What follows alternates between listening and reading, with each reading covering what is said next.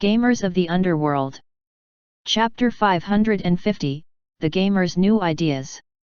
Translator, Atlas Studios. Editor, Atlas Studios. The gamers of Eternal Kingdom were focused on this mission. No matter whether the gamers were passionate about instance dungeons, PK, or were just life connoisseur gamers, and regardless of whether the gamers were guild members of unaffiliated gamers, they proceeded towards the farm as indicated in the mission description. First of all, they had to enter Winterfell. I have done the research. The fastest route is to enter the teleport portal of Winterfell to another Merchant Alliance dungeon called Dark Fortress. Then we have to rent a beet lemon to journey for 2 days. On the main street of Winterfell, Peasant spoke to Arthur as he held a map. It was supposed to be a competitive mission, but it had become a faction mission. Whoever completed the mission first would get the rewards. Hence, all of the gamers were in a hurry to complete the mission. Peasant is efficient. You managed to find out the information in such a short period of time. Burning chest hair patted Peasant's shoulder gratefully. Peasant said shyly, "Don't compliment me. This mission is famous, so I managed to find information just by asking." Peasant took out a so-called urgent version of the Winterfell Daily Digest and looked at it. Hades' Devil King Mammon invaded a farm? The chivalrous Lord Sherlock of Eternal Kingdom is helping. The headline was eye-catching, and the newspapers were all sold out. How much does it cost to rent a beet lemon? Not Wearing Pants asked, more concerned about the costs. I checked the prices at the Venice beet lemon rental. It depends on the capacity, breed, and appearance. We don't need a classy one. We'll just rent a functional one for a week at about 400 magic stones. Peasant replied quickly since he had done the research. Arthur asked, "What's the seating capacity?" Peasant was taken aback, but he quickly replied, "I didn't ask, but the size is similar to the ones in Eternal Kingdom. I think the seating capacity is about 100. Only 100? Then it's not useful." Not Wearing Pants said with exasperation, "This mission is going to be very difficult since the enemy is the 7th Devil King, Mammon. Though we haven't seen him before, his reputation is like Lord Sherlock's. With 100 of us, I don't think we can defeat him. Then I'm at my wit's end." Burning Chest Hair was vexed, while Sylvanas frowned and pondered. The other gamers of the Pioneer Alliance also started thinking, but they didn't have any good solutions. The journey from Venice to the mission location was going to take 2 days, and the return journey would take another 2 days. It wasn't practical for a beet lemon to transport the guild members. Who had the time to wait for a beet lemon? What about renting a few beet lemons? A beet lemon would cost 400 magic stones a week, and 1,000 members would require 10 beet lemons. That would cost 4,000 magic stones as the initial layout. And who knew if there would be additional costs later on? Leasing a territory, employing the required NPCs, and the construction of the buildings would only cost 100,000 magic stones. There was a teleport portal connecting to Eternal Kingdom. If this mission was going to cost that much when it might not even be successful, then it would be better to lease the territory from Lord Sherlock after accumulating money for a month. Everyone discovered that all of the solutions for the mission weren't feasible. Only Arthur said, "Let's try to construct a teleport portal over there. If it's possible, we only need to send the NPC workers over to the farm before constructing a connecting teleport portal back to Eternal Kingdom. The problem will be solved." This idea is good, but it's not cheap to construct a teleport portal. "It'll cost a few thousand magic stones," Peasant said in exasperation. Since Winterfell was open to the gamers, they had been exploring the dungeon. Many gamers were also working in Winterfell, so they were very familiar with the shops and merchandise.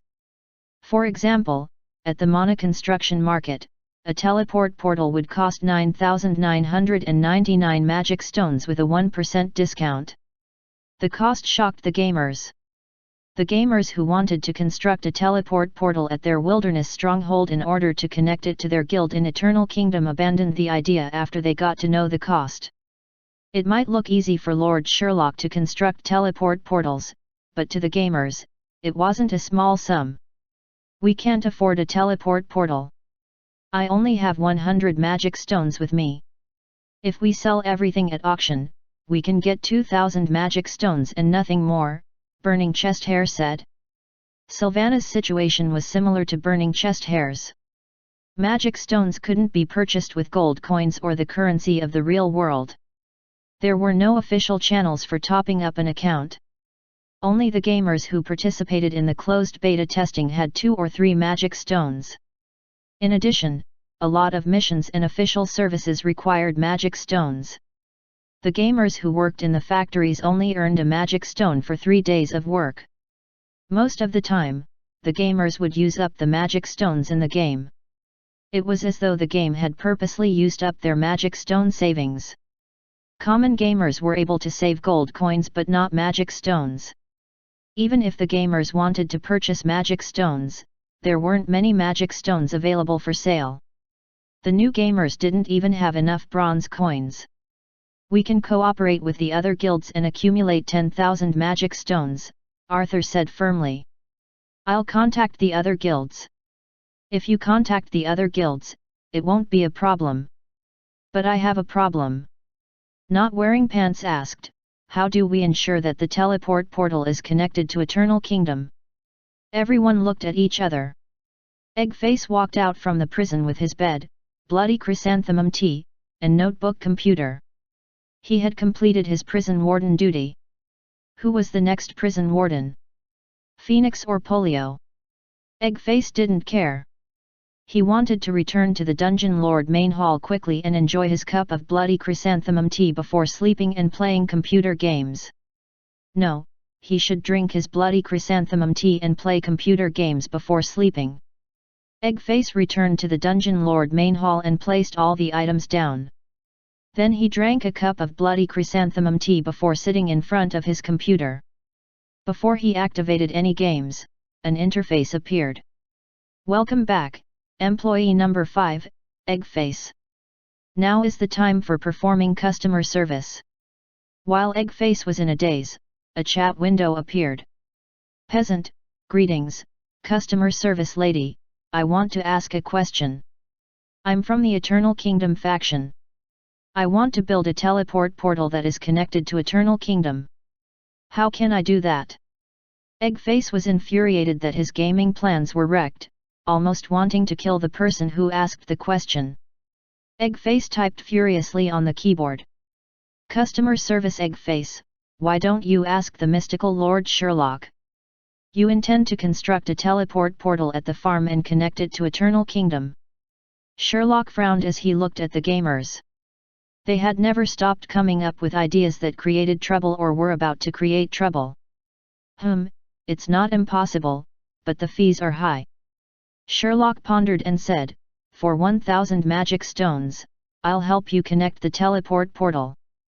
Chapter 551, You May Leave. Translator, Atlas Studios Editor, Atlas Studios. Morose sat dejectedly at the stairs in front of his house. Though his movie was completed, it would still be some time before it was released, as it had to be packaged and promoted. The movie would be shown at a movie theater that was still being constructed in the old district of Winterfell. The movie theater was only recently constructed. Sherlock intended to make some profit from the movie that the gamers had produced with Morose. When Morose returned home with his completed movie and wanted to show to his wife, he discovered that she had already left home. Only a divorce agreement was placed on the table. His wife knew that he wasn't at home. Why would she leave the divorce agreement on the table? Morose wanted to inquire about it at the related departments of the Merchant Alliance, but after reading a letter left by his wife, he decided not to.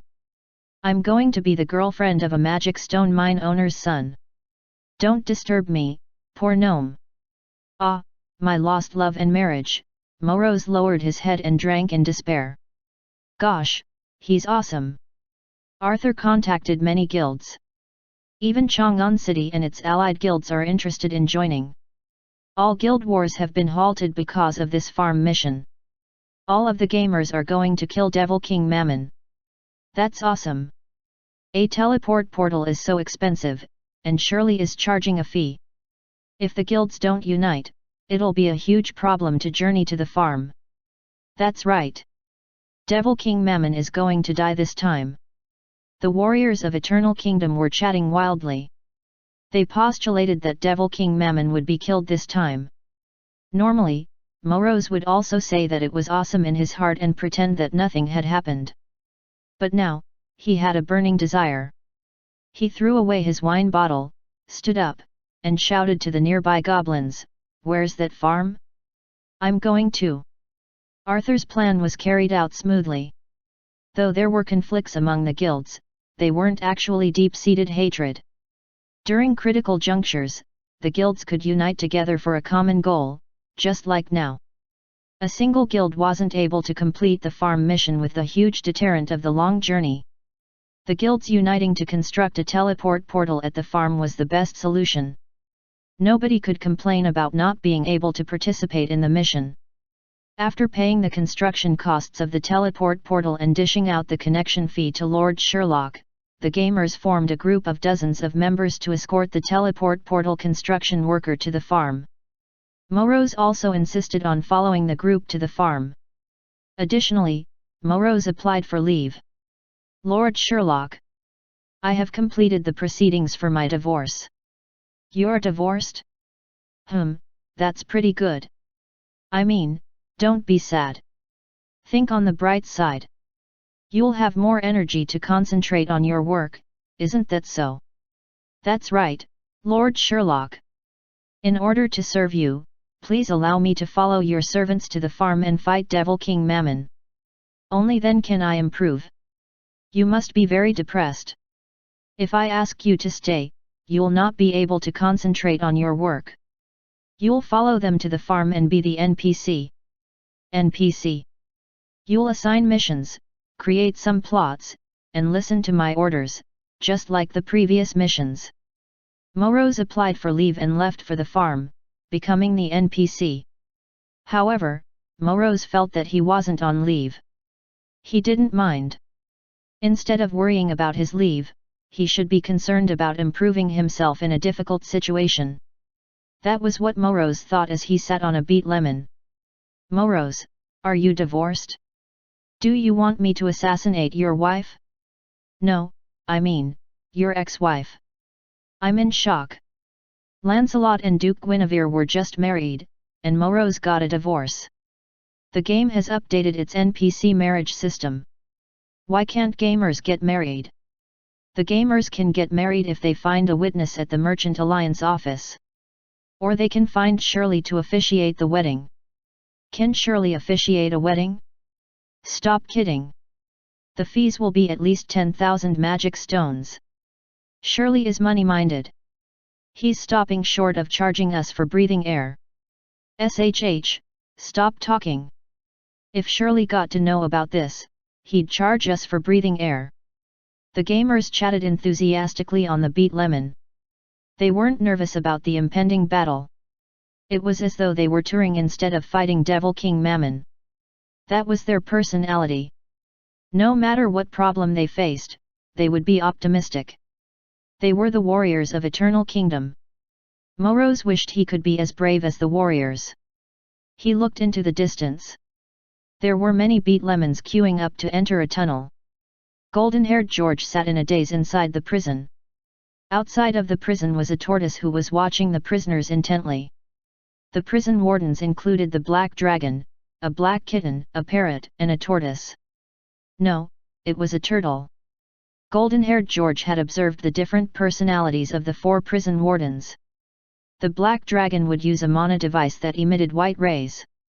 The portable mana device could be folded and would make loud and soft ringing sounds. The black dragon would hammer the mana device furiously at times and shout various things, such as, "Gosh, are you that wise? Don't you know that there is a 98K aiming at you? Save me! Save me! OT! OT! Gosh! Silly dude! I'm dying! I'm dying! Gosh! Silly dude, heal yourself! Dodging skill! Dodging skill. Gosh. Silly dude, inflict damage. George was unable to understand Eggface. He only knew that the black dragon looked angry. The black kitten and parrot were always chatting together, so George didn't know who was on duty. The most diligent prison warden was the turtle. It was almost impossible to escape. The turtle would glare fiercely if the prisoners spoke a little bit louder. Golden-haired George and the prisoners didn't have the energy to escape. His handsome face had become dull, his skin was pale after he was deprived of the sun, and his chin was filled with an unkempt beard. What about their sanitary conditions? The prisoners were soaked in a strange liquid, so there were no sanitary concerns.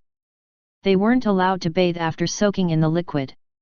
While they were in the liquid, they would be transported to a tall building where there were many female students with mini skirts. They could attend classes every day. It was a wonderful experience. As he was about to enroll in a university, his gaming talent would be discovered. He would train in computer games for 20 hours per day. As a reserve gamer, he could only eat the remnants after the main gamers had completed their meals. During training, he was allowed to sit. He had to stand while training. The most depressing part was that he would lose the critical tournament due to his fault and be subjected to violent abuses on the internet. That was only an example. His experiences were different every time he was locked in the mana device. Whatever the experience, the result would be the same. It would be happiness, followed by extreme sadness. Or it would be an unbearable and painful life from the onset.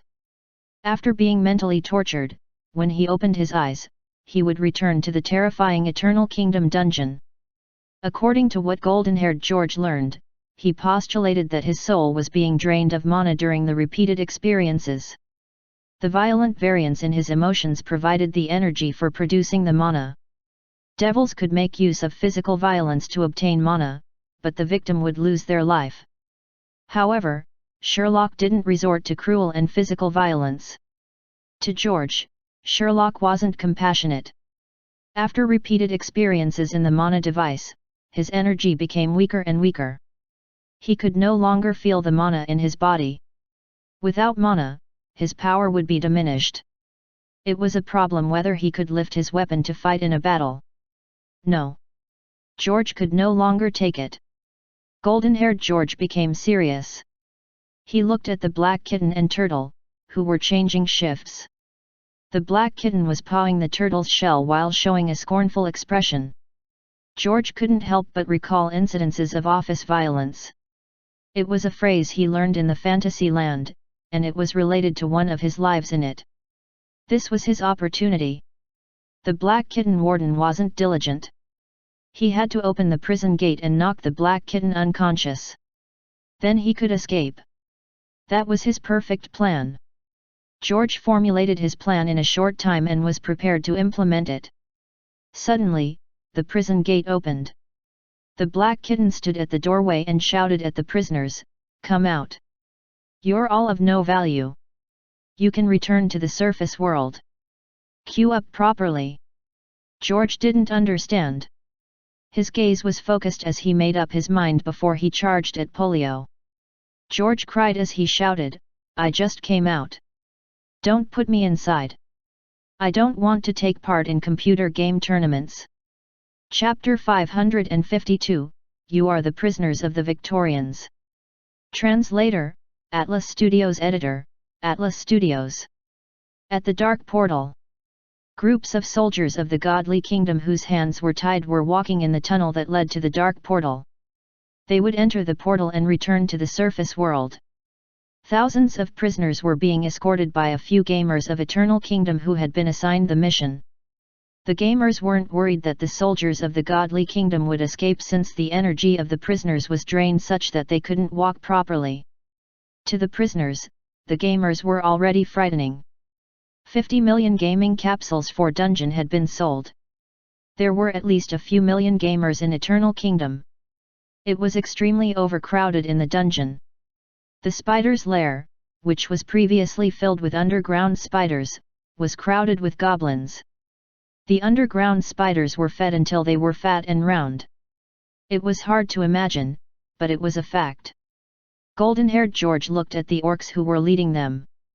After Polio opened the prison gates, they were brought out of Eternal Kingdom to the Dark Portal. George couldn't forget the Dark Portal, which was where he was defeated and taken prisoner. He experienced a month of mental torture after and was then brought to the Dark Portal once again. Perhaps he was going to be killed since he was of no value? George thought with depression. At this time, a group of humans appeared at the Dark Portal. From the green symbols above their heads, he recognized them as Victorians. "Leave here! There are orcs!" George didn't think, instinctively shouting at the group of humans. He wanted to warn the Victorians before they were discovered by the brutal orcs. According to logic, it was impossible that the Victorians wouldn't discover the contingent of a few thousand prisoners. The orcs heard George's shouting and were taken aback, not knowing what to do. George was prepared to be killed after he shouted.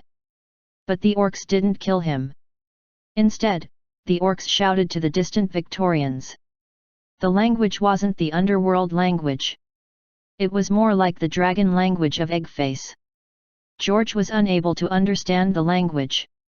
However, the Victorians were able to understand the orcs because it was Mandarin. Why is golden-haired George shouting? Does he want to be freed? Or is it another strange encounter mission? A gamer of Victoria City quickly replied, "No, he's warning us to flee since you're here. He thinks that you're going to attack us. The behavior of the NPC is too realistic. Unfortunately, I don't understand his language. The game officials should install a common language that we can understand. Otherwise, we won't be able to understand the plot." That was the conversation between the gamers of Eternal Kingdom and Victoria City. The gamers gathered there because Lord Sherlock had given an order. The soldiers of the Godly Kingdom were drained of all magic stones. Even if they were killed, there would be no more magic stones. Sherlock got to know the capability of the new magic stone extraction device. Since the prisoners were of no value, Sherlock would have to spend unnecessary money to feed them. Sherlock would neither keep them nor kill them. Getting rid of the corpses was a big problem. The gamers didn't feed on corpses, only feeding on clay, and there was no value in killing the soldiers. Instead, there was value in keeping them alive. After some consideration, Sherlock decided to hand the soldiers of the Godly Kingdom over to Victoria City. He believed that they were of value to Queen Victoria and the gamers. Sherlock didn't know golden-haired George, and he wasn't interested. George observed the orcs and humans chatting happily. The Victorians were even smiling. How could the Victorians not be happy when they were about to have a strange encounter mission? The conversation between the gamers ended. The gamers had to complete their daily missions, so they couldn't spend a lot of time chatting. The thousands of soldiers were handed over to the Victorians. One of the dispirited and quiet soldiers started to come to life. "Save me!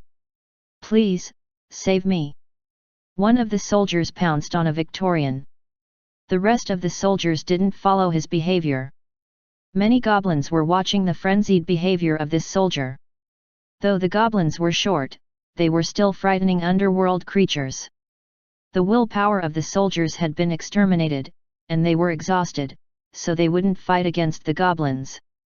After hearing the shouts for help, a Victorian said righteously, "Don't worry, we have rescued you from the evil Eternal Kingdom. They won't be able to harm you." Before the soldiers of the Godly Kingdom had the chance to cheer, the Victorian said, "You're now the prisoners of Victoria City. Don't worry, we're not unreasonable. If you can give us benefits or missions, we'll release you." Another gamer quickly said, "For example, territories. If you have huge farmland or territories, you can exchange them for your freedom." Moros, Moros. In his cloudy awareness, Moros heard a call. He slowly awakened and saw an orc. The orc was very close as he said, "Are you awake? We've arrived." Chapter 553, Let me call the foreman. Be careful. Be careful underneath your legs. A small stone golem shouted impolitely. He was carrying a huge chest in his arms, which contained the magical tools for constructing a teleport portal. As service personnel, he should be courteous and full of smiles, but he was in a rage. Gosh! I know that the residents of Eternal Kingdom are hard to please. I can endure being slept upon during my sleep, but how dare you ransack my belongings? I'll make a complaint when I get back. The small stone golem walked by Morose, who was full of hope. He found Morose irritating and shouted, "Get lost! Don't block my way!" Morose was shocked, and he quickly gave way. The gamers weren't concerned with the rage of the small stone golem even though they were the ones who harassed him on the beat lemon for the past 2 days. Morose was used to the harassment from the gamers, but it was the first time that the small stone golems were harassed by the gamers. Moreover, the small stone golems had to face the gamers for 2 days and were thus on the verge of fighting with them. Fortunately, the journey only took 2 days. Otherwise, the plan to construct the teleport portal would have failed, as the stone golems would have left in a huff. Luckily, the stone golems didn't leave. They started carrying chests of materials to the excavated construction site before they constructed the teleport portal. That was a desolate location outside of the neutral dungeon, Venice. It was an unclaimed territory since there were no nearby dungeon cores. There were many monsters there, so it wasn't a good place for the Underworld residents to live. Therefore, nobody cared that the gamers were constructing a teleport portal there. The location of the farm wasn't far from there. The boundaries of the farm were sealed off, and the gamers were unable to enter, so they could only construct the teleport portal outside. Morose checked his equipment to prepare for the impending battle. Short sword, shield, simple armor, sleeping robe, toothpaste, toothbrush, rabbit tooth slippers, a yellow rubber ducky, and his favorite cartoon tattoo stickers. Morose lifted his head and focused his attention. He was prepared to die peacefully in battle. Morose, how do we enter the farm? Morose, the creatures inside the farm sealed off the boundary. What do we do? Morose, say something. Morose, your pants are torn. Morose, you mind your language. Gosh, what are those 2 members of Chang'an City doing? Do they intend to run away? We agreed to go out and collect intelligence. If they dare to flee, kill them. Wah-ah-ah. Hundreds of warriors of Eternal Kingdom gathered and made a din as they chatted enthusiastically. The noise didn't last long. Morose walked firmly towards the boundary of the farm. The gamers followed Morose, not wanting to miss any exciting plot or strange encounter missions. There must be a reason for Morose to come here, as Morose had said, "I have no more worries. I'm here to look for the truth in life. Don't protect me. I will break free from myself and complete nirvana." Morose sounded like he was suicidal. He wielded his short sword and shield while heading towards the direction of the farm entrance. A sentry post was constructed at the entrance, and 3 sludge monsters wearing yellow safety helmets were keeping watch. They were sitting and chatting together while holding some squirming worms that had engraved numbers on them in their hands. It was a popular card game in which they had to take out 2 cards. The player with the larger worm count could eat the worms of other players until there were no more cards left. From the number of cards, they had only started playing. What's the situation? One of the sludge monsters got up. Because the sludge monster didn't have legs, he fell to the ground and reassembled himself like jelly until he became upright. Fortunately, his yellow safety helmet was firmly secured and didn't fall out. Safety first. Hey, what are you doing? This is a private construction site. You can't come in. Please leave immediately. The second sludge monster got up, while the third sludge monster drew a short club from his body as a protective weapon. However, they were greatly outnumbered by Morose and the gamers. Beside the sentry post were a few signposts that read, "Sound the alarm if there are intruders." The story is, the wife remarried. The son changed his surname. The property belonged to someone else. Whoever wants to be a hero can try to use brute strength. Of all the rules and regulations, it's always safety first. The signposts were quite well written. Morose didn't care about the signposts, as he was prepared to fight with the evil invaders of the farm. He walked to the sludge monsters and raised his short sword.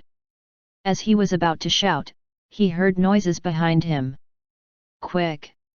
It's just in front. Are you warriors of Eternal Kingdom? Is this the farm? Are the three of you employees here? Is the sealed boundary related to Devil King Mammon? Why is Devil King Mammon taking over a common farm? Eternal Kingdom is rendering help to the farm. Are there any special hidden benefits? Can you answer our interview questions? A group of reporters was on a beat lemon that arrived at the scene. The three sludge monsters panicked. They looked around and said, "Wait, let us call our foreman."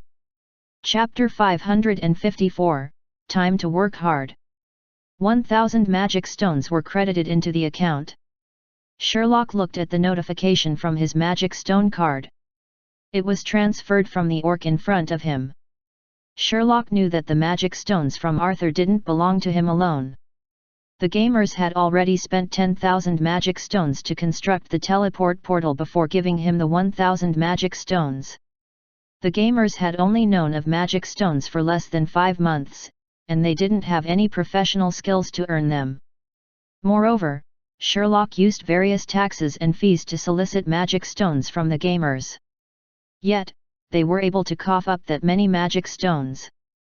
If he allowed all of the gamers to go to the dungeons of the Merchant Alliance to earn magic stones or gave them total freedom to pillage, Sherlock could imagine the possible consequences.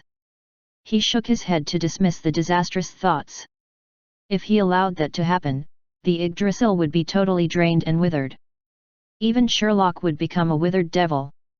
That was highly possible. I'll help you connect the teleport portal. I wish all of you the best of luck, warriors.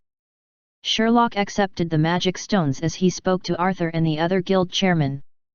The gamers were unable to speak since Sherlock had activated the plot animation mode. Under the gamers' gazes, Sherlock walked towards the teleport portal main hall. After a few months of expansion, the teleport portal main hall was the largest building in Eternal Kingdom. To cater to the future needs of the gamers, the teleport portal main hall was still expanding. The previous teleport portal had become an advanced group teleport portal that could transport hundreds of creatures at once. There were too many gamers using the teleport portal. If group teleport portals weren't used, it wouldn't be enough for the gamers. Even the group teleport portals were being used intensively. To cater to the increasing number of gamers, expansion of the territory wasn't sufficient. The more important thing was dungeon planning and the construction of multi-story buildings. Fortunately, there were many gamers skilled in this area.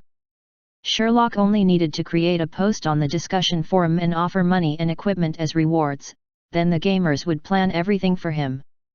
The development of Eternal Kingdom and Victoria City had to be properly planned and implemented as soon as possible.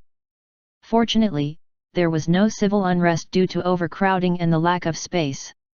The gamers were focused on their daily missions, accumulating their equipment, and fighting with their enemies. They didn't care about whether they had enough space to sleep at night or enough food.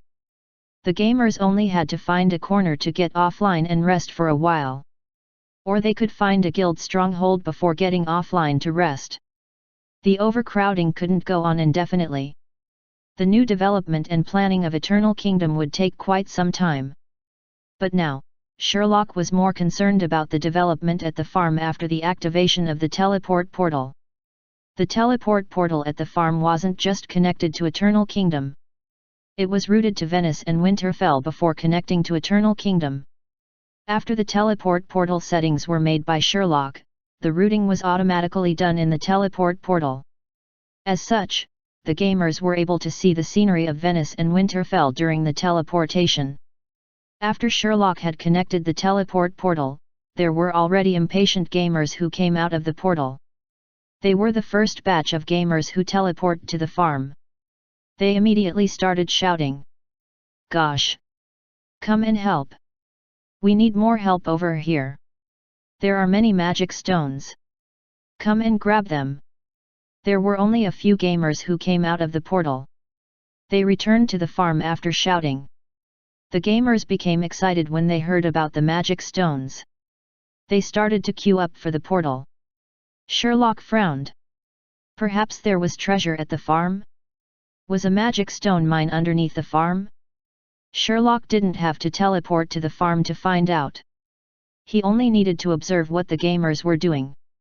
He took out a crystal ball and infused his mana into it, then started to observe the gamers.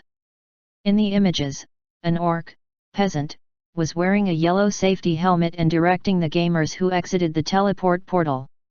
The gamers were to queue up, register, and collect their safety helmets and work uniforms. Sherlock frowned and infused more mana. Soon, voices were heard. Queue up properly. Don't jump the queue. Otherwise, you won't have the chance to work. Orcs and gnomes on the left side, goblins and houndhead men on the right side. Everyone must wear a safety helmet. Otherwise, you're not allowed to enter. Peasant shouted loudly while he maintained order at the site. Don't jump the queue. Don't jump the queue. Lots of workers are required. Don't be impatient. Everyone is limited to a day's work. You can't cope even if you wanted to. 2 magic stones for a day's work? Is that for real? Sherlock interrupted his mana flow into the crystal ball. The voices and images vanished. Before he asked, Brew said, Lord Sherlock, I recorded down the images. Please take a look. On the computer screen, the images depicted hundreds of gamers and moros at the construction site entrance surrounding 3 sludge monster security guards. Then, a werewolf who was wearing a safety helmet came and told the gamers that he was short-handed. He offered 2 magic stones for a day's work. The gamers started to fill in the application forms and collect their safety helmets. A few of the gamers started to work at the construction site. Moros also obtained a safety helmet and sat in a daze with the 3 sludge monsters. He had become a security guard like his previous job in Winterfell. The werewolf manager indicated that he required more workers. After the gamers told him about the teleport portal, the werewolf requested more help. The later scenes were what Sherlock had witnessed. Lord Sherlock, don't worry. I'll assign them missions to force them to do what they're supposed to do. Brew was embarrassed that the gamers were bribed by the 2 magic stones per day salary. Sherlock stopped Brew and said, No, let them work. Isn't this profitable? A gamer could earn 2 magic stones per day, so 10,000 gamers would earn 20,000 magic stones per day. Stop talking. Let them work diligently. Chapter 555, We Follow the Standards.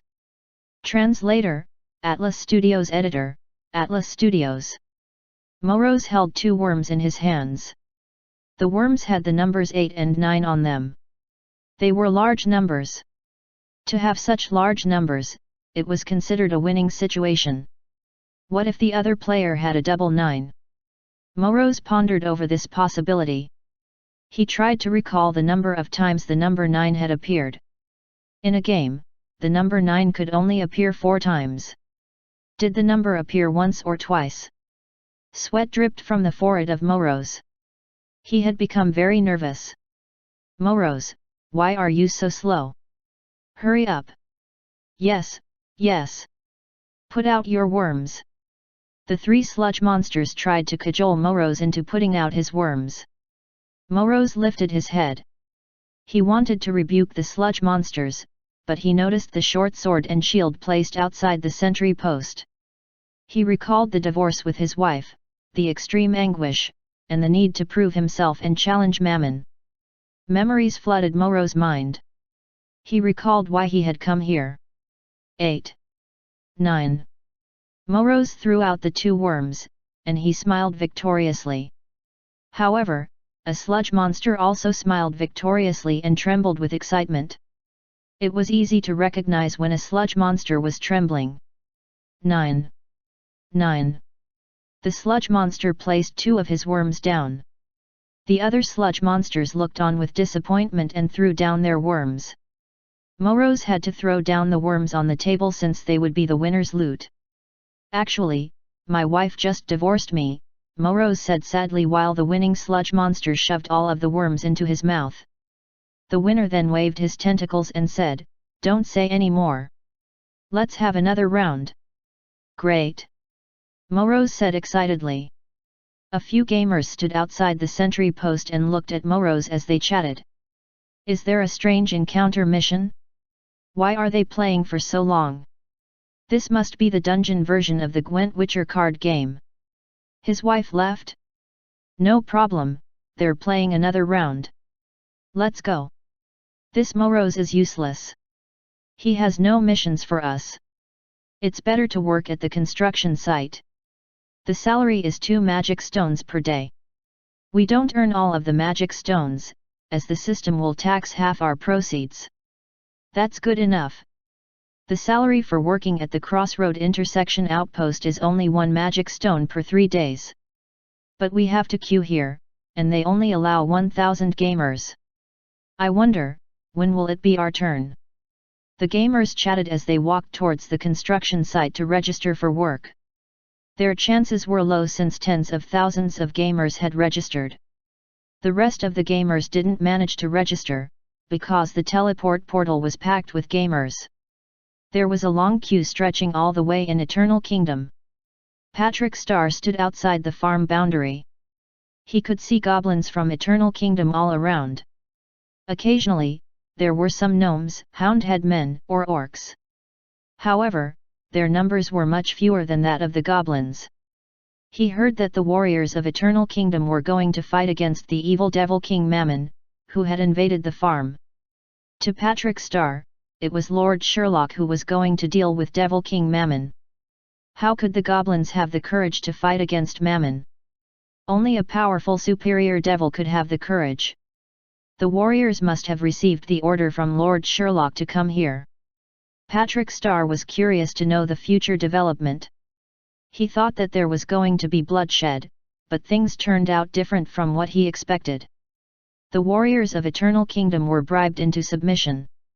Though it was called temporary work and had a pay of 2 magic stones per day, everyone could see that the invaders of the farm were afraid of the large number of warriors from Eternal Kingdom.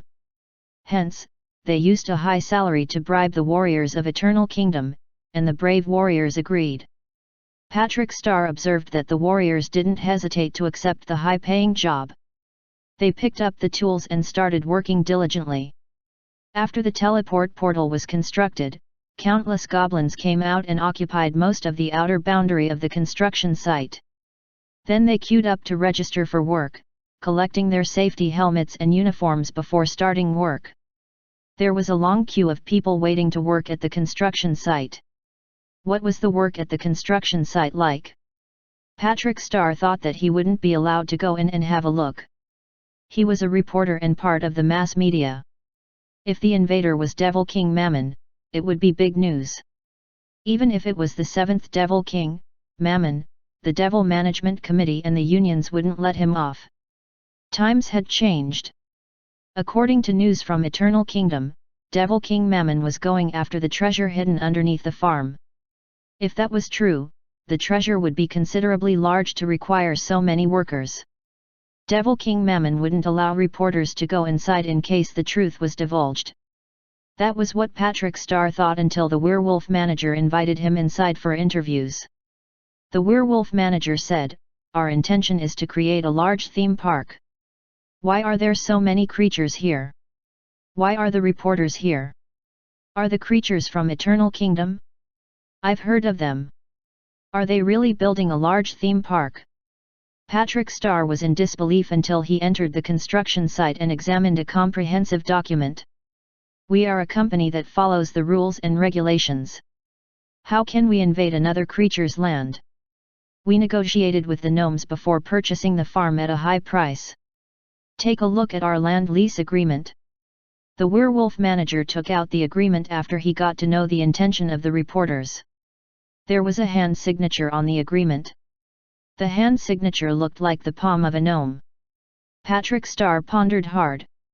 Could all these misunderstandings be the mischief of that gnome? Chapter 556, Personal Visit to the Construction Site. Translator, Atlas Studios Editor, Atlas Studios.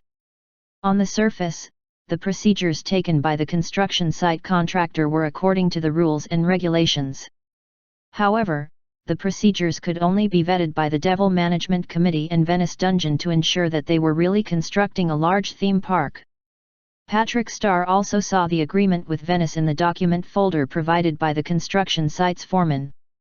That was the only document that was verifiable. Patrick Star didn't say a word. He immediately traveled towards Venice like other reporters.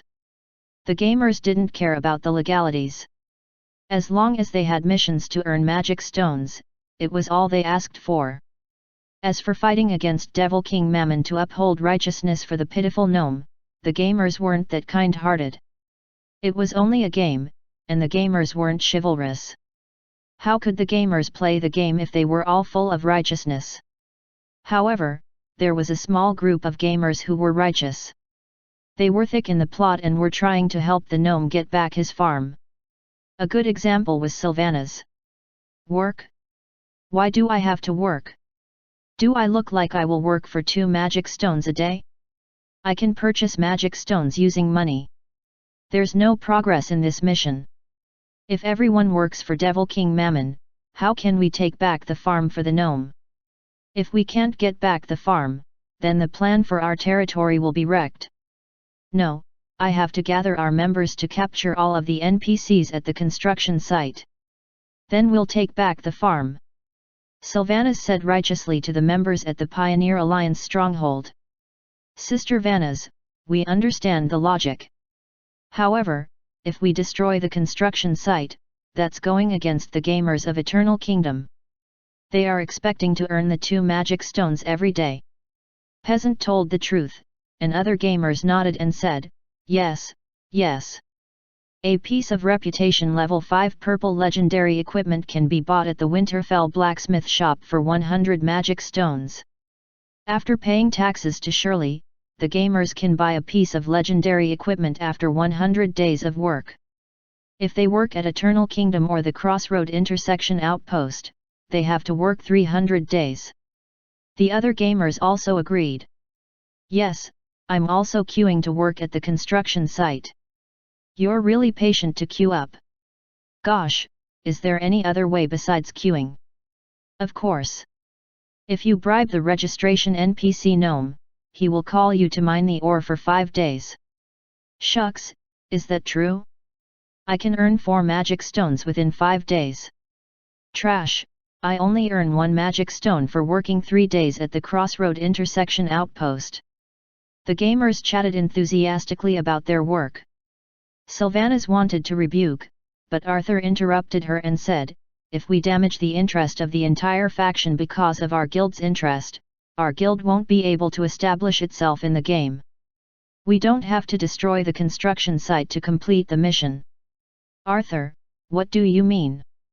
We can obtain information from the gamers who worked at the construction site. The construction site looks legal, but there must be a conspiracy. As long as we find the loopholes, we can make use of legal means to chase the invaders away. Arthur looked at the gamers and said, once we find the loopholes, we'll inform the NPC reporters. They must have a reason for appearing at the construction site. They could be an important part of the mission. Sherlock sat before his computer and browsed the posts on the discussion forum.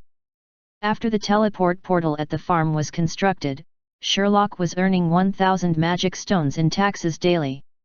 It was a paltry sum compared to the wealth of Sherlock.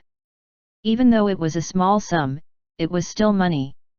Considering the resources required for the future development of Eternal Kingdom, even if it was only 100 magic stones, Sherlock wouldn't mind earning it.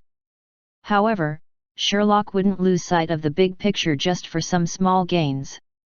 It was confirmed that the construction site belonged to Devil King Mammon. Why would Devil King Mammon purchase a farm to build a theme park? Who would go to the theme park to enjoy themselves? It would take 2 days of travel to reach Venice, the neutral dungeon. That was only an answer. Devil King Mammon had a hidden secret, and it was worth a lot of money. Sherlock browsed through the discussion forum and examined the videos, pictures, and live streams of the gamers working. However, he didn't find anything suspicious.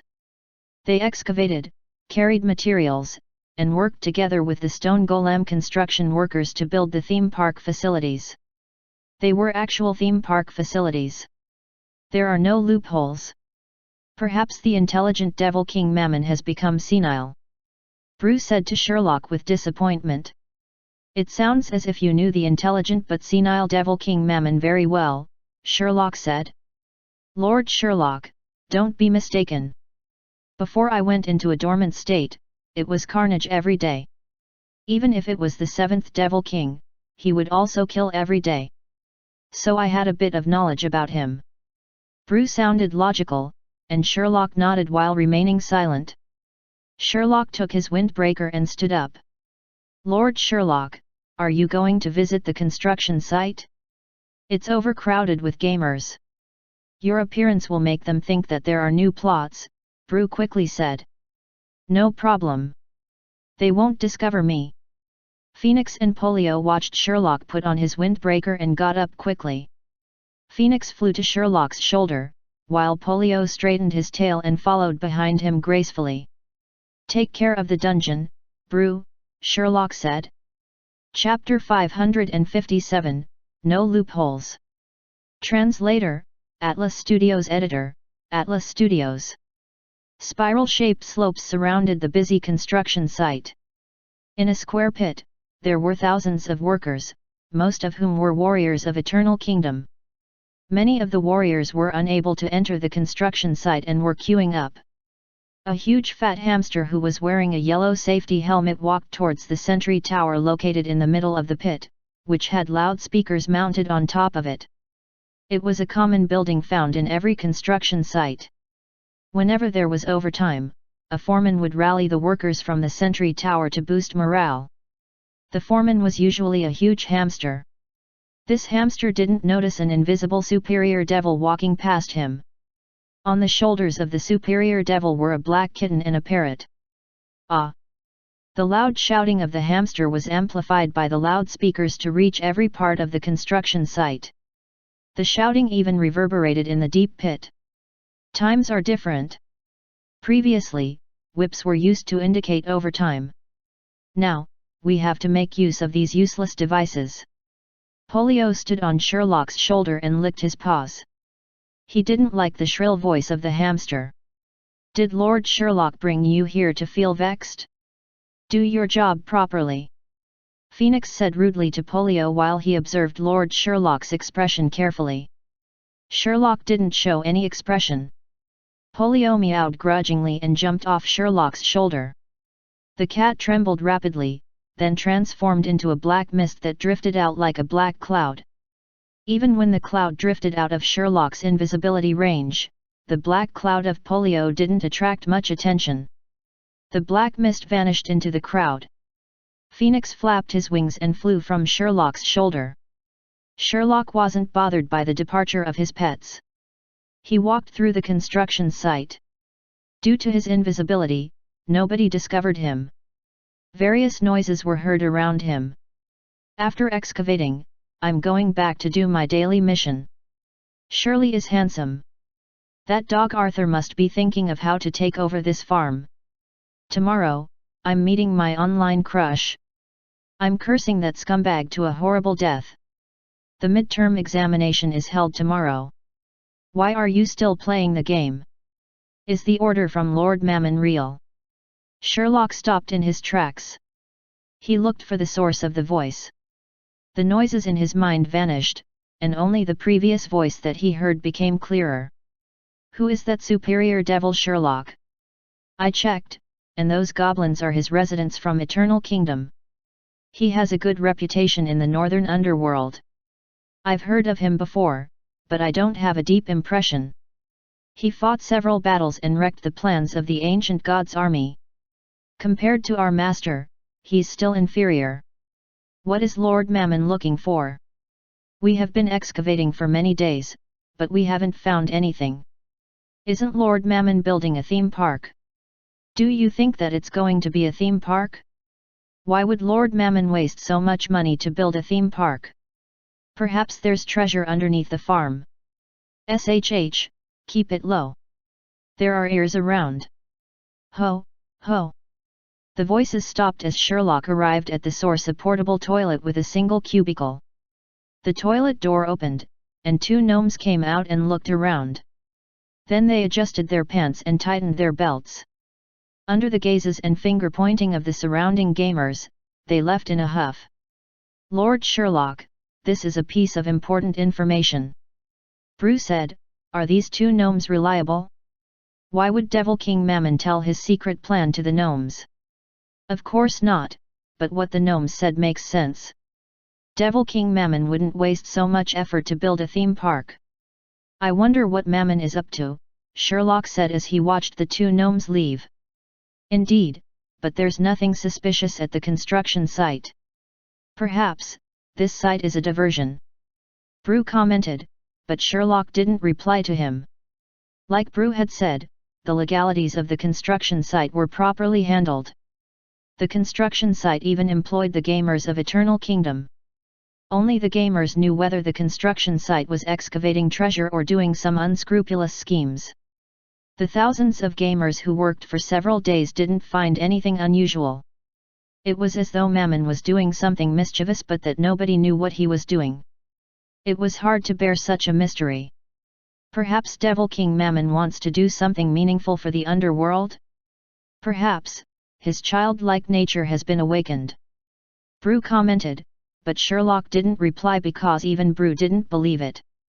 There must be a conspiracy. But what exactly is the conspiracy? Golden-haired George awoke in fright in his bed. Sunlight poured in from the window at his side and illuminated his body. Beside him were many soldiers of the godly kingdom who were sound asleep. Only a noble such as George would have the privilege of sleeping on a bed. There were too many soldiers of the godly kingdom who were freed, and Victoria City was overcrowded. It was a blessing that the prisoners were given lodging. George sat up and cleared his mind. He then looked at the window and was taken aback. There were many elves, fairies, and humans outside. Chapter 558, Lancelot's Suggestion. Translator, Atlas Studios Editor, Atlas Studios. Golden-haired George didn't expect that he would receive such attentive care. The unfamiliar Victorians would come to his room every day to provide different kinds of food. Some would chat with him about life and ambitions, and they looked as though they were long-lost friends. Whenever George was awake, the Victorians would surround him. George thought he was given the hero treatment. He survived the terrible ordeal in Eternal Kingdom. Even he thought of himself as a hero. George thought he found a new goal when the Victorians treated him warmly. However, there was a big problem, because he didn't feel the mana in his body. Due to the highly efficient magic stone extraction device, the mana in George's body was completely drained. The mana had become magic stones in Sherlock's pocket. George was in a rage. If given the chance, he would want to kill all of the vile underworld creatures to protect the human kingdoms. He had this thought hidden within him. Even when the Victorians visited him every day, he was showing his fortitude. He didn't show any of his weaknesses. George felt that as long as he was alive, he could find his strength. Complaining wouldn't change his circumstances. After going through so much, he was stronger than anyone else.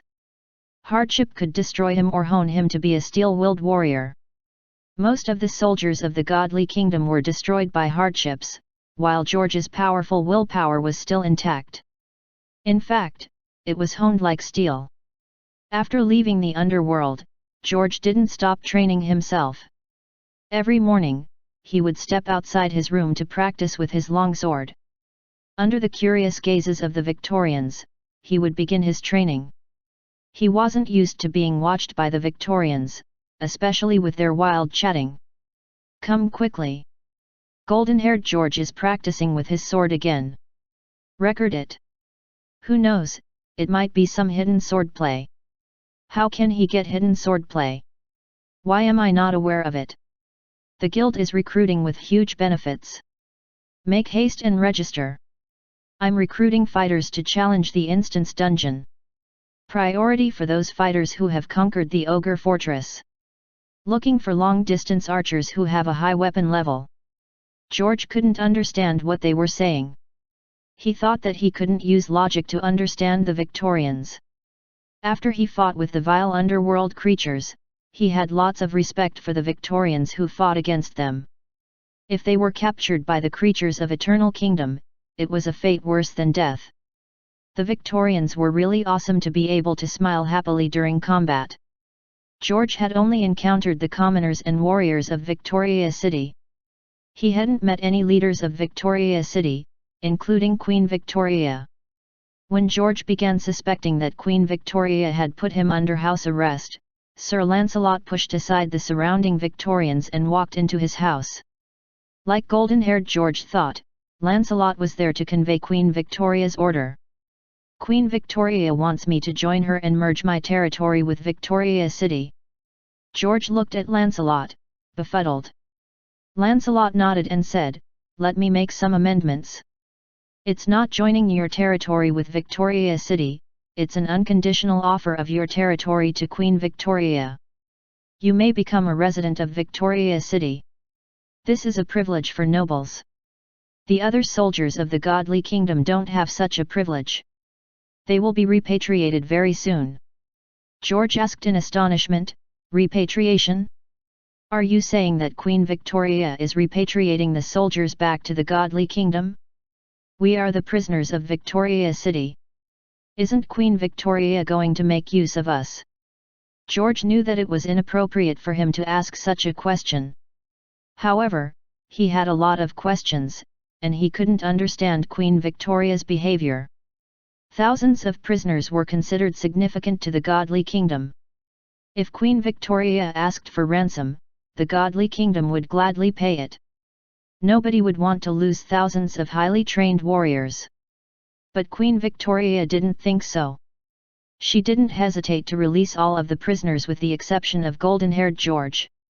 She sent Lancelot to persuade George to give up his territory. Queen Victoria preferred land to trained warriors. "Like you've seen, Victoria City doesn't lack money or people," Lancelot said as he shrugged his shoulders. Victoria City had a lot of people. George felt that Victoria City didn't lack money either, as the Victorians didn't show that they were poor. They were always smiling happily and were extremely excited when fighting battles. He had never heard any of the Victorians yielding to anyone because of a lack of money. Golden-haired George was deep in thought. He wanted to reject Lancelot's offer instinctively. However, he hesitated when he considered his situation. Chapter 559, Dragonborn's Territory. Translator, Atlas Studios Editor, Atlas Studios. Golden-haired George was hesitant about Queen Victoria's request. After considering it for 3 days, he yielded to the Queen. After joining Victoria City, he gave up his territory. In Victoria City, nobody had the authority to govern over territory. Even the new Duke of York, Guinevere, didn't have the authority to govern any territory. Only the advisors to Queen Victoria were governing the territory. They were the 3 hamsters and their combat-trained gamers. The gamers made use of the discussion forum to do legal, commercial, and residential planning. When developing a city or building new facilities, a large sum of money was required. Though Victoria City didn't have a lot of money, the Victorians were very enthusiastic, not thinking that they were coolies. Whether it was creating a new town or paving roads and bridges, they would think that they were completing missions and obtaining rewards. The York territory was their territory.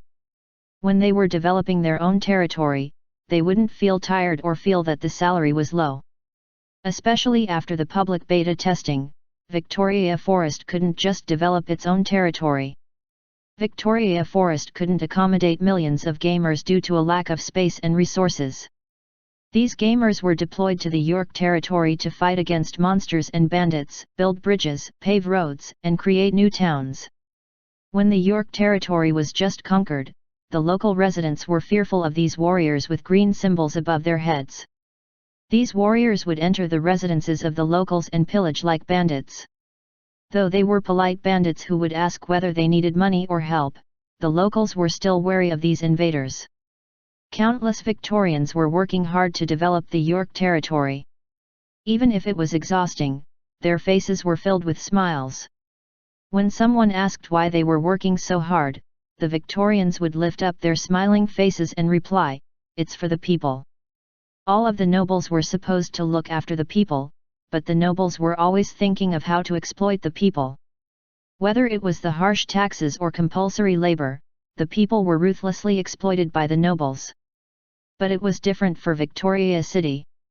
Though Victoria City was also using the monarchy system with a queen, dukes, and counts, the nobles didn't have real power. All of the authority was vested in Queen Victoria. The Victorians didn't exploit their power to do bad things to the residents of the York territory. Though the Victorians would pillage the local residents, most of the Victorians would still offer to pay.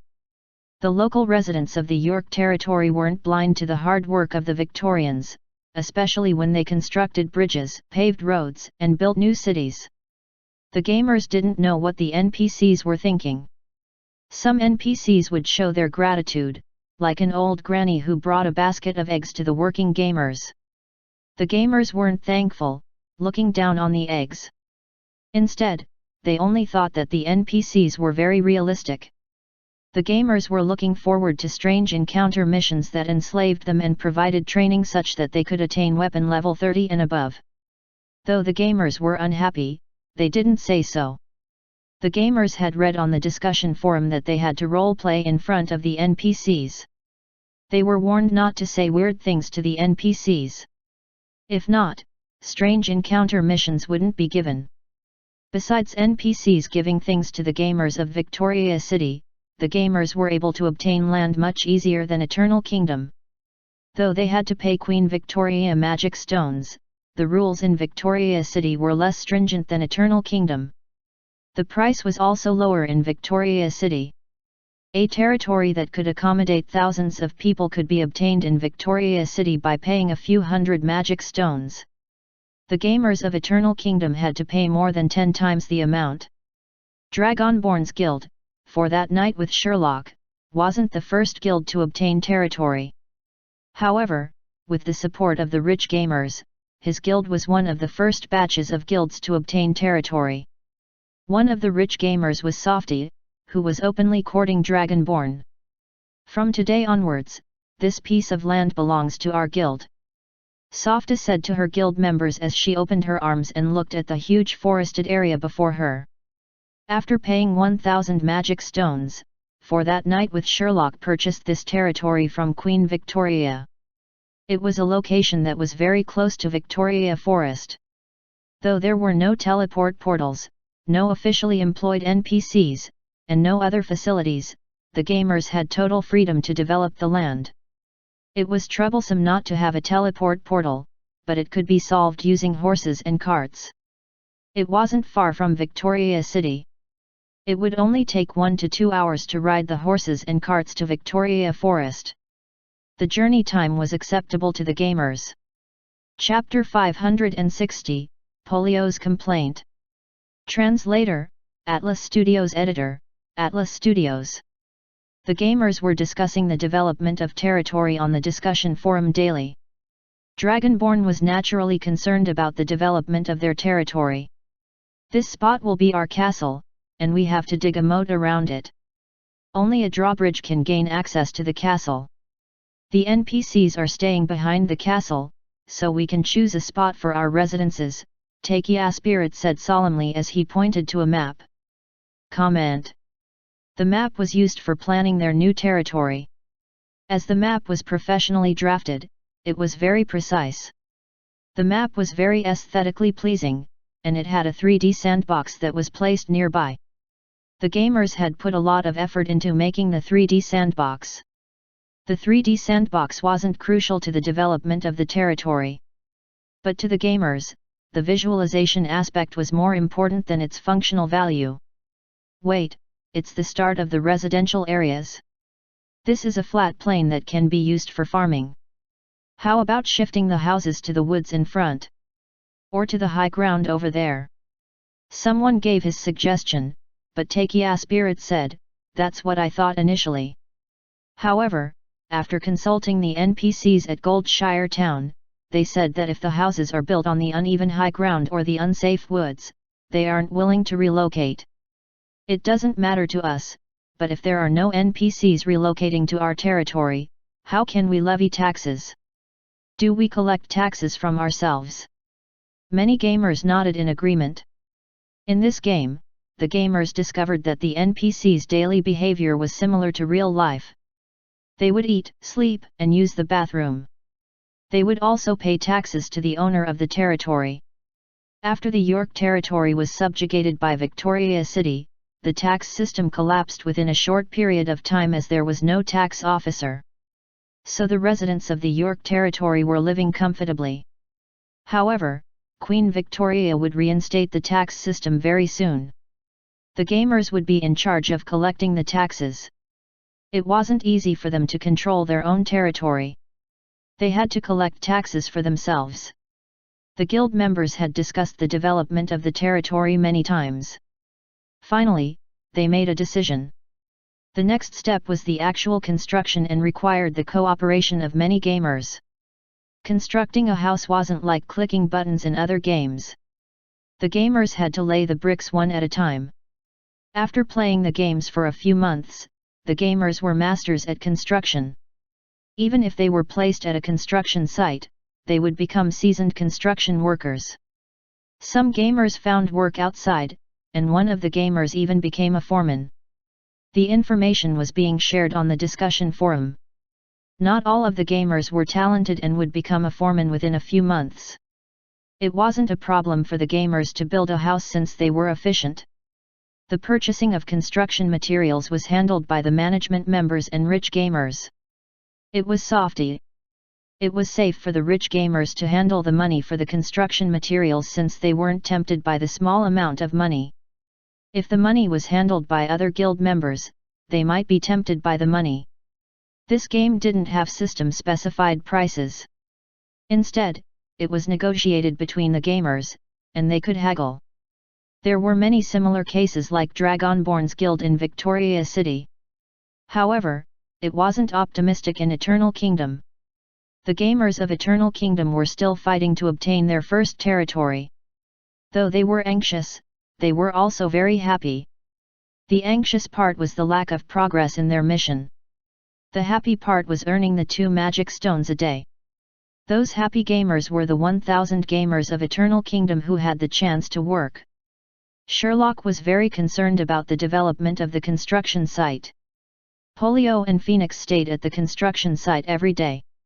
Lord Sherlock had said to both of them, before discovering their real intention, both of you have to stay at the construction site.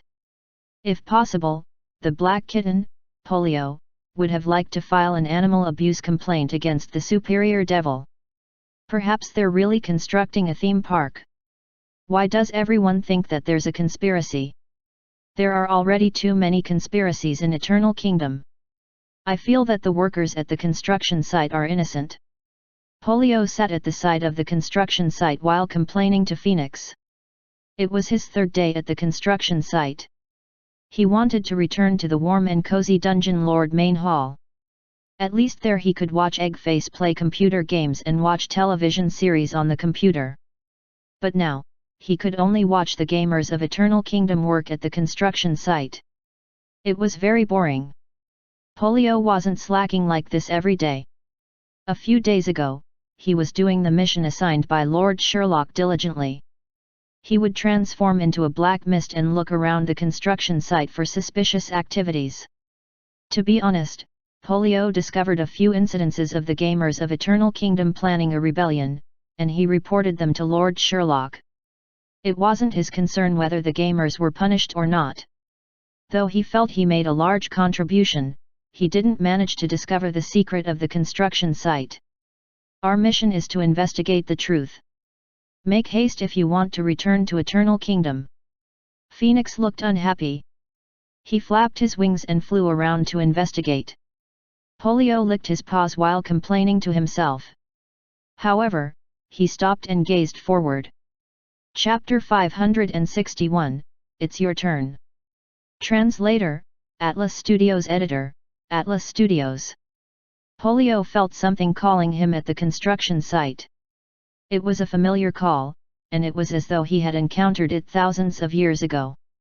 He bent his body and tiptoed towards the construction site.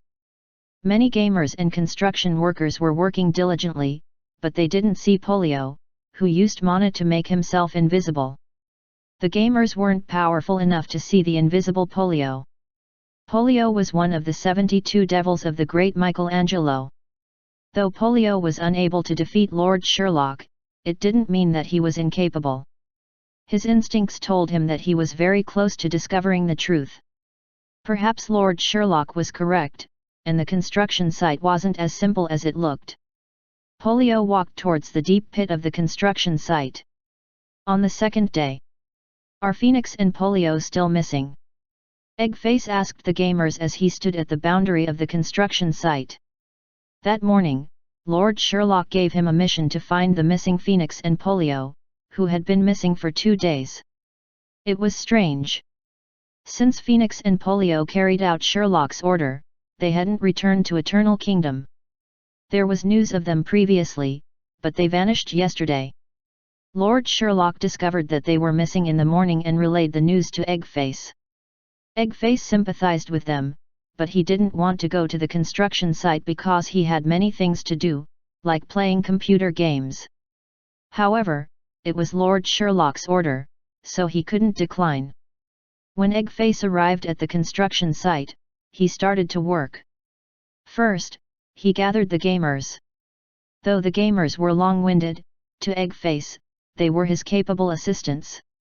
Especially when faced with such a situation.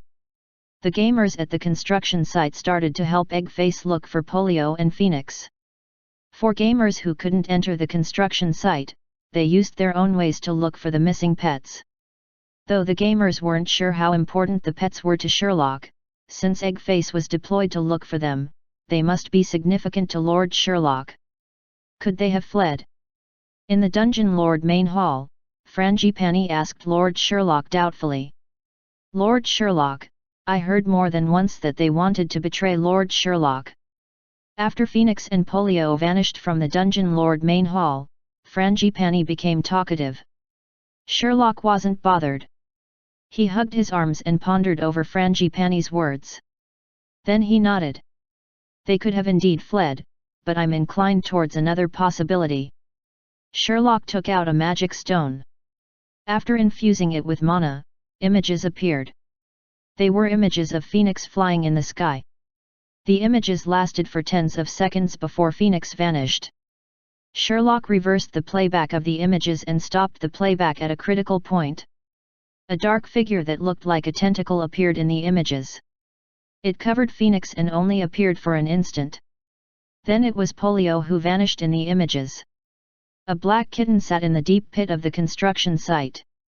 In the next moment, the kitten vanished. When Sherlock stopped the playback, a dark figure that resembled a tentacle appeared beside the black kitten. Both Phoenix and Polio vanished after the appearance of the tentacle. This is...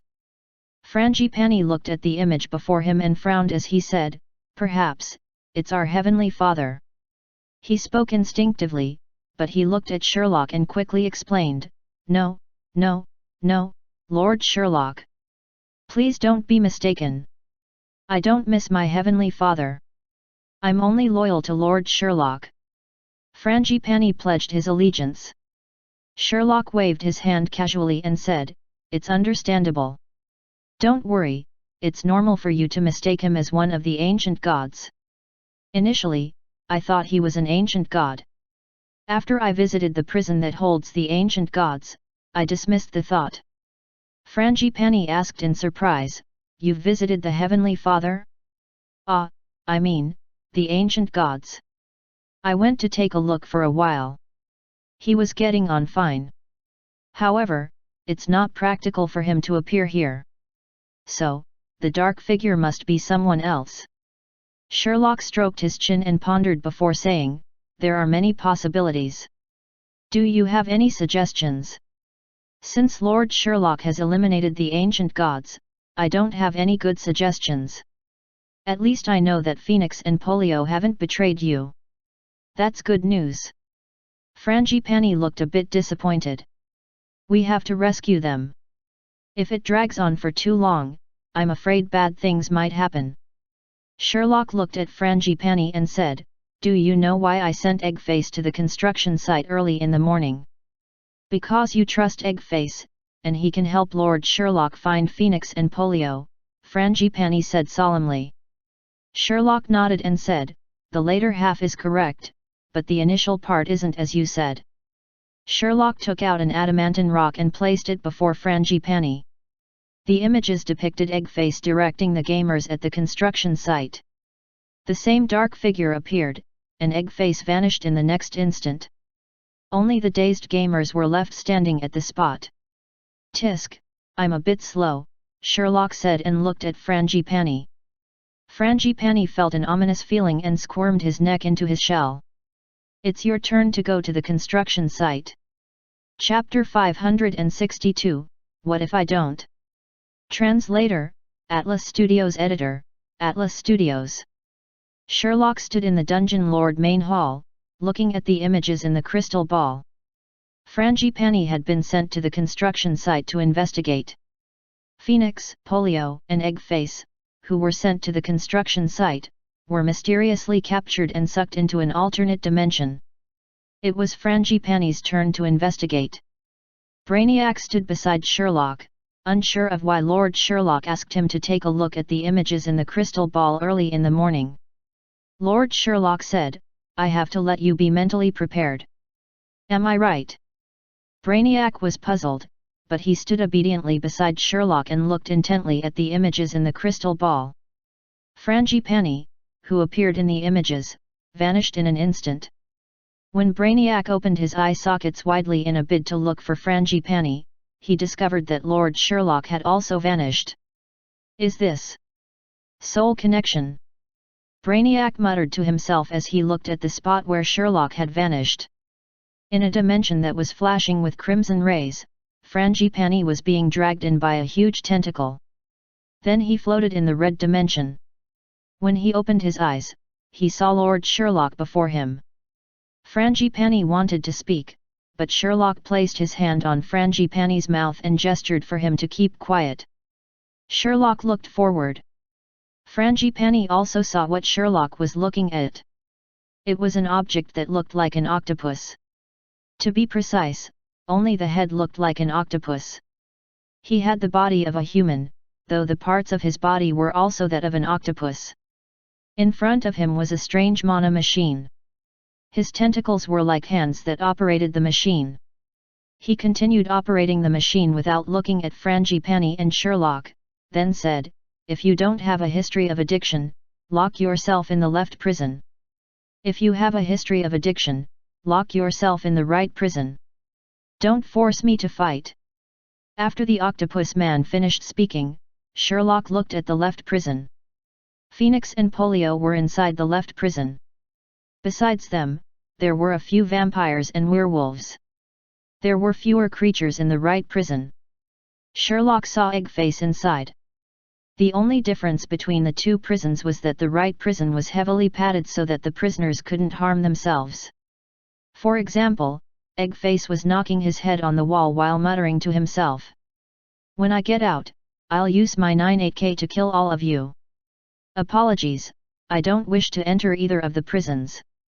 After he confirmed the presence of Eggface, Phoenix, and Polio, Sherlock spoke to the octopus man while smiling. "Ah!" The octopus man was shocked, and he sent a huge tentacle towards Sherlock. However, the tentacle was chopped off by a mysterious force when it got close to Sherlock. The octopus man couldn't hold back his anger.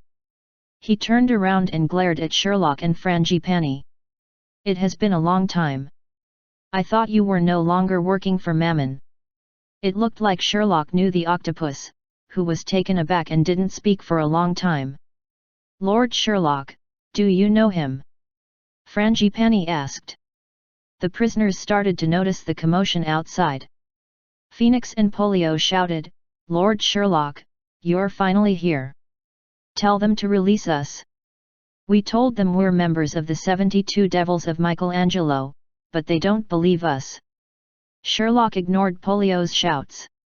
He smiled and looked at the octopus, then said, "This is the great secretary of Devil King Mammon Tangerine."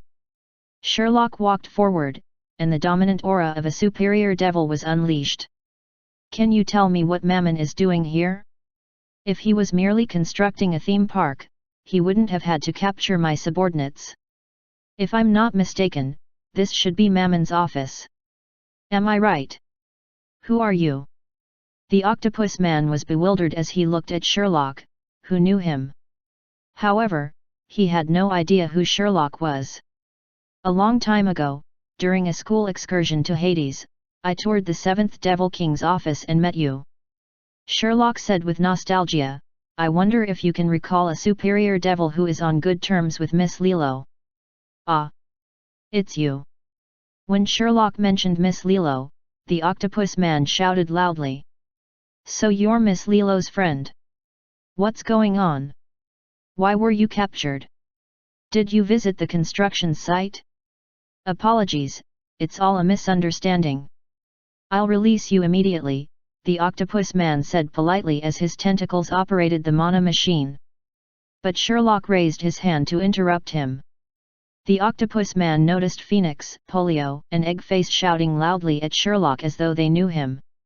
"Do you know them?" the octopus man asked Sherlock as a precaution. "They are my subordinates," Sherlock said earnestly. The octopus man nodded and said, "I'll release all of them. I hope you won't divulge our information. Later, we can sign an agreement as a precaution. It's difficult to do anything without agreements in the underworld. Please keep away from the construction site. If you're captured again, it'll be very difficult for us. We can only release you if Miss Lilo comes personally." The octopus man spoke in a long-winded manner. Sherlock appeared beside the octopus man and pressed his hand on the mana machine. Then Sherlock said, "What if I don't?" Chapter 563, Attack. Translator, Atlas Studios Editor, Atlas Studios. After Sherlock's firm rejection, the giant octopus man shook his head and said, "It's not a wise decision to reject my suggestion." 2 tentacles of the octopus man flew towards Sherlock. Just like before, the tentacles were chopped off when they got close to Sherlock. To a superior devil like Sherlock, the physical attacks were unable to harm him. "You have some capabilities. It looks like you're not a common student," the octopus said as he turned around to look at Sherlock. "If it's convenient, tell me the real motive for building the construction site." "I'll handle it with discretion," Sherlock said without expression to the octopus man, who wouldn't yield. "Kill him." The octopus man snapped his finger, and 2 bulges appeared at his feet. 2 sticky devils broke out from an alternate dimension at his feet. Brainiac stood in the dungeon Lord main hall and gazed at the spot where Lord Sherlock disappeared. He had waited for more than an hour. However, Sherlock didn't come back. Sherlock vanished for the same duration as Frangipani. It was a soul connection mana spell. When was it activated? Frangipani actually signed a soul contract with Lord Sherlock. His soul was permanently attached to Sherlock. When Frangipani was captured by Mana, Sherlock activated soul connection and vanished from the dungeon Lord main hall. Brainiac related Sherlock's disappearance to the missing Polio, Phoenix, and Eggface. Were they captured by a mysterious force? Brainiac pondered hard, but he didn't make any progress. Suddenly, there was a loud bang. The space beside Brainiac distorted violently, and the dungeon Lord main hall was ravaged by the distorted dimension. It was as though a hurricane had just passed by. Brainiac managed to activate a defensive barrier just as the space beside him was distorted. Therefore, the turbulent mana ripples didn't harm Brainiac. When everything settled down, Brainiac bowed deeply to the dark figure before him and said, "Lord Sherlock, you're back." Sherlock was leaning against a chair, and his hair was a mess. However, he looked good. Both of his hands were stained with fresh blood. It wasn't known whether the blood was his or not, but underneath his leg was a huge octopus head. That was the Octopus Man, who was trying to coax Lord Sherlock in the alternate dimension. Brainiac. Sherlock held a document in his hand as he said, "Gather all of our forces and prepare for battle, a battle against Hades." Peasant was waiting at the entrance of the construction site to start work, as it was his turn to work at the construction site for 2 magic stones per day. However, the construction site wasn't open for work. Many gamers and local Underworld residents were gathered at the entrance waiting to start work. The local Underworld residents were mainly from Venice Dungeon. The salary was attractive, so the hired workers were waiting impatiently to start work. Working a day in the construction site was equivalent to working 3 days elsewhere.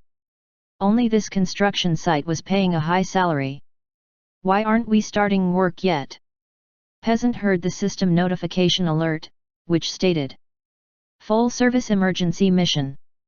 Leave immediately with the native workers." Mission description: the devil from Hades had awakened. The entire northern underworld could be massacred. Please prepare before the event. First, rescue the natives outside the construction site. Mission reward: this is the first step in a series of chain missions. Gamers will be rewarded according to their performance. The minimum reward is a gold coin. Mission notes: don't be too cautious. Make the mission your first priority. There won't be any penalty for deaths sustained during the missions. Quick! Evacuate immediately. Evacuate immediately. Everyone, follow me, a gamer shouted loudly. Many gamers started yelling. Quick! Follow me. A calamity is about to occur. The army of a Hades devil is coming. You'll be killed if you don't flee. Aren't the armies of the Hades devils our allies? The gamers spoke with smiles, befuddling the natives. They wondered what the creatures from Eternal Kingdom were up to. They were there to work.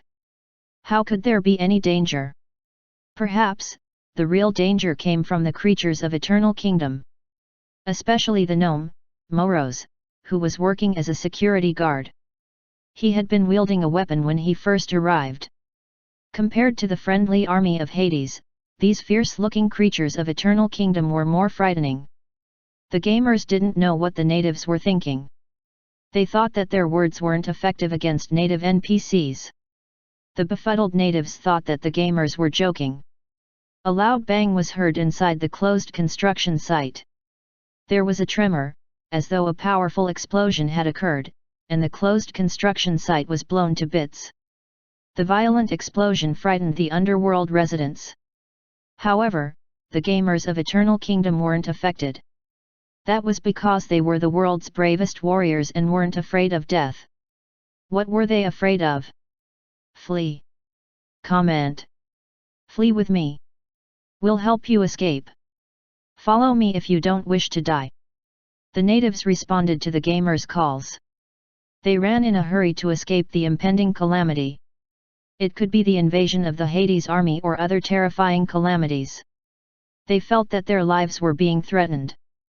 Fleeing was their top priority. The gamers assisted the natives at the construction site in escaping. At the same time, the game's official website was updated. Chapter 564, Sherlock's Excuse. Translator, Atlas Studios Editor, Atlas Studios. Version 1.01 Update Log. Dearest gamers, it's the day for the Open Beta update. Let us welcome the first plot of the Open Beta testing the Hades Devil Army. The gamers completed the preparatory mission for the plot. The true intention of Devil King Mammon's occupation of the construction site was discovered at the gnome's farm. It's the best location for connecting to the teleport portal of the ancient gods. Devil King Mammon has been corrupted by the ancient gods, his eyes filled by his own greed. No words can fully describe the decadence of the Devil King. Lord Sherlock has stopped Mammon's plan after collating information from all of the gamers. He took Mammon's dungeon core, a level 4 core. Mammon wanted to make use of this dungeon core to connect to the alternate dimension. A dungeon core was buried underneath the farm, which can be considered proof that a dungeon once existed. All of these actions by Lord Sherlock infuriated Mammon. Thus, the Hades army will arrive at Eternal Kingdom very soon. Take up your weapons and prepare for battle. Warriors of Eternal Kingdom, for the Underworld's peace and stability, fight against the fury of Devil King Mammon. Though it was simple, that was the updated game version on the official website. From the writing, it seemed that the author of the update was in a hurry. Sherlock didn't have the time to write a detailed update. Since he returned from Mammon's alternate dimension, he started deploying the gamers for the dungeon's defense. He had brought back an incredible treasure. It was a damaged dungeon core. A dungeon core. It was the level 4 dungeon core that Sherlock mentioned in the update.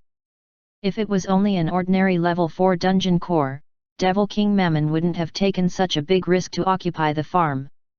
However, it was a dungeon core that was once connected to the ancient gods. It was a dungeon core that had a soul connection to the ancient gods. In the primordial battle tens of thousands of years ago, the ancient gods were defeated by the army of the superior devils. To prevent the resurgence of the ancient gods' army, all dungeon cores that were connected to the ancient gods were destroyed. The ancient gods were kept in prisons. Without a dungeon core, those imprisoned ancient gods wouldn't be able to escape the prison. They could only incite their believers to start an uprising. With a dungeon core, the ancient gods' believers would be able to do much more. That was the reason they attacked Winterfell. Recalling the devils of the ancient gods' army, Sherlock tried to figure out how the believers who were spiritually connected to the ancient gods obtained their power. He didn't expect that the mastermind was Devil King Mammon. Devil King Mammon would do anything just to retrieve this special dungeon core. The connection to the alternate dimension of Hades had been activated at the construction site near Venice. Devil King Mammon wouldn't let this matter rest. It was as Sherlock had expected. Sherlock had killed Mammon's assistant in the alternate dimension and brought back the special dungeon core. The special dungeon core was previously placed underneath the construction site that had an open crevice to Hades. Terrifying sounds were heard coming out of the crevice. Powerful mana of Devil King Mammon was tearing the Hades crevice apart. The mana created a huge explosion, and the farm was blown to bits. All of the facilities in the construction site were vaporized. The natives who stayed back at the construction site didn't have a chance to flee before they vanished into thin air. The natives who fled with the smiling gamers survived the calamity. Though the gamers were always jovial, they were extremely efficient when completing their missions.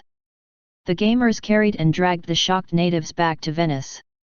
They completed an amazing rescue mission in laughter. Among the survivors were reporters from the Merchant Alliance. They witnessed the incredible rescue mission conducted by the gamers. They also witnessed a massive invasion. An invasion from Hades. The Underworld and Hades were two different concepts. In the Underworld, there were various natives such as gnomes, black Chiron dwarves, orcs, goblins, and werewolves.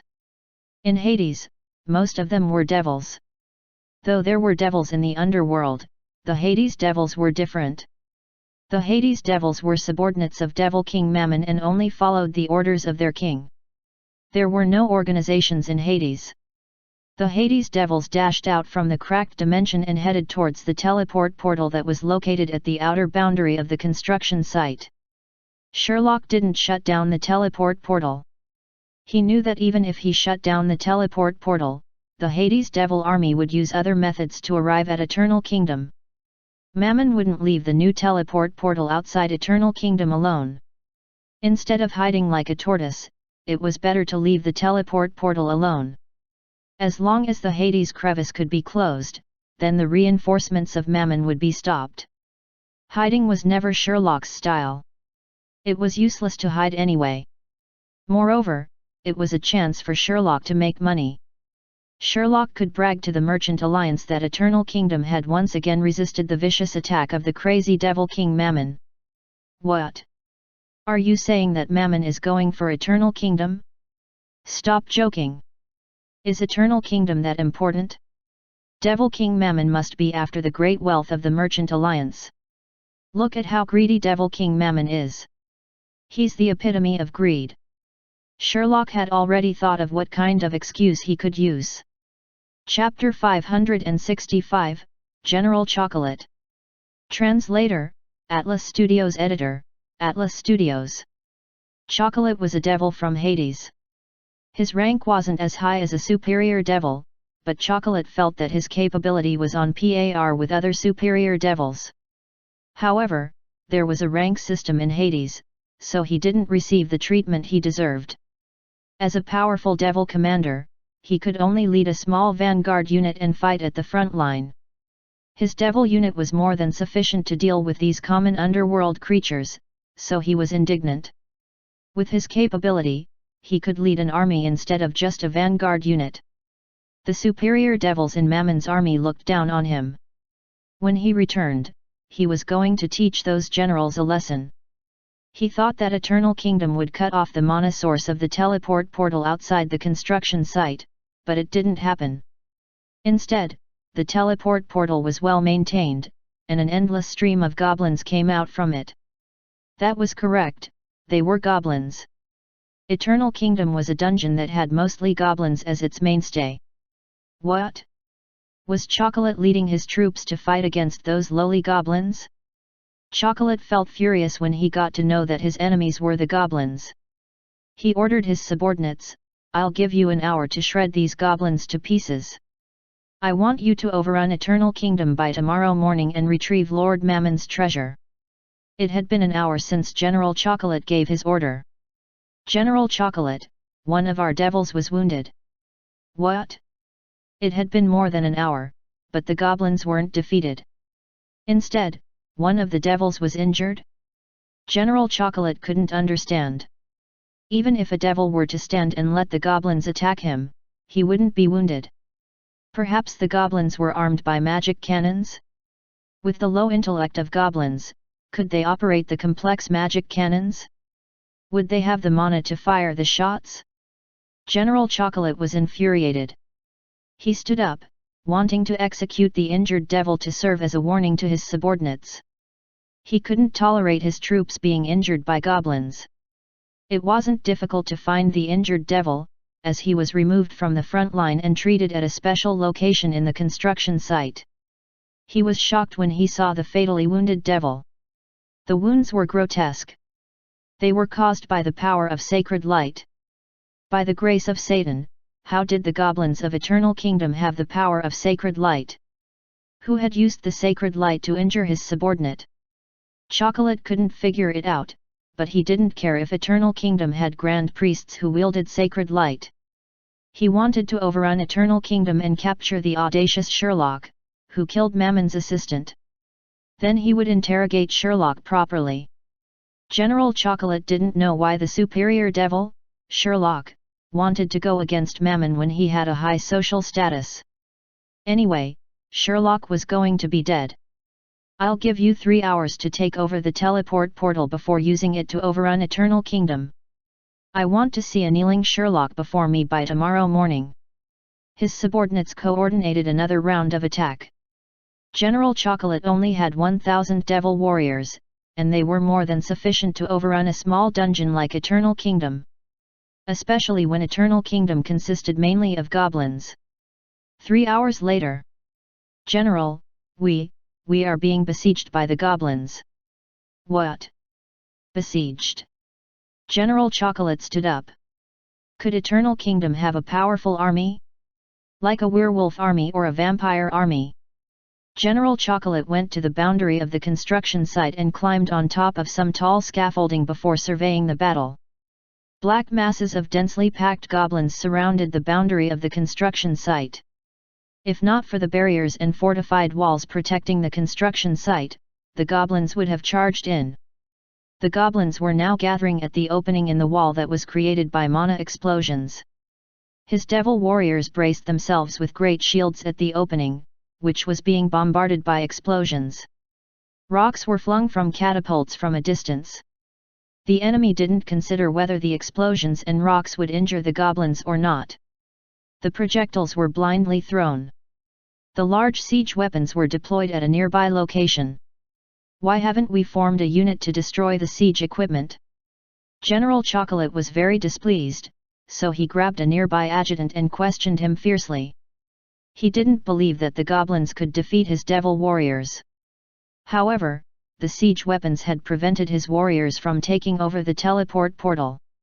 The indignant adjutant said to General Chocolate, "General, we deployed an assault group, but the endless stream of goblins manifested like fleas. We're outnumbered and can't kill all of them.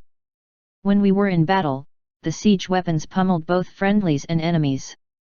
The attacked goblins didn't have any intention to retreat. They charged as though they were suicidal. The goblins were unable to harm the devils, but the siege weapons were different. The rocks flung by the catapults were devastating. However, the explosions were more terrifying. Nobody knew if the goblins were strapped with those strange bombs." General Chocolate frowned and unsheathed the great weapon from his waist. He was going to lead the fight personally. Chapter 566, Protest of the Labor Union. Translator, Atlas Studios Editor, Atlas Studios. General Chocolate didn't know that when he walked out of the construction site with his weapon, he had become a small boss in the eyes of the gamers. They received an in-game notification that said, "Monster name, Commander of the Vanguard Devil Unit. Monster introduction, a devil that lives in Hades. He is different from the Underworld devils. He is a devil who has undergone rigorous training and is far superior to the Underworld devils. Level, 1020. Possible loot, the pieces of equipment that he's using. Notes, the commander is very powerful. Don't fight the commander in a duel." The gamers were excited when they saw the system notice. It was the first time most of the open beta gamers would be meeting a world boss. The instance dungeon also had bosses, but they could be defeated by a 5-member group. Even the troops training grounds at Spectre College had an upper limit of 15 gamers. The gamers of the second and third beta had posted information about previous battles against world bosses in the discussion forum. The open beta testing had just commenced, and most of the gamers were goblins. Yet, they had the chance to meet a world boss. Dungeon was famous for its high degree of freedom. The gamers could invent and create items at will. Even goblins could have a powerful impact inside the game. The gamers weren't lacking in talents or various skills. Nobody should make the mistake of thinking that the gamers were pure otakus. Some gamers were highly skilled otakus. Making bows and slingshots were just elementary skills. What the big guilds required were the awesome gamers who could construct large siege weapons, such as a catapult. Dungeon was a highly social game that was almost like a real world. Lone gamers didn't fare better than those who were community-based, except for Lone Rangers who wanted to go for a masochistic playing style. Lone Rangers faced extreme difficulties in the game, but they enjoyed the challenges. The power of a lone gamer could never be greater than a group. The only exception was the rich gamer, Arthur. Even a lowly goblin operating a war machine was more powerful than 100 orcs combined. Every large guild came up with their best plans to occupy the farm. They had to do their best to obtain the guild territory. They used newly constructed catapults, ballistas, and countless self-detonating goblins. Everyone wanted to be the first one to charge into the farm and defeat the Hades devils so that they could obtain the large farm as a reward. This was the first free guild territory of the Underworld. If they lost this opportunity to obtain territory, who knew when they could earn enough magic stones to buy one? General Chocolate didn't know that the goblins were in a battle-crazed state. He only wanted to end this comedic fiasco. He wanted the sieging goblins to pay with their blood. When General Chocolate walked out of the farm, he was bombarded by countless war machines. He was attacked by many huge rocks and large arrows. At his feet were howling goblins, who were only as tall as the base of his thighs. They were strapped to strange bombs that exploded continuously between his legs. It would be tolerable if they were normal explosions, but they occurred near his sensitive area. General Chocolate was frustrated. Though the explosions were unable to do physical harm to him, the itch was unbearable. General Chocolate braced himself against the various attacks and swung his weapon to kill the pests before him. He didn't care if there were some occasional orcs. The situation was strange. Groups of goblins charged continuously while they were massacred by the Hades Devils. The Hades Devils wanted to overrun Eternal Kingdom but were hindered by the endless waves of goblins. The images of the massacre of the goblins attracted the attention and sympathy of the Merchant Alliance and other dungeons. The most important point was that the management of the Goblins' labor union was deeply concerned. Take a look. This is the battle that took place outside Venice. Devil King Mammon of Hades is massacring the goblins. We don't know why the goblins are fighting in a battle that they shouldn't be involved in, but the Hades Devils have no intention of showing any mercy, Sherlock said to the representative of the Merchant Alliance, the Orc and Gnome management, and the important complainants of the Goblin management. Lord Sherlock, are you saying that you didn't send these goblins to their deaths?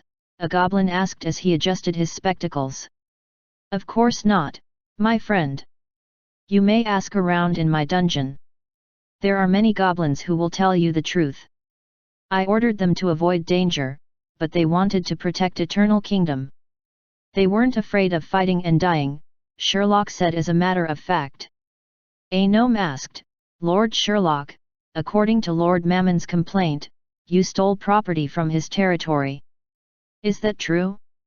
He sent his Hades Devils to attack you because of this reason. I believe that the Devil Management Committee will make a judgment. I have submitted a detailed report to the Devil Management Committee, so you don't have to worry about this point. I'm doing all of this to safeguard the peace of the Underworld. Sherlock replied righteously. The crowd nodded in agreement with Sherlock. Then an orc said, Lord Sherlock, the Merchant Alliance sympathizes with your predicament. We have protested to Lord Mammon. Whatever the reasons, the large-scale invasion outside Venice has caused the residents to panic.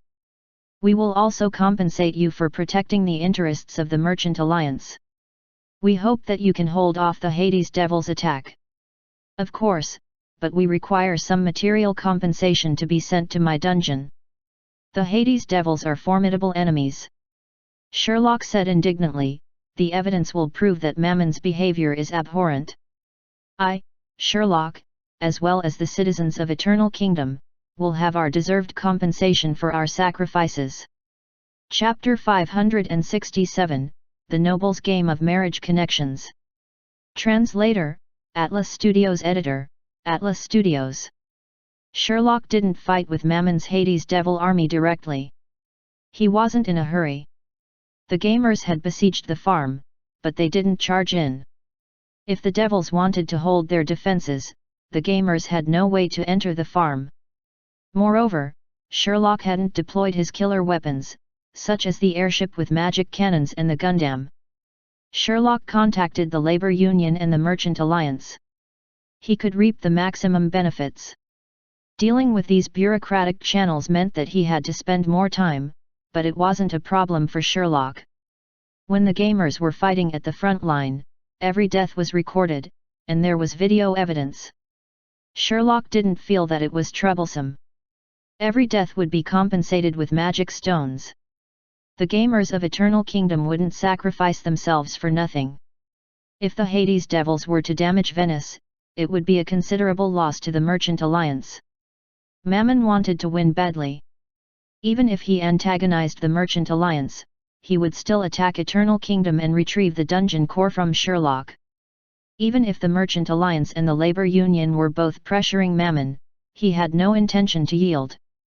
It was just a matter of time. Mammon wasn't Michelangelo. He was unable to rule the underworld like Michelangelo. It was a tricky situation to deal with the level 4 dungeon core that was retrieved by Sherlock. Lord Sherlock, if the underworld learns that you stole the ancient god's dungeon core from Mammon, I can guarantee that the Merchant Alliance and the Labor Union won't cooperate with you. Meow, Polio said as he squatted in front of Sherlock and gazed at the shimmering dungeon core. Lord Sherlock, what the kitten has said makes sense, Phoenix said in agreement. I understand what you're saying, but this dungeon core is very useful to me. Sherlock stroked his chin and looked at his dungeon's dungeon core, Brew. What will happen if I let you assimilate this dungeon core? Lord Sherlock, stop joking. Do you really want to do that? Will I become an ancient god? That's my guess. Brew said excitedly, Lord Sherlock, you're finally enlightened. There's no future in playing games with the underworld creatures. You have the world's most fearless warriors and a brave and intelligent assistant. There's no reason not to be the second Michelangelo. Sherlock nodded to show his understanding. We have to handle this matter with care, Sherlock muttered to himself. At Victoria City. What is Sherlock doing? I heard that Mammon is battling Eternal Kingdom. What makes Mammon so daring? Miss Lilo asked the three hamsters as she sat on her throne and gazed at them. Maybe Lord Sherlock has done something crazy. Shall we get in touch with Lord Mammon? Is it mealtime yet? Big Boss Hamster slapped Fat Otaku on the back of the head and said sternly, Small bro, haven't I told you before? Don't mention eating before Miss Lilo. Otherwise, she'll become hungry. But I'm hungry. What the heck? When the two hamsters were about to bicker, Miss Lilo hammered the table and said, It's not the time to bicker. It's dangerous for Sherlock. His enemy isn't a small fry, it's Devil King Mammon. Lord Sherlock has told us not to be rash. He doesn't want us to look for Lord Mammon, second boss said after some hesitation. However, Lilo slammed the table and shouted, Don't call him a lord. Lord Sherlock or Lord Mammon? Second boss was taken aback and thus asked Big Boss softly. It's Mammon, of course. He's our enemy and a hindrance to our master. Big Boss Hamster had a sharp analytical mind. What is Sherlock going to do? Lilo was angry, but she calmed down and asked the three hamsters, who shook their heads. They didn't know Sherlock's intention. But lady, I feel we should be more concerned about the humans who just joined us. They are doing a lot of unnecessary things, Big Boss said with concern. Lilo frowned and asked, What happened? They are helping the villagers construct houses and roads every day so that their territories can accommodate more human residents. They even fought with each other. There were many fights that occurred at the boundary of Victoria Forest, and casualties were sustained. But that's not the important point. Big Boss inhaled deeply and said, They started to secure marriage connections with the surrounding nobles. Marriage connections? Lilo asked bewilderedly. Big Boss nodded and said, Yes, marriage connections. The gamers of Victoria City capitalized on their handsome appearances to seduce the nobles' daughters. Of course, they claim that they are handsome. The important point is, after marrying the daughters, they try to assassinate the successors to the nobles' clans until their wives become the last rightful successor. Isn't this good? This is an effective way to usurp territories. Second Boss said excitedly as he raised his brow. He was proud that these Victorians could actually think of such a scheme. It's good if we aren't affected. However, they will make use of the name of Victoria City for their schemes. Their actions have caused the deterioration of our relations with the surrounding nobles, Big Boss said with concern. Chapter 568, What a Great Overseer. Translator, Atlas Studios Editor, Atlas Studios. Golden-haired George walked on the streets of Victoria City. When he visited the city last time, the roads were made of mud, and it would become muddy after it rained. But now the roads were paved with stone slabs, and small paths were paved with crushed rocks. It was painful to walk on the paths, but they were more appealing than most city roads. The Victorians were continuously paving new roads and beautifying the city environment. It was obvious that Queen Victoria was a person who liked cleanliness. Otherwise, she wouldn't have that many workers cleaning up the city. That was what he thought initially. However, he started to contemplate when he observed many elves and fairies doing the same job. Should the elves and fairies not work on jobs that were more appropriate for their races? For example, enchanting items or potion concoction. He felt that it was a waste of talent for them to do menial jobs.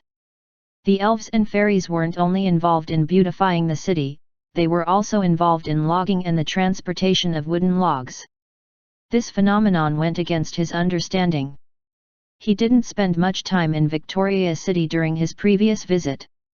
This time, the more days he spent in the city, the stranger he felt about it. The races that were usually arrogant weren't behaving in the usual manner. For example, an elf was willing to kneel and acknowledge a human as his father for a piece of equipment. Previously, George wouldn't have believed that such a thing would happen. But that was what he witnessed. The most important thing was that an elf asked George to help arrange the marriage of a noble. The marriage was to marry a noble lady who had succession rights. The elf was female. When George declined her request because of her gender, the elf looked disappointed and muttered, "What the heck? I should have chosen a male character." George didn't mind initially. However, the incident was like opening a floodgate and led to many Victorians requesting the same thing. George was forced to find suitable matches for them. All of a sudden, George had become a matchmaker in Victoria City. As a noble, George was well connected. He had made the leaders of the godly kingdom unhappy by joining Victoria City, but the nobles were still willing to deal with him. The elves, fairies, and humans of Victoria City looked appealing. To the human nobles, it was a reputable act to marry an elven wife. There were also noble ladies who were marginalized because they were far down the line of succession. They wouldn't have the chance to be the successor, so they were more than willing to marry a handsome husband. Of course, it would be best if their husbands were elves. Within a few days, George managed to introduce the appealing elves to a few noble clans for prospective marriages. George didn't obtain any rewards for his efforts since he was already a noble in Victoria City. People who looked for him claimed to be the nobles of Victoria City, and they took him to their territories. Owners of territories were nobles, so George didn't doubt their backgrounds. Things developed in such a way as to create problems for George. After the Victorians married into the noble clan, the successors of the nobles passed away under mysterious circumstances. The husbands or wives of the Victorians would become reticent. Whenever people asked about their nuptial nights, they would become depressed, irritable, and angry. They would even break down and sob. Nobody knew or dared to ask what happened. It couldn't be a coincidence if every marriage of the Victorians ended up in the same way. That meant there were problems with the Victorians. The nobles cut off their ties with the Victorians. Even small-scale skirmishes started to occur. The knights loyal to the nobles took their weapons and killed the Victorians. Then the Victorians exacted their revenge. Killings and revenge slaughtering kept repeating. The nobles who attacked the Victorians ended up in a pathetic state. The Victorians would flood the nobles' territories and kill all subjects who resisted. If the subjects didn't resist, they would be tied up and brought back to the Victorians' territories and be assimilated as their own citizens. Who would believe that the Victorians would capture their enemies to become their citizens? They made the citizens work so that they could levy taxes. George felt that their behavior couldn't be condoned. The reputation of George in the eyes of the nobles plummeted. He could no longer become a matchmaker. The nearby nobles despised the Victorians in the same way they despised flies. However, the commoners were the ones who suffered. The nobles oppressed the commoners to live in luxury. Though the commoners seldom spoke out, they were disgusted by the behavior of the nobles. On the other hand, the nobles in Victoria City were magnanimous. They levied taxes on the commoners strictly according to the rules. The taxes they levied weren't used for them to lead a luxurious lifestyle. The taxes were used to construct infrastructure. If the houses were unsafe or unappealing, they would use the taxes to renovate or even build new houses. What a great overseer! Chapter 569, The Nobles are Uniting Together. Translator, Atlas Studios Editor, Atlas Studios. In a brightly lit room, a group of nobles gathered around a burning fireplace. They looked solemn and were garbed in their armor while they held their weapons. They looked like they had just returned from the battlefield or were going to battle. We can't let the Victorians behave unscrupulously. A noble stood out as he held onto the hilt of his sword. That's right. Those brutish Victorians create destruction wherever they go. I thought they were cultured, so I accepted their marriage proposals, but they were conspiring to usurp our territories. Another noble shouted furiously, and the other nobles nodded in agreement. An elder whose eyes were red said, "The Victorians killed 4 of my sons." He was an elderly baron. After his daughter married an elf, his sons met with consecutive accidents. After some investigation, it was found out that the elven son-in-law had caused the mishaps. The other nobles encountered similar problems. The Victorians were the plague of the nobles. Wherever they went, the nobles either escaped or were captured by them. If the nobles surrendered their territories and treasure, they would be spared from the death sentence. If the nobles resisted with force, they would perish. When the nobles who were at the edges of Victoria Forest heard that the Victorians were coming, they would flee. They were unable to coordinate an effective attack or defense. Some nobles reported the incidents to their king, but it would take the king 1 or 2 months to organize an army. If the reinforcements would only arrive 1 or 2 months later, it would be better for the nobles to pack their luggage and leave. The nobles were gathered to discuss plans on how to deal with the Victorians. They couldn't stand the unscrupulous Victorians who usurped their territories. However, they were no match for the Victorians if they were to fight against them alone. When the countless humans, elves, and fairies charged towards the nobles, they would lose the courage to fight. They had to unite and coordinate an effective counterattack and defensive line. They had to survive until the king's reinforcement arrived. The Victorians weren't aware of the impending danger. They didn't know that their unscrupulous behavior had angered the nearby nobles. They treated it like a game. Even if the nobles coordinated a large-scale attack, the gamers would treat it as an attack from the nobles. They wouldn't think that they were the cause of the attack. They were all conspiracies developed in the program code. While Victoria City was usurping territories to distribute to the gamers of Eternal Kingdom were still fighting hard to get their first free territory. Though Victoria City had unlimited territories, the gamers of Eternal Kingdom could obtain limited purple legendary equipment when they fought against the Hades Devil Army. If they could defeat the Hades Devil Army, they could obtain enough equipment to arm 10 rich gamers.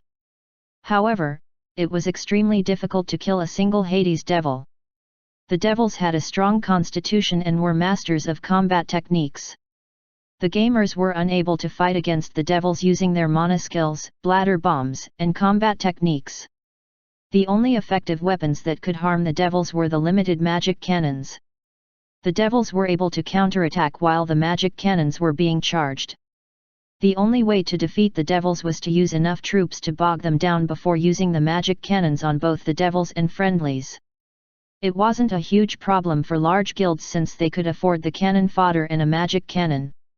To the unaffiliated gamers, it was too difficult. When a guild targeted a devil, the guild members would bog down the devil before bombarding it with the magic cannon. With the help of escorting guild members, they salvaged the damaged equipment of the devils. Though the pieces of equipment were damaged, they could be used after refurbishing. General Chocolate observed the actions of the warriors of Eternal Kingdom. Chocolate sustained serious injuries. He thought that the gnomes, orcs, and goblins weren't his match. But he underestimated the power of the large guilds. They weren't as rich as Sherlock, but compared to the Dungeon Lord, they had a strong desire to obtain quality equipment. They were also very generous. The guilds were able to recruit about 5,000 members each after the open beta testing. After some period of accumulation, they were able to gather large sums of magic stones. The magic stones weren't enough to buy a magic cannon. But a magic cannon could be rented. The cannons weren't rented from the Merchant Alliance, as the organization was unlikely to provide powerful weapons to the gamers. It was a different case for Eternal Kingdom. If Sherlock was paid, he was willing to rent out anything. Sherlock didn't even mind lending out Brainiac for a fee. Of course, the gamers were unable to pay for Brainiac's services even though it would be wonderful to have healing and revival on the battlefield. Chocolate felt that he couldn't take the damage. After being bombarded 3 times by the gamer's magic cannon, he retreated. Times were different now. Previously, it was sufficient to use brute force, a strong constitution, and mana to oppress the lowly underworld creatures. After the advancement of mana technology, these lowly underworld creatures were able to use magic cannons against the devils. Even superior devils had to show some respect to the cannons.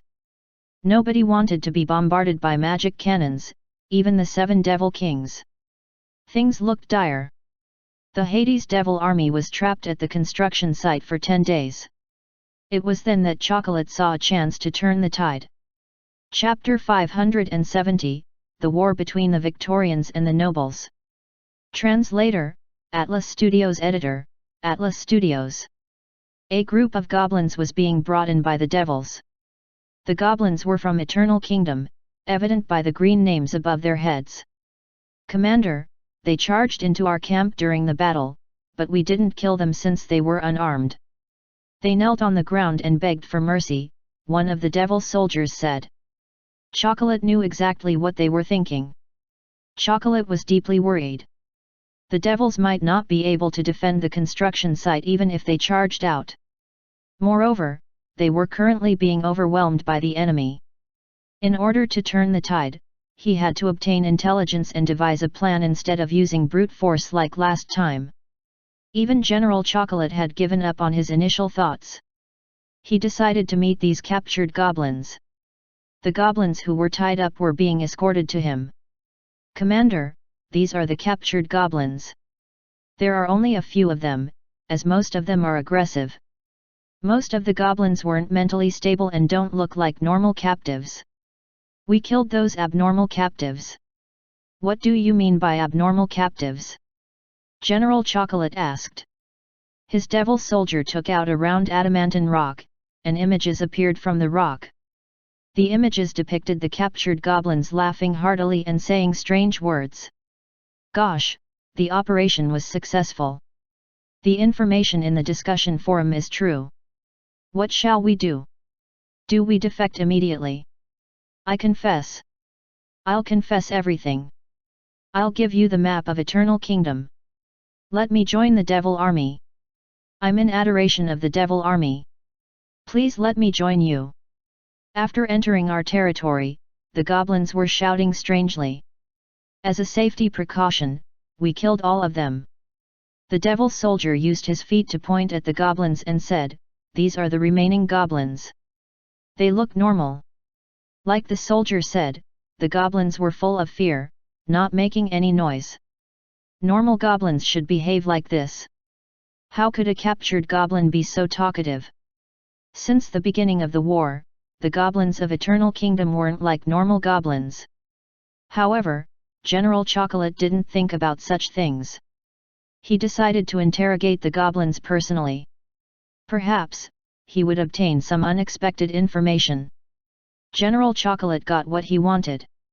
On the surface world, the United Nobles didn't know what was happening in Eternal Kingdom. The Underworld was too far away from them. Their main priority was to deal with the terrifying Victorians. They cooperated with each other and gathered all the soldiers they could muster, managing to assemble more than 10,000 soldiers.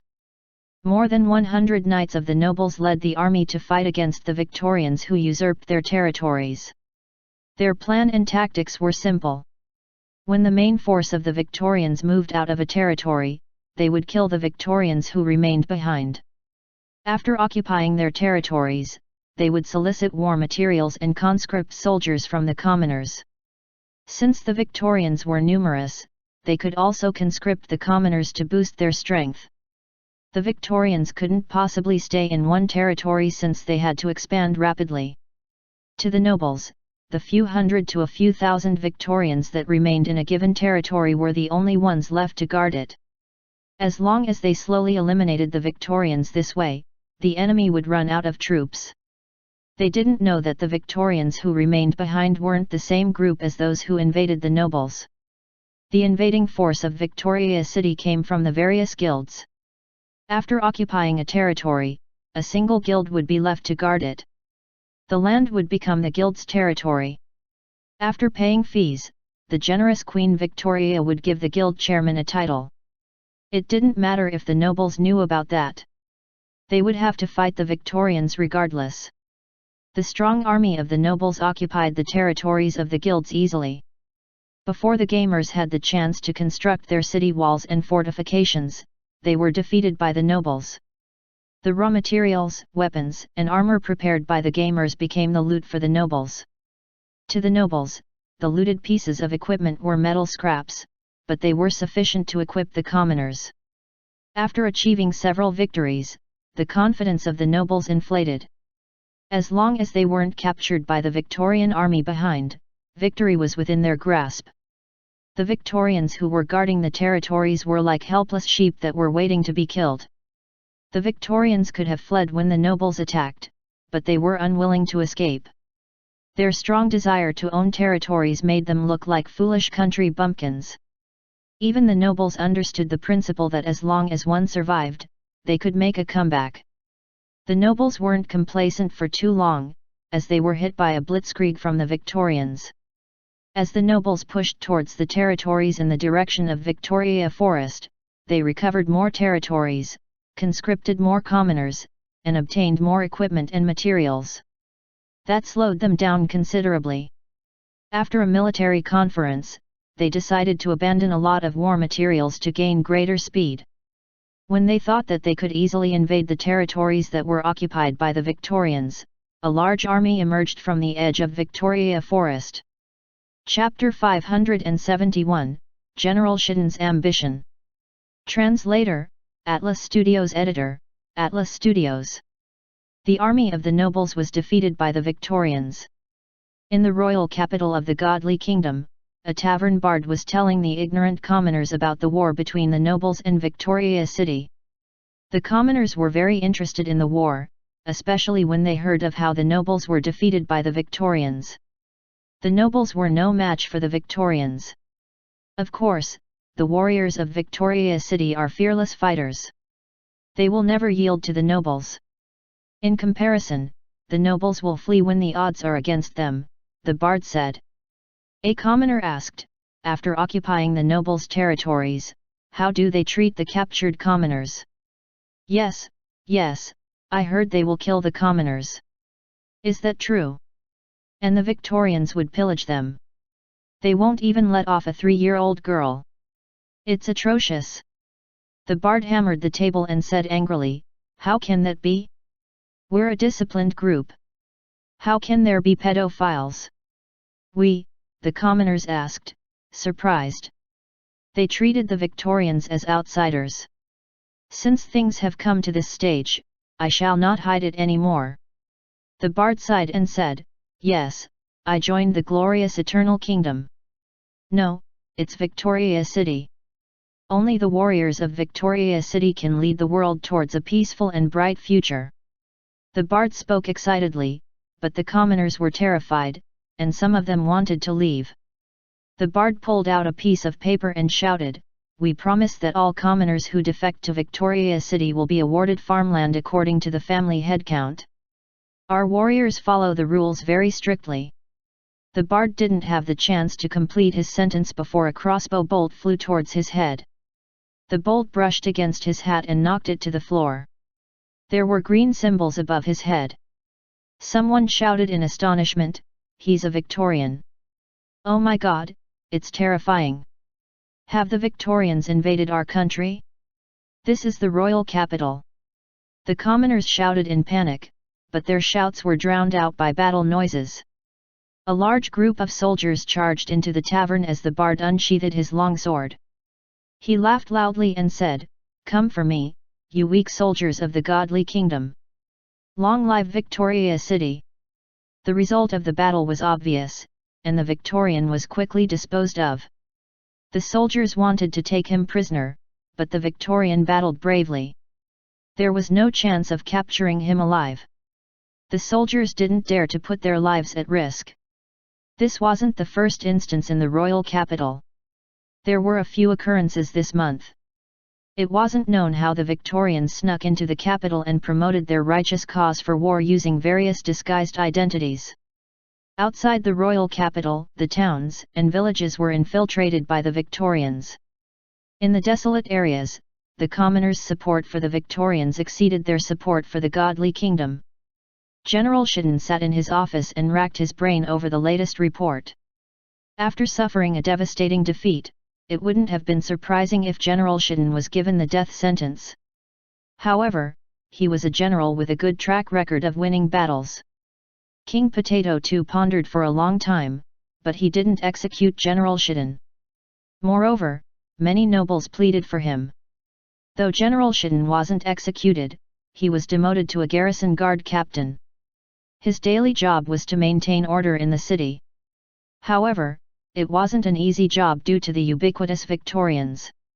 10 days after the neighboring nobles were defeated by the Victorians, the godly kingdom's army arrived.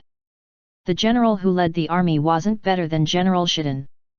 He wasn't as cautious as General Shidden, so he ordered his soldiers to charge with disastrous results. Tens of thousands of soldiers perished on the battlefield.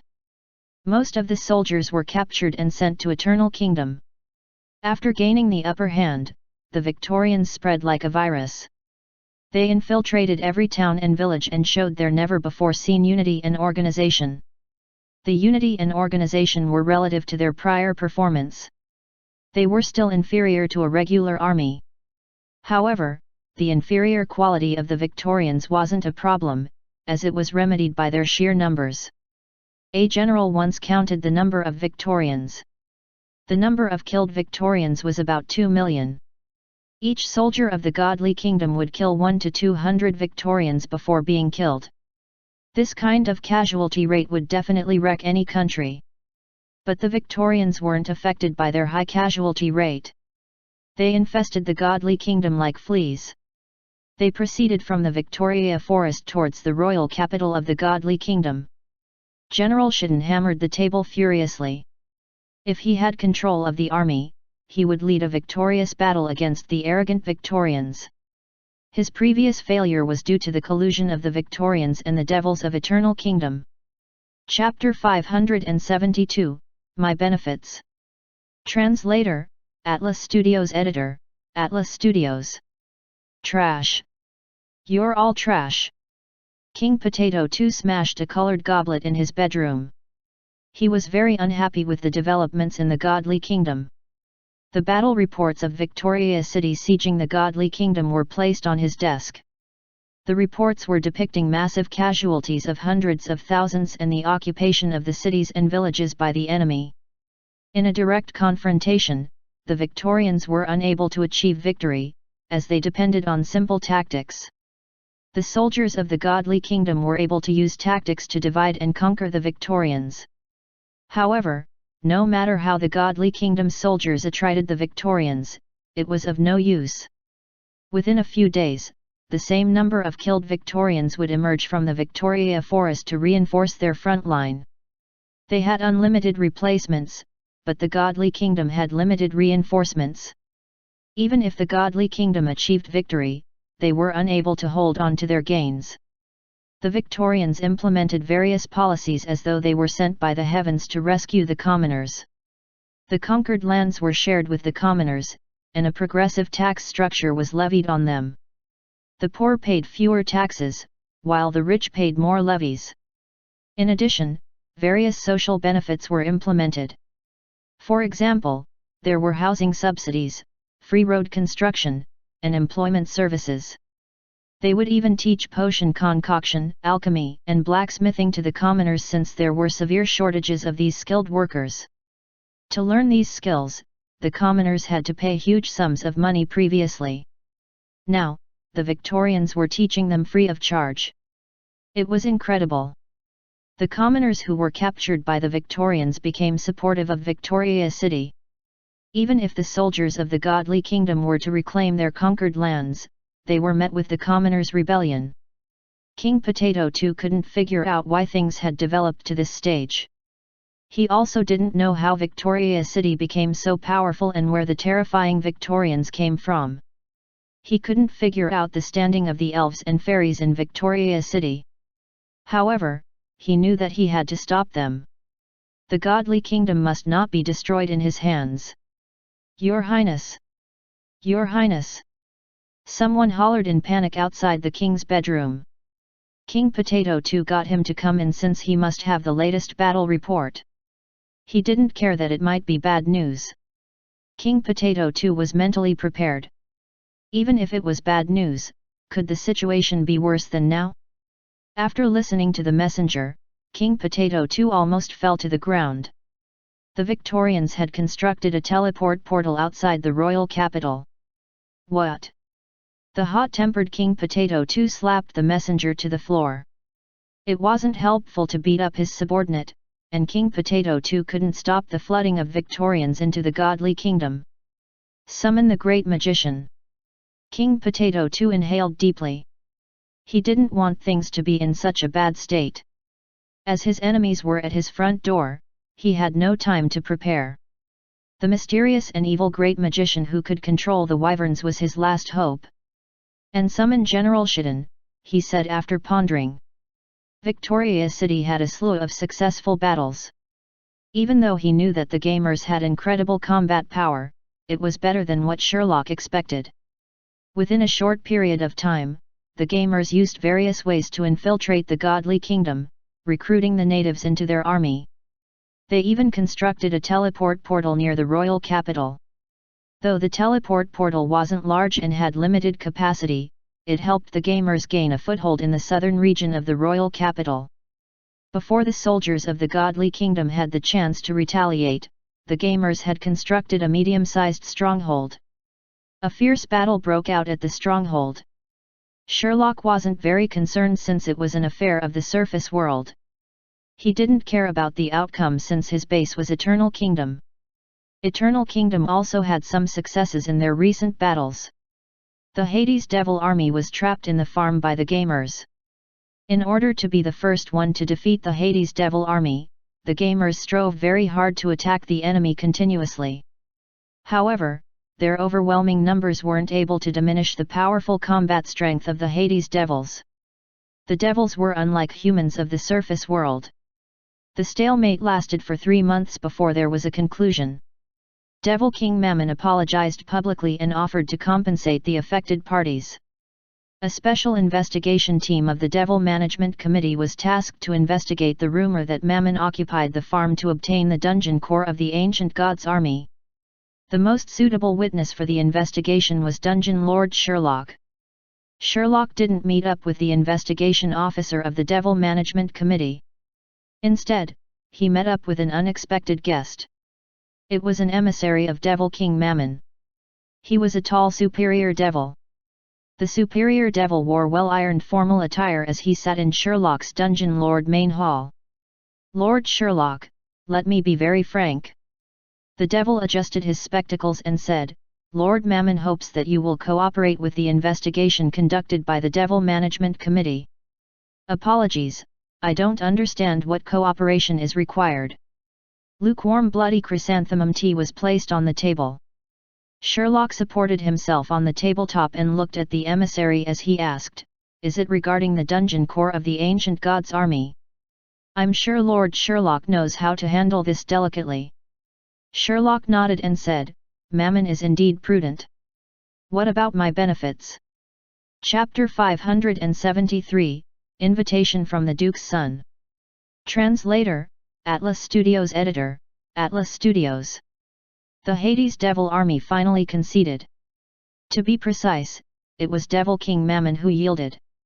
Sherlock possessed pieces of evidence that would implicate Mammon. Sherlock wouldn't give up the ancient god's dungeon core, informing Mammon that it had been assimilated into his dungeon core. If possible, Devil King Mammon would have liked to use the Hades Devil army to destroy Eternal Kingdom. Though the aftermath would be very troublesome for him, it wouldn't put him in danger. At most, he would suffer some losses. Times were different, but Mammon was still powerful. However, he didn't have the power to destroy Eternal Kingdom. The vanguard of the Hades Devil army was unable to break out of the siege at the farm, so attacking Eternal Kingdom was out of the question. Everyone could see that Eternal Kingdom had been deploying only goblins. It was like taunting Devil King Mammon. Take a look at how my goblins defeated your devils. My orcs and higher level races weren't deployed. The Merchant Alliance was worried about Sherlock initially, but they were relieved after watching the developments unfold. However, they were aggrieved by the deaths of the goblins. Even the media was watching the astonishing casualty rate. The peace lovers were condemning both Lord Sherlock and Lord Mammon for starting the war. After that, they quieted down. The agreement between Lord Sherlock and Mammon was simple. Lord Sherlock didn't obtain any material benefits or magic stones from Lord Mammon. Lord Mammon was to provide a comprehensive instance dungeon for Eternal Kingdom. I'm very interested in the Hades Devil Army. They are very good training targets for my citizens. There isn't much of a use for the Hades Devil Army during peaceful times. It's better for them to train with my warriors from Eternal Kingdom. Lord Mammon got an unexpected response from Lord Sherlock. He thought he would have to pay hefty compensation to Sherlock. Was it sufficient to have a training exercise with Eternal Kingdom? That wasn't a big problem since Lord Mammon didn't have to pay with his money. To the money-minded Devil King, it was a good thing if he didn't have to pay a single cent. He didn't have to worry about the training exercises. According to Lord Sherlock, Lord Mammon only had to provide combatants and a training ground. However, there were many script versions and complex lighting and sound effect requirements that filled up hundreds of pages. The end-stage treasure chest had to be filled with equipment or other treasures. The requirements were very detailed. There was nothing that Devil King Mammon couldn't understand. Though it was troublesome, he was glad that he didn't have to compensate using his magic stones. This was beneficial to Lord Sherlock. Though he didn't receive magic stones as compensation from Devil King Mammon, he got Mammon to set up a new instance dungeon. The plots and rules of the new instance dungeon were similar to previous instance dungeons. The main purpose was to let the gamers become world saviors and defeat the ancient gods' army in order to save the pitiful world. However, these trivial matters shouldn't be discussed now. The farm was finally awarded to the Pioneer Alliance, who contributed the most to the war with the Hades Devil Army. Their casualty rate was the lowest while they defeated the greatest number of soldiers from the Hades Devil Army. In the entire war campaign, they defeated 3 devil soldiers and salvaged 5 pieces of armor.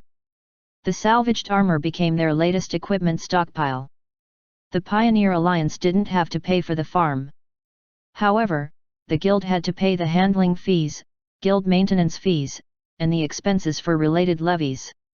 However, the fees were considered small sums to the rich and powerful Pioneer Alliance.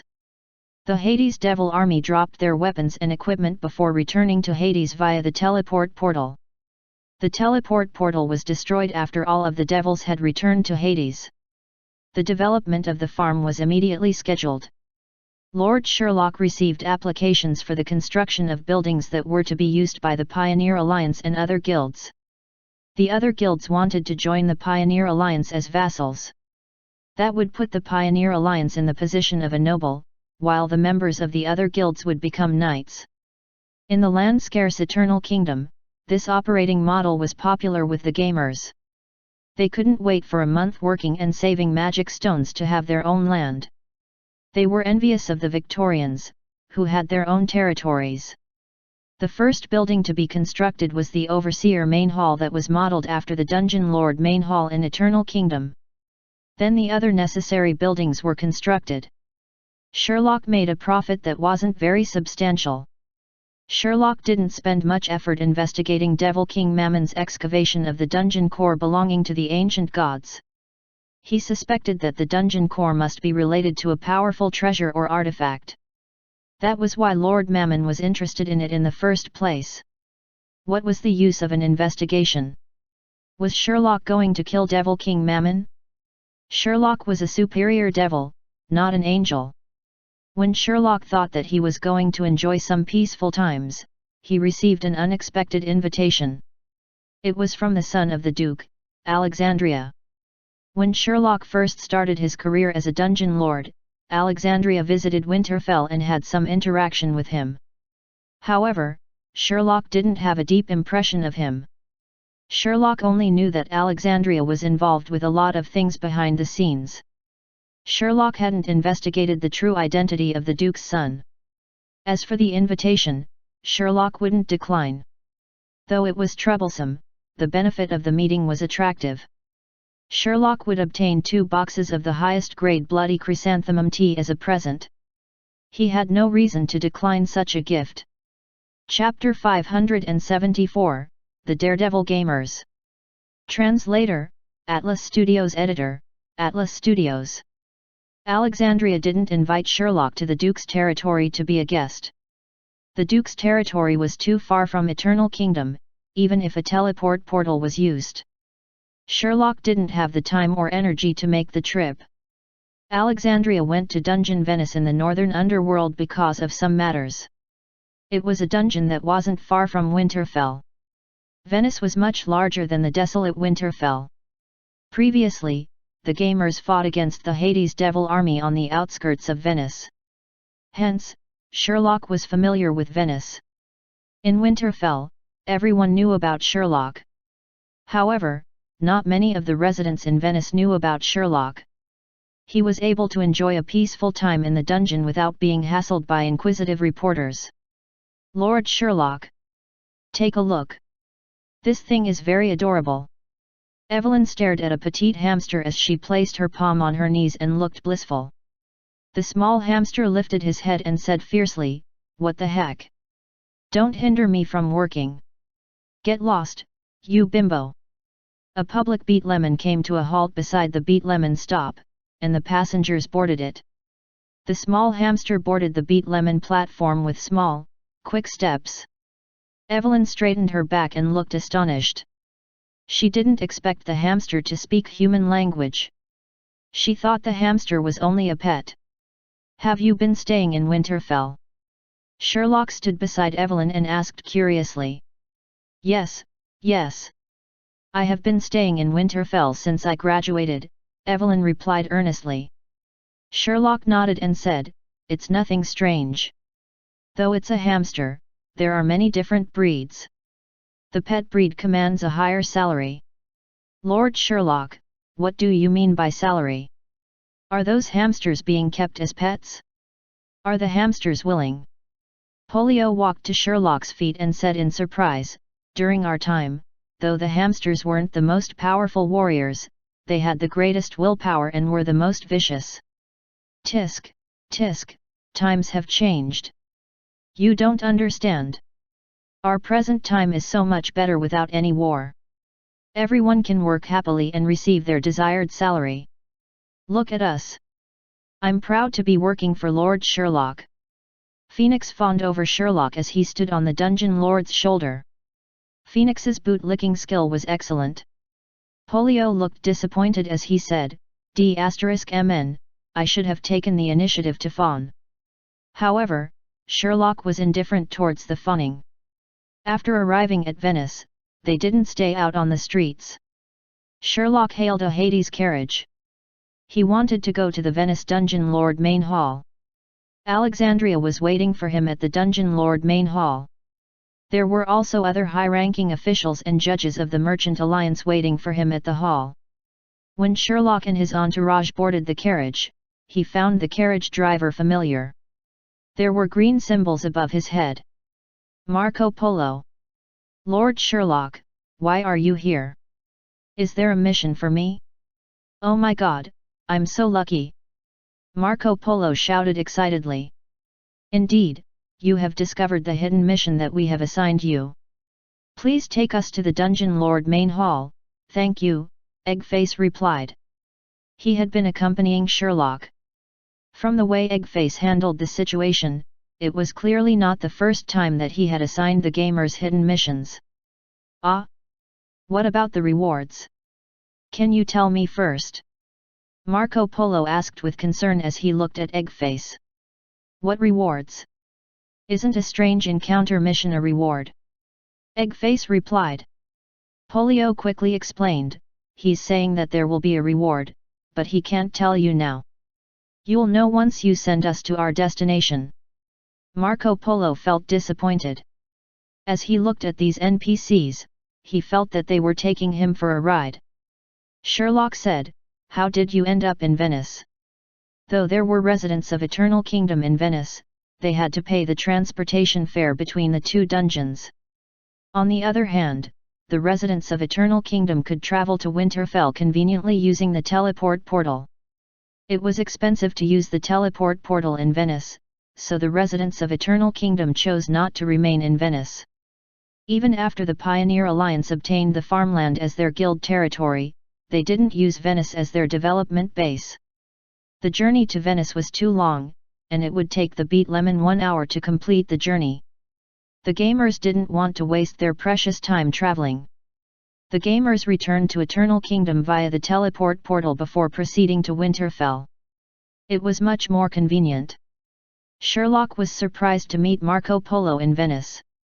"I'm here to explore Venice, my dungeon lord," Marco Polo replied as a matter of fact. "I'm not the only adventurer. There are also other explorers who remained in Venice. This dungeon is too large, so you didn't meet them. I'm so lucky to meet you." "No, I have to create a post on the discussion forum," Marco Polo said before he fell to the ground. "What shall we do, Lord Sherlock?" Evelyn asked with concern. Though it was a common occurrence in Eternal Kingdom, it was still quite scary to see the carriage driver passing out. "Carry him into the carriage," Sherlock ordered. Polio jumped down from the carriage and carried Marco Polo into the carriage with the help of Phoenix. Eggface took the initiative to take over the driver's seat. His claws grasped the horse reins as he shouted loudly, "Sit tight." Chapter 575, Attending a Banquet. Translator, Atlas Studios Editor, Atlas Studios. After a harrowing carriage racing event, Sherlock arrived safely at the Dungeon Lord main hall. Marco Polo brought Sherlock and his entourage to the Dungeon Lord main hall after creating a post on the discussion forum. Before he had the chance to speak, the mana device on his body emitted a strange sound. "Beep. You have a new order." Though Marco Polo wanted to see what the strange encounter mission was about, he was blocked at the entrance.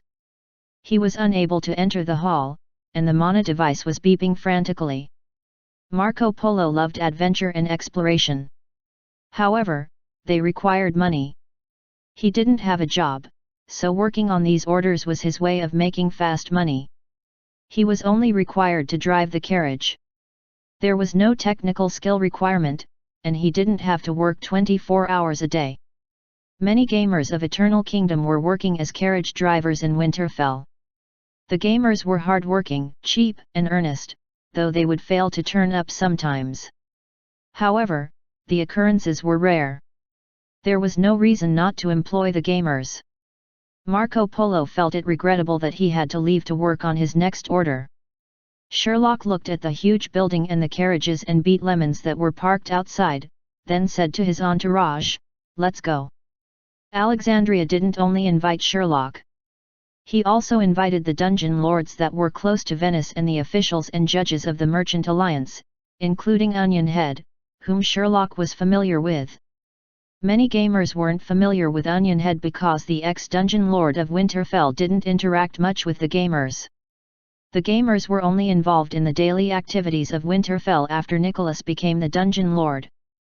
The gamers weren't unrelated to Onion Head.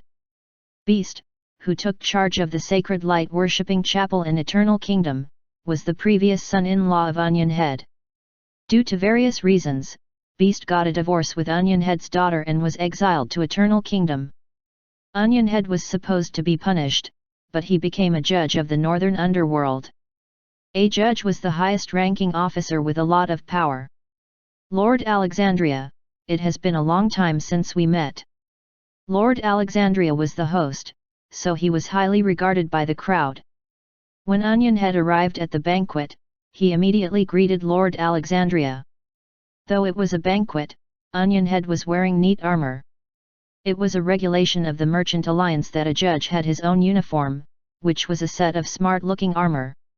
He had to wear this uniform in public in order to accentuate his status and communicate the strict demeanor of the Merchant Alliance. It was to show off his awesomeness. "Welcome, Judge Onionhead. I'm very honored by your presence." Alexandria opened his arms widely and walked towards Onionhead. Both of them hugged like close friends who had known each other for a long time. It was a difficult feat for a gnome and a tall superior devil to hug together. It was a highly technical subject that wouldn't be elaborated. Both of them looked very close as they started chatting. However, they had only met a few times. Very soon, other officials and dungeon lords approached Lord Alexandria to socialize. When Sherlock entered, everyone was focused on him. A smartly dressed and handsome superior devil was accompanied by a black-scaled young dragon, a black kitten, a fiery red parrot who was perched on his shoulder, a pretty succubus, and a lich. It was an entourage with odd combinations. But the superior devil, who was right in the middle of the entourage, made the group look natural. Sherlock was very prominent. He had used various ways to defeat his powerful enemies. A goblin army defeated the devil vanguards of Devil King Mammon. It was a topic everyone was discussing. That was correct. The superior devil that was right before the crowd was the legendary Dungeon Lord of Eternal Kingdom. Since he was mentioned many times in newspapers and the media, the officials and dungeon lords were able to recognize Sherlock's face. When Sherlock appeared at the entrance, everybody looked at him. Those who were bold or creatures who knew Sherlock greeted him. One of them was the previous Dungeon Lord of Winterfell, Onionhead. "Lord Sherlock. I didn't expect to meet you again in such a short time. We haven't met each other for half a year. I've missed you." Onionhead had just hugged Alexandria. When Sherlock walked through the main entrance, he struggled to free himself from Alexandria's arms before dashing towards Sherlock. Before he could open his arms to hug Sherlock, a black dragon stood in the middle to block him. To be precise, it was a young black dragon. "Can I help myself at the buffet area?" Eggface looked at Sherlock and asked in anticipation. "What? Are you going to the buffet area now? What are we going to eat later?" "Meow." Polio was astonished and asked fearfully, while Phoenix nodded and said, "I share his concerns." Sherlock didn't bother with his subordinates bickering over their meals. He shook Onionhead's hand and said, "It has been a long time, Judge Onionhead. Your armor looks very good." After the two of them dispensed their formalities, Sherlock declined other guests who wanted to socialize with him. Sherlock then looked at Alexandria. Sherlock led his entourage to Lord Alexandria and greeted him before proceeding towards the buffet area. Chapter 576, The Plan of Expanding into a New Dungeon. Translator, Atlas Studios. Editor, Atlas Studios. Sherlock became the star of the banquet. As a dungeon lord of a remote dungeon, the things he achieved had gone beyond astonishing. He saved Winterfell many times and defeated Devil King Mammon from Hades recently. Though Mammon was at fault and was being investigated by the Devil Management Committee, he had faded into the background while Eternal Kingdom was in the limelight. To the underworld creatures, status was a barometer of power. They were proud to have created order in the underworld. As for the powerful Eternal Kingdom, the underworld creatures were full of respect for the dungeon, especially the young superior devil, who was protected by a godly halo. Even when Sherlock was helping himself at the buffet, many devils and gnome lords went forward to greet him. As a gentleman, Sherlock smiled graciously at all the guests. However, he wasn't there to socialize. "Lord Sherlock, I'm greatly honored by your presence." Alexandria approached Sherlock and stayed by his side. "Previously, while I was in Winterfell, I didn't have the chance to talk to you. Venice provides a good opportunity to catch up with you." "Mr. Alexandria, you don't have to be so formal. I'm here mainly to taste the delicacies," Sherlock replied earnestly. Alexandria smiled and said, "It can't be helped, because I have a favor to ask of Lord Sherlock." "Let me guess." Sherlock sipped the fragrant bloody chrysanthemum tea from a metal teacup before saying, "Are you asking for the dungeon core?" Sherlock spoke frankly as he sipped the tea. Can I invite Lord Sherlock to come with me? Alexandria asked politely. Sherlock nodded. Though Polio and Brainiac wanted to follow him, Sherlock put up his hand and gestured for them to stay. Only Bruce spoke incessantly in Sherlock's mind. Lord Sherlock, what have you done secretly? Have you investigated Alexandria? Didn't you say that you had no information? Since Alexandria knows about the dungeon core, could he be one of the members of the ancient god's army? Brew asked the questions impatiently, but Sherlock didn't reply to him. Sherlock followed Alexandria to the interior of a manor. The sounds of the outside banquet became very soft due to the thick walls. A few succubi who were dressed provocatively stood by the side. They were ready to provide services on short notice. Alexandria waved his hand to dismiss them. He then sat down on the sofa and looked at Sherlock as he said, Lord Sherlock, I admire your capabilities. In the recent battle, you defeated Devil King Mammon from Hades. It was totally unexpected. I believe Mammon wasn't angered by your efforts to stop his construction. I'm more inclined to believe another rumor. And that is the report that you submitted to the Devil Management Committee. Sherlock folded his arms and said, It seems like Mr. Alexandria is very well informed. If I'm not mistaken, my submitted report is only accessible to a few creatures. I didn't expect you to read my report. Alexandria laughed and said, My father is the Grand Duke of a northern dungeon, so it's not surprising that we get to know a few things. I'm an avid collector, and I feel that the dungeon core of the ancient god's army is a worthwhile item for my collection.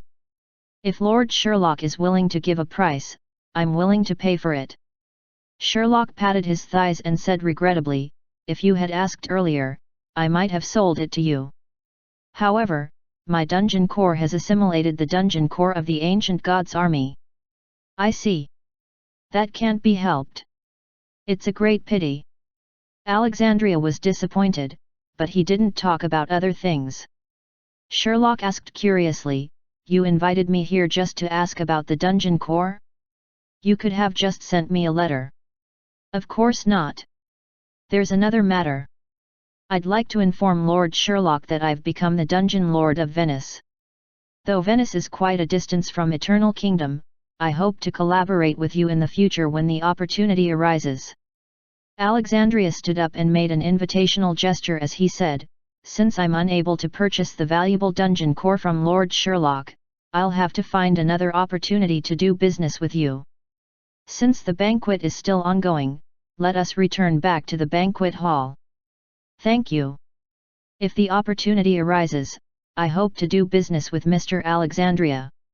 Wrong, I have to call you Dungeon Lord Alexandria, Sherlock said as he stood up and followed Alexandria back to the banquet. Along the way, they discussed the dungeons and recent news in the northern underworld. For example, the television sets that were selling like hotcakes in the dungeons, as well as the broadcasts of the battle scenes in the gladiator arena. They created a renewed interest in gladiator fights in the underworld. Many underworld residents went to the arena to watch the battles of the gladiators from Eternal Kingdom. The live battles were extremely brutal. The underworld residents who were unable to watch the broadcasts were very excited by the live battles. It was obvious that Alexandria was very knowledgeable about Eternal Kingdom. When they returned to the banquet hall, Alexandria waved to Sherlock and left the hall. He was getting ready to give his speech. At this moment, Bruce said to Sherlock, This fellow has been investigating us. He has an ulterior motive for obtaining the dungeon core of the ancient god's army. Since he wanted to buy the dungeon core, why don't we sell it at a high price? Why did Lord Sherlock lie to him and say that the dungeon core had been assimilated? To be honest, it would be very exciting to see the revival of the ancient god's army. The underworld would descend into an inferno of strife and bloodshed. You could make use of the gamers to establish a new order. Though Bruce's suggestion was constructive, Sherlock wasn't receptive. He said, Brew, assign the missions. Let the gamers work in Venice. I think it's time we expand into a new dungeon. Chapter 577, Nice. Translator, Atlas Studios editor, Atlas Studios. The gamers didn't know that Alexandria had become the Dungeon Lord of Venice. Since the farm was awarded to the Pioneer Alliance of Eternal Kingdom, the other gamers were eyeing the lands in Venice. The Pioneer Alliance was extremely strong. Most of the first beta gamers were in this guild. Moreover, the chairman was the top rich gamer, Arthur. Construction at the guild's land was proceeding at a rapid pace. Within 10 days, the Dungeon Lord main hall was constructed from scratch. It was used to let the gamers rest. The gamers referred to the members of the Pioneer Alliance. The building was spacious enough to cater to 5,000 members. It was tens of stories high, and a large portion of the construction went underground.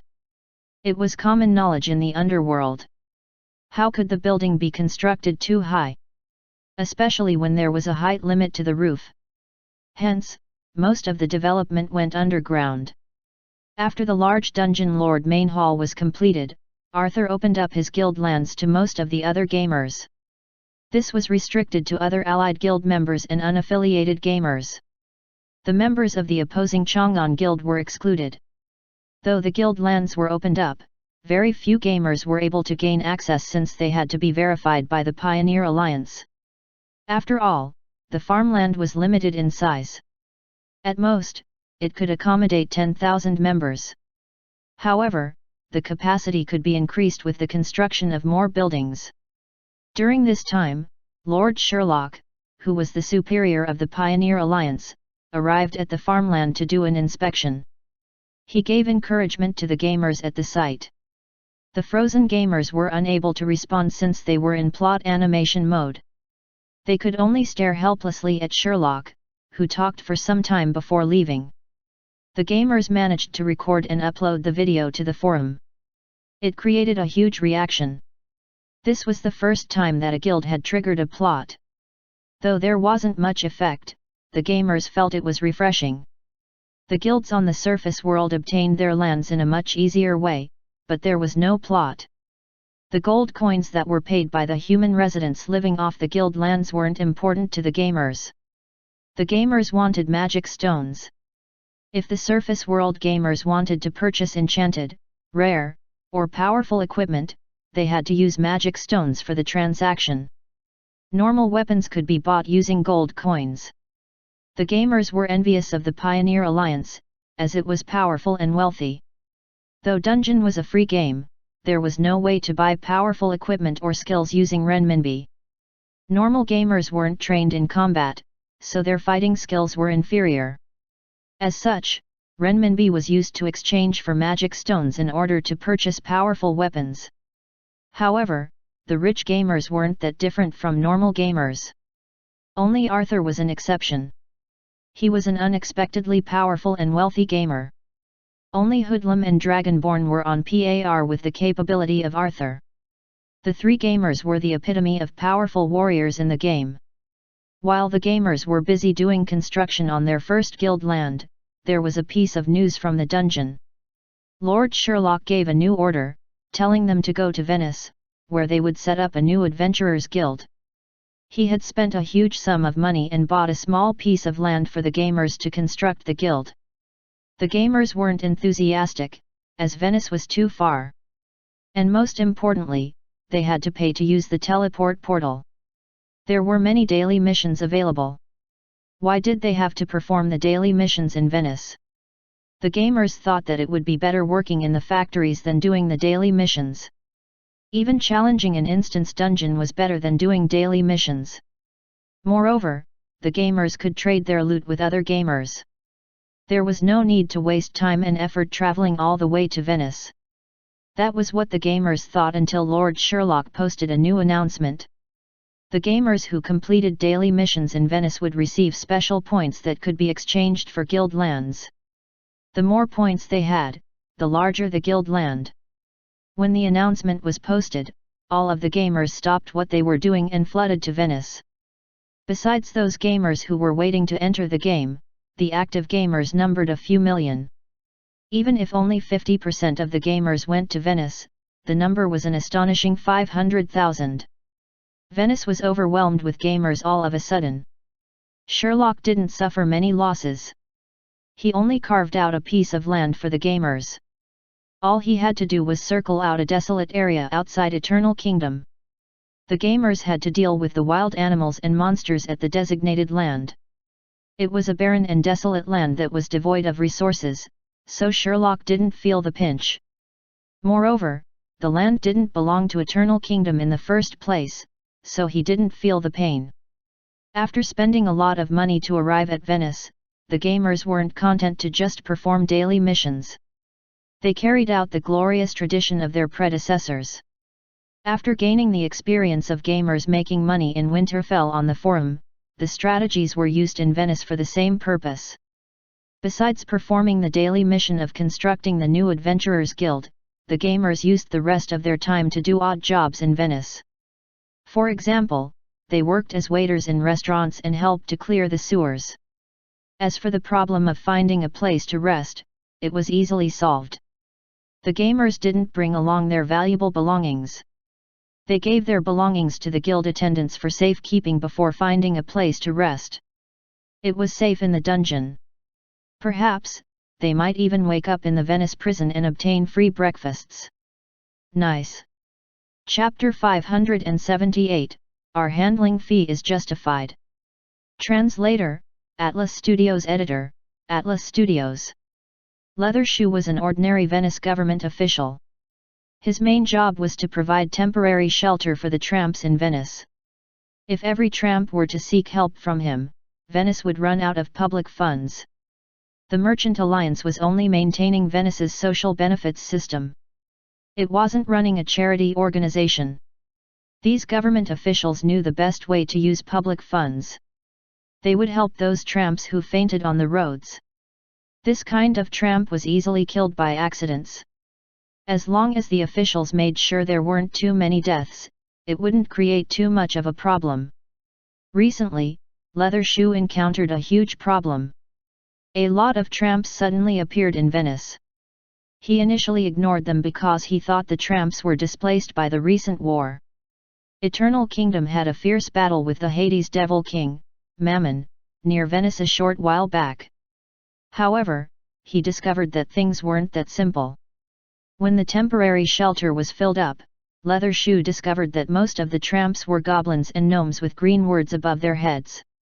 There were a few orcs too. What about the Houndhead men? Houndhead men weren't intelligent creatures, so they were all imprisoned. On the first day, he thought the tramps were displaced by the war. As time passed, Leathershoe found that it wasn't that simple. Why do the tramps have green words above their heads? When his orc colleague asked him, the gnome, Leathershoe, discovered his blind spot.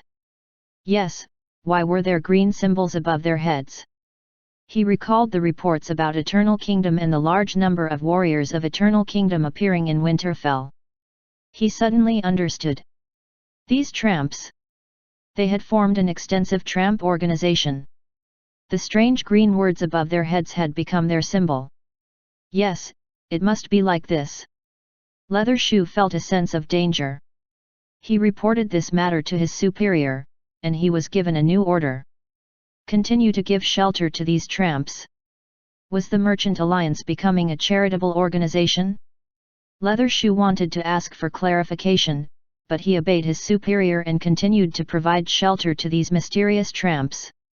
After some time, he discovered that he wasn't able to depend on Venice's public funds to sustain the tramps. An awake tramp happened to overhear Leathershoe grumbling to his colleague and gave a very good suggestion. Why don't you request help from society? I know of many creatures who are willing to give a helping hand. They will only require a little bit of salary. Leathershoe was tempted. However, since a salary was required, Leathershoe was in a dilemma. Where could he find the money? The tramp provided the answer to Leathershoe's dilemma. Aren't you preparing a lot of food every day? The food requires money. Why don't you save the magic stones from the food expenses and use it as salary? That was a very good idea, but there was a problem. If there was no food for the tramps, causing them to die of hunger, Leathershoe would be held responsible. Though they were tramps, society had a lot of compassion for them. If a large number of tramps died under his watch, Leather Shoe would be unable to shoulder the responsibility. The tramp quickly said, "It's all right. Just try it for a day. Anyway, they won't die of hunger, and you can relax a bit. My friends can help you deal with the tramps outside and look after them as well. Then you won't have to stay here and watch over us." Leather Shoe felt that something wasn't right because he wasn't following the proper procedures. His conscience warned him of the consequence of losing tens of tramps if he let strangers watch over them. Moreover, many creatures were smuggling and selling creature organs right now. The tramp said, "Don't worry. You can leave some money for yourself after paying us. Take it as a handling fee of sorts." When Leather Shoe heard those words, he immediately slammed the table and said, "We're not doing charity work for the handling fee. However, the handling fee is necessary. Since you suggested it, I'll assign this mission to your friends." Leather Shoe and his colleagues agreed to the suggestion, but they didn't know that the gamers of Eternal Kingdom were carrying out a large-scale mission. The assigned gamers were gathering other gamers who went offline indiscriminately in Venice. They were being brought back to the temporary shelter. The assigned gamers were able to obtain magic stones for keeping watch over the gathered gamers in the shelter. But they had to pay handling fees to Leather Shoe and his colleagues. They were thrilled to be able to earn magic stones just by keeping watch. More importantly, they were able to stay in the shelter when they got offline to sleep. They could earn magic stones while sleeping. Where could they obtain such a good deal? That day, many gamers came to register, but Leather Shoe didn't want to have too many temporary workers. Finally, 10 gamers were employed. These 10 lucky gamers went offline during the night. When they came online the next morning, they each received a magic stone from Leather Shoe. Working 3 days in a factory only yielded a magic stone, whereas they could earn 1 magic stone per day in Venice as a temporary worker. It was a good deal. What about the work in the temporary shelter? Who was working if the gamers went offline to sleep? It was of no concern. As long as the gamers kept the door of the shelter open, there would be a continuous stream of gamers coming to the shelter to go offline. It was dangerous to go offline on the streets of Venice because they could die from being hit by carriages. It was much safer to go offline in a temporary shelter. Chapter 579, Municipal Worker. Translator, Atlas Studios Editor, Atlas Studios. In the dark night, torrential rain fell on the heads of the residents who were hurrying home. Leather Shoe tugged his raincoat. As a Venice government official in such bad weather, he had to patrol the dungeon instead of resting at home. Behind him were 2 newly registered temporary workers who were helping him with municipal work. There were green symbols above their heads, like those tramps who were crowding the temporary shelter. Leather Shoe finally realized that they were from Eternal Kingdom. "Starting from here, we have to travel around Venice, as this huge area is under our care. If you see tramps who are lying on the ground and are able to get up, direct them to the nearest temporary shelter. If they can't get up, help them to the shelter. Don't let them lie down on the streets."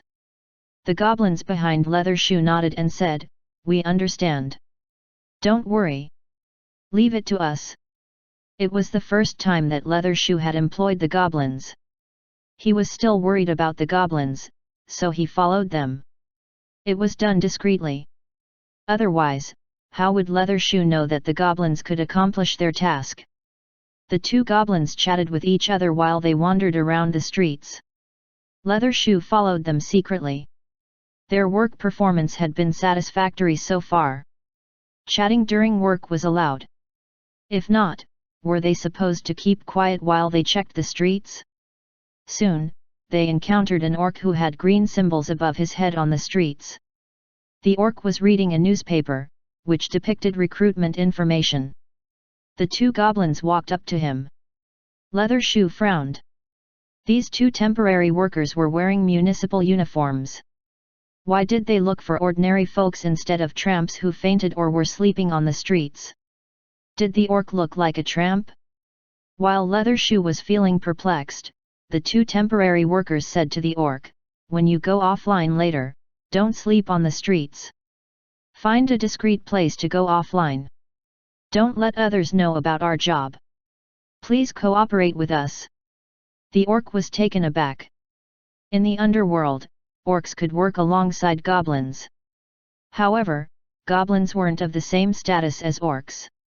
The orc race was considered superior in the highly mechanized society, but the two goblins were ignorant.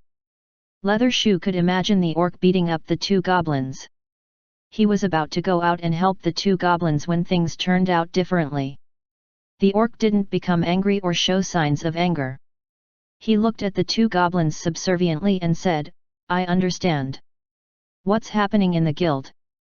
Are we gathering tomorrow to challenge the instance dungeon? Did the team leader say anything, administrator?" "Beats me. The team leader is addicted to logging, so he has no time to care about us. As you know, the Pioneer Alliance Guild requires a lot of wood for the guild lands. Arthur is offering a high price for the wood. If I wasn't busy with guild administration, I'd be cutting down trees," one of the goblins complained. The orc suddenly laughed and replied, "Are you messing with me, administrator?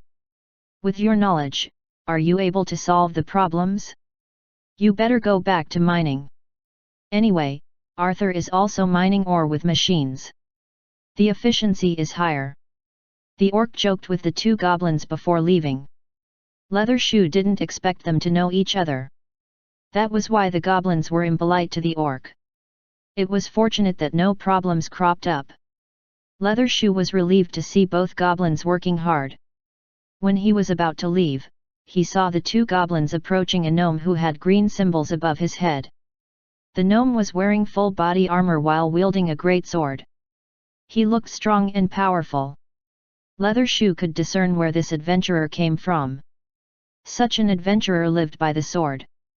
Leathershoe would never think of offending him, but the two goblins weren't afraid when they approached the gnome. "Are you going offline?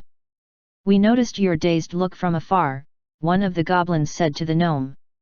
The dazed gnome stood at his location and didn't reply. The other goblin walked to the side of the gnome and poked him with his finger. Leathershoe almost died of fright. The goblins didn't think twice before touching the adventurer. What if the adventurer flew into a rage and killed the two goblins? What should Leathershoe do? Leathershoe only wanted to find two temporary workers to do his work while earning some money. He didn't expect his temporary workers to do such a thing. He wanted to stop the two goblins before a tragedy occurred. Before he made a move, the gnome, who was wielding a weapon, recovered. "Gosh! Both of you gave me a shock. I was browsing the official forum. What are both of you doing? Are you buying things? Don't make so much noise. Are you selling things here?" one of the uniformed goblins asked the gnome. "I'm left with no choice. The commercial area is still under construction, so I don't have anywhere to sell my goods. But you're unable to sell your things here, as this place is under the charge of the municipal authority." "Wah, bro, we're from the same faction. Can you give me some leeway?" "Well, we'll charge you an hourly rate." "Gosh, this is Venice. What's so surprising? Do you see my uniform?" The goblin lifted his arm and said, "I've received a mission. From tonight until tomorrow morning, I'm Venice's municipal worker." Chapter 580, Gamer's Strategy in Venice. Translator, Atlas Studios Editor, Atlas Studios. Leathershoe observed the goblins and orc finish their discussion. Then the orc took out a small piece of magic stone from his pouch and gave it to one of the goblins. The magic stone was the size of a fingernail. It wasn't a complete magic stone, so it was of little value.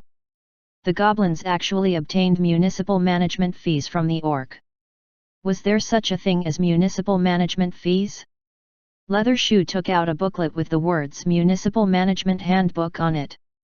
He found street vending regulations very fast by referring to the contents page.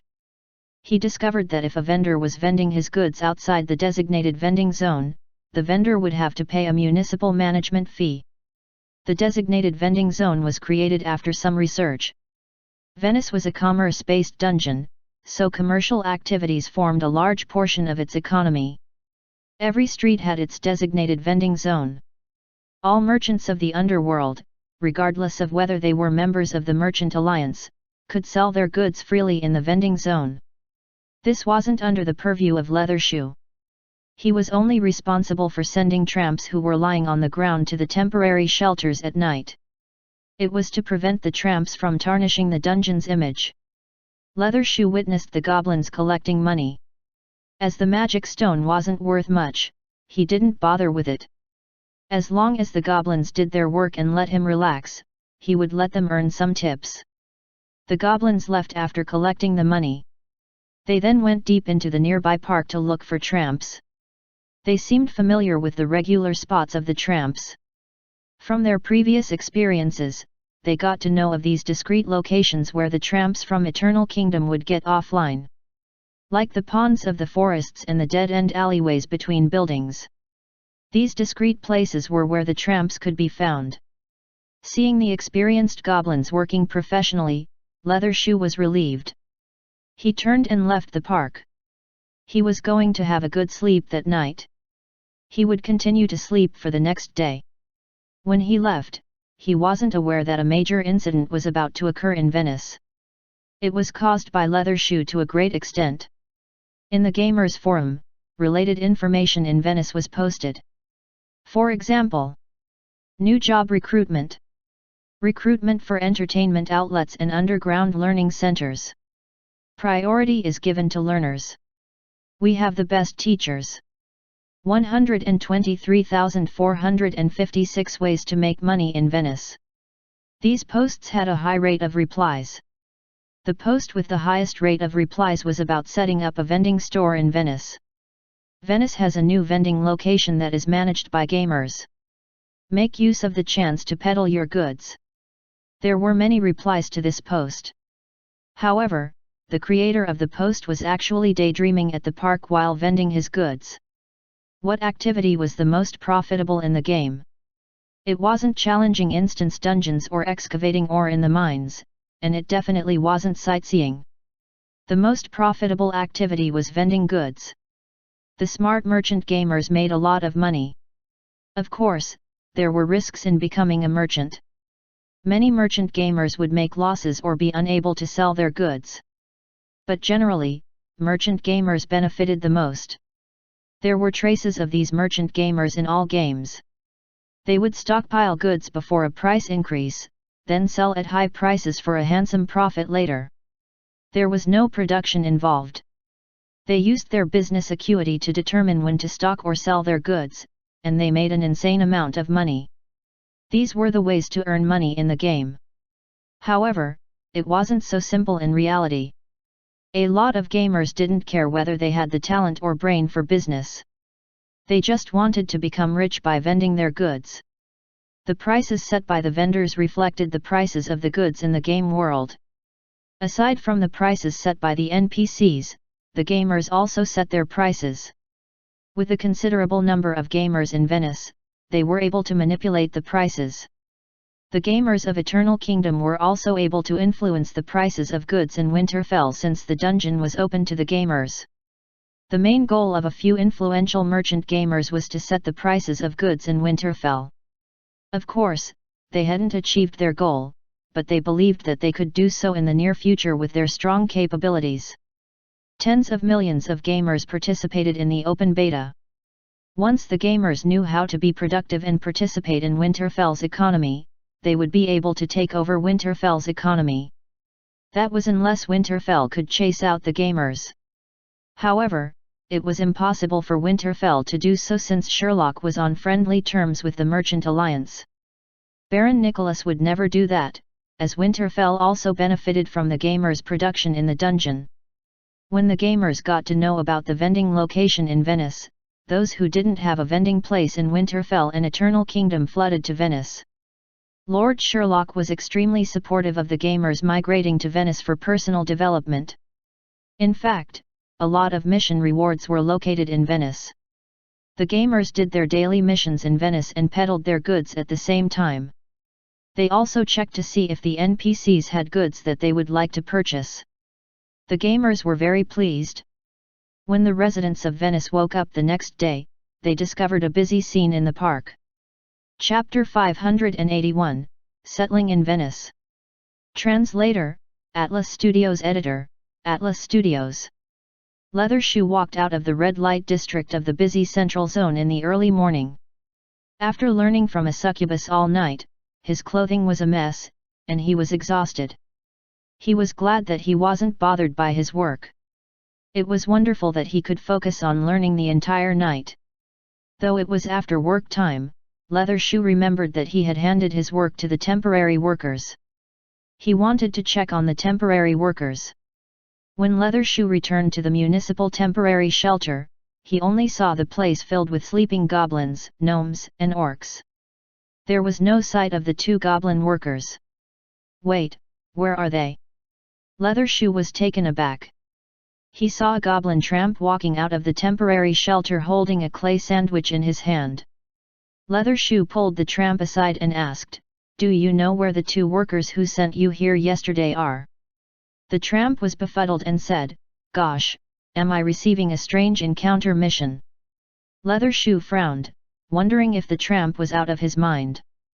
When Leathershoe was about to ask the other tramps, the mad tramp pounced and grabbed his thigh, saying, "Bro, please wait for a while. I know where they are." They went to the West Park to collect vending fees.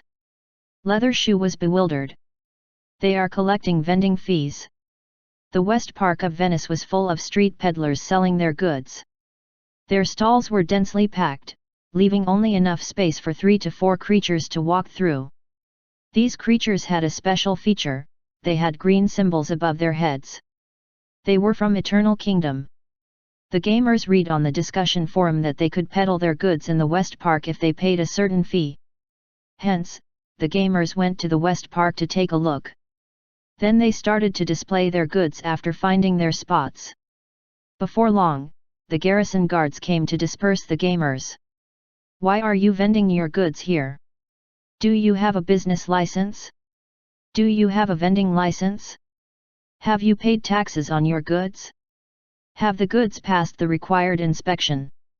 A gamer was baffled by the barrage of questions. Then the gamer was brought away by the garrison guards. The gamer was arrested, and his goods were confiscated. Consequently, other gamers were also arrested. Many gamers tried to peddle their goods but were later arrested by the garrison guards as well. The incident was exposed on the forum, and the gamers were lodging complaints. The two temporary goblin workers happened to see the complaints. They weren't fearful since it was only temporary work. At most, they would get fired. The two goblin workers made their way to the Venice Garrison Guard Station with their work permits. If the temporary municipal work allowed the workers to collect vending fees, then they would make a huge fortune overnight. The Venice Garrison Guards were astonished that the two goblin workers had followed the municipal regulations. A municipal official clarified that the West Park had been designated a vending zone and showed the work permits of the two goblin workers. After checking the work permits several times, the garrison guards certified that they were genuine. Thus, they had to release the arrested gamers reluctantly. The discussion forum exploded with excitement. Nobody expected that the arrested gamers would be released.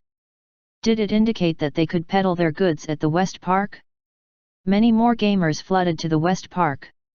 Some residents of Venice went to the park with their magical lamps early in the morning, intending to do some morning exercise. They were shocked by what they saw. A befuddled gnome resident who was wearing running pants was approached by a goblin holding a pair of scissors. The goblin said to the bald resident, "Boss, do you want a haircut?" The goblin, who had green symbols above his head, pointed to the shop behind him. A stone tablet was placed on a rock, and the tablet had the words "Stingy Salon" on it. Following that was an introduction. Haircut followed by hair blowing, 100 times for 1 magic stone. Dyeing and perming of hair, 10 times for 1 magic stone. The grand opening discount is valid only for a short time.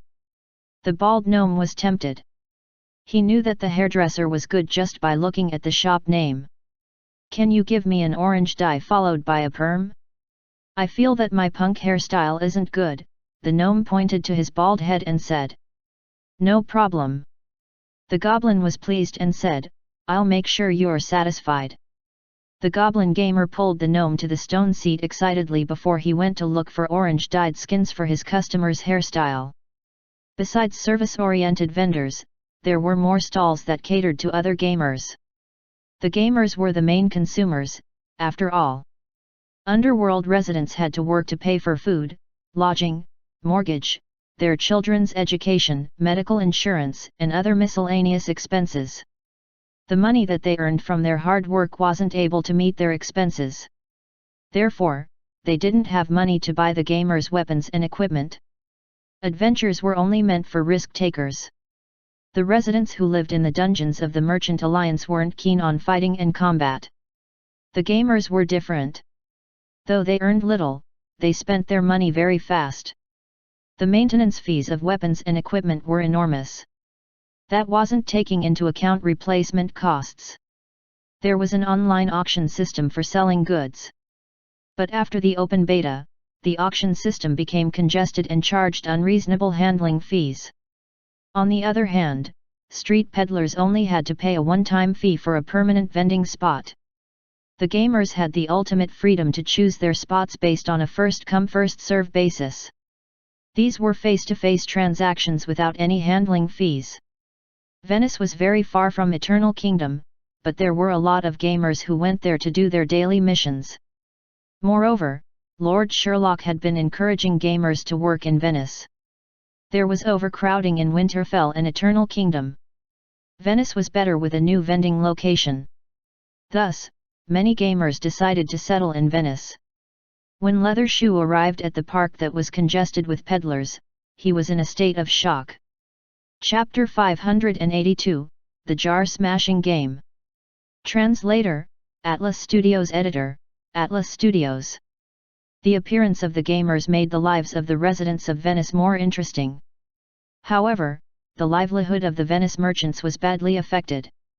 Why did the gamers become merchants? Most of them did it for money. But the market was limited. When the gamers made money, the Venice merchants would lose money. It was manageable if there were only a few gamers, but the gamers came in large droves. Though each gamer earned a little, the cumulative effect was considerable. Initially, the Venice merchants scoffed at the gamers for not having factories and sources of goods.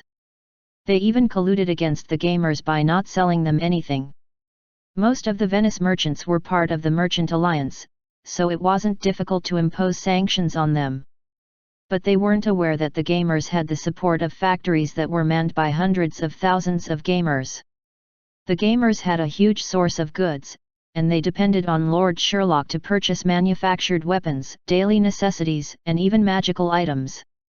The gamers had a reliable source of goods, and they had advanced marketing knowledge. Hence, they captured an increasing market share in Venice. For example, a goblin who was in an overcoat appeared to be overweight. He stood at the corner of the Beat Lemon stop and lifted one side of his coat at the passers-by. Then he said in a hushed tone, "Bro, do you want to read some books? I have the latest Huanggang secret volume." Then he was chased down the street by the garrison guards. Of course, there were many gamers who were doing honest business.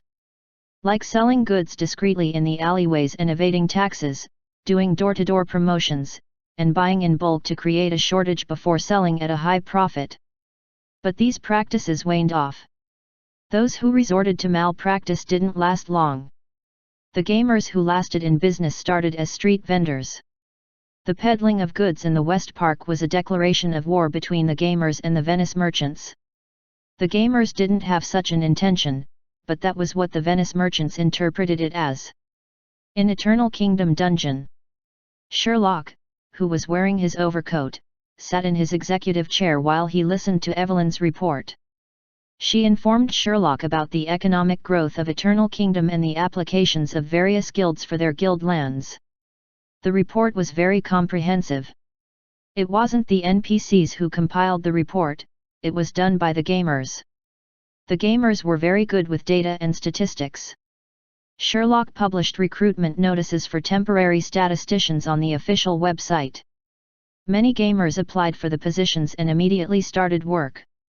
Besides recruiting statisticians, Sherlock did a lot of homework.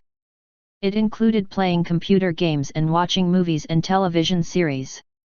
What? Would anyone insinuate that Sherlock was slacking? No, he was educating himself.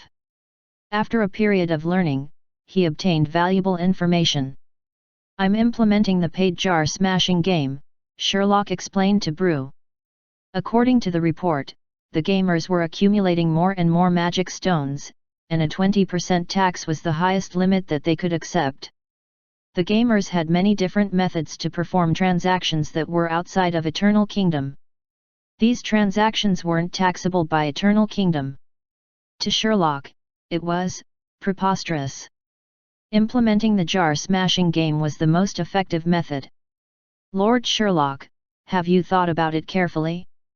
If you implement this policy, you'll be condemned, Brew replied quickly. Condemnation? That's a compliment. They will praise me for the great idea. Sherlock explained to Brew, I have a comprehensive idea that is different from others. Sherlock accessed a document on his computer. That was the new content that he was going to publish on the official website. Brew read through the document and praised Sherlock, Lord Sherlock, you're a genius. Peasant was very happy recently. He was busy fighting monsters and leveling up. However, making money had always been his greatest weakness. When there weren't many gamers, he relied on selling equipment to make some money. Initially, Eternal Kingdom was a closed system with few outside contacts. Hence, the goods were limited. Since the start of the second beta, Eternal Kingdom started to trade with Winterfell. After that, making money became very interesting. There were many different ways to make money. The gamers could sell their equipment. With the proliferation of various types of game content, the gamers were able to sell ornaments, construction materials, daily necessities, music instruments, and fashion items. Moreover, there was a new supermarket in Venice, the West Park. To the merchant gamers, it was a street vendor's paradise. Peasant wasn't a merchant gamer, but he earned a fortune in Venice like all other gamers. The wealthy peasant decided to splurge. Besides purchasing items that he liked, he tried very hard to upgrade his equipment. Then there was an updated announcement on the official website. There was a new jar smashing system. Normally, the gamers wouldn't spend a lot of money to play the jar smashing game, as it was a game of chance. Most of the gamers preferred the free jar smashing game. Peasant didn't spend much on the game. He only bought 2 jars but didn't win anything. Hence, he wasn't interested in the game. The gamers were curious. Since the game company wasn't interested in earning money, why was the jar smashing game introduced? Even if the gamers bought the jars using magic stones, could the company exchange the magic stones for renminbi? Peasant was puzzled, but he didn't take it to heart. Then he noticed a gamer who bought a few hundred jars and transported them to Venice using darting birds. The gamer placed 100 jars at the West Park along with a sign that had the words, "Jar smashing game. 1 magic stone per try. The grand prize is 200 magic stones." More and more of Venice's natives surrounded the gamer to take a look. Chapter 583, A Cup of Bloody Chrysanthemum Tea Please. Translator, Atlas Studios Editor, Atlas Studios. A magic stone for a try, and the grand prize was 200 magic stones? This gimmick attracted many gamers and Venice citizens to surround the vendor. Someone commented, "Are the 200 magic stones for real? Is it a hoax?" Indeed. There were only 100 jars, so if one of the jars had 200 magic stones, would the vendor not make a loss of 100 magic stones? The gamers and the locals weren't fools, so they immediately saw through the hoax. Then the vendor took out a large stash of paper and opened them one by one. All of them were empty except for one paper, which depicted 200 magic stones. Besides this paper, there were several papers with 5 magic stones and 1 magic stone. There were proportionately more papers with 1 magic stone. After showing off the contents of the papers, the vendor shoved the papers into the jars. A bald goblin jumped out from the crowd and shouted, "Let me try my luck." The bald goblin took out a magic stone. He wasn't feeling the pain when he passed the magic stone to the vendor. The bald goblin chose a jar and smashed it. The jar was broken into many pieces, and he retrieved the paper from the fragments. On the paper were the words 20 magic stones. The natives became excited. "Oh my god, the reward is 20 magic stones. Is that for real? I thought the vendor was a con artist. Why is he so lucky? Look at the jars behind the vendor. If he sells all of the jars, he won't make a loss." Though the locals were excited, the gamers weren't convinced. The gamers knew that the previous win was just a show. They were going to cheat the locals of their money. The other gamers decided that they had to do something before all of the money of the locals was cheated by this vendor. The gamers had discovered a way to make money. All of the jars of Eternal Kingdom were sold out. The jar smashing game in Venice was only a prelude to the capabilities of the gamers. The merchants of Venice were in for a surprise. The gamers provided better and more economical services than the merchants of Venice. The quality of the goods was also on par with those made in Venice. The most important factor was that the gamers were good at marketing. They used membership cards, door-to-door sales services, and buy one get one free gimmicks. Soon, the merchants of Venice discovered they were in serious trouble. In the Dungeon Lord main hall of Venice, the new Dungeon Lord, Alexandria, noticed that the table was full of letters. They were letters of complaint and letters seeking help. The letters were about the gamers of Eternal Kingdom disrupting their market share. Alexandria had no intention of dealing with the problems stated in the letters. He placed the letters at the side to collect dust. An intelligent and capable gnome butler stood by the side. He was holding a stack of documents while he dictated the Venice affairs that had to be dealt with. The renovation project at the eastern part of the dungeon has been scheduled. According to the agreement with the Merchant Alliance, we'll foot the entire bill. Alexandria raised his hand to interrupt him and said, "Stop it if you're telling me about the renovation project. What's the progress on that matter?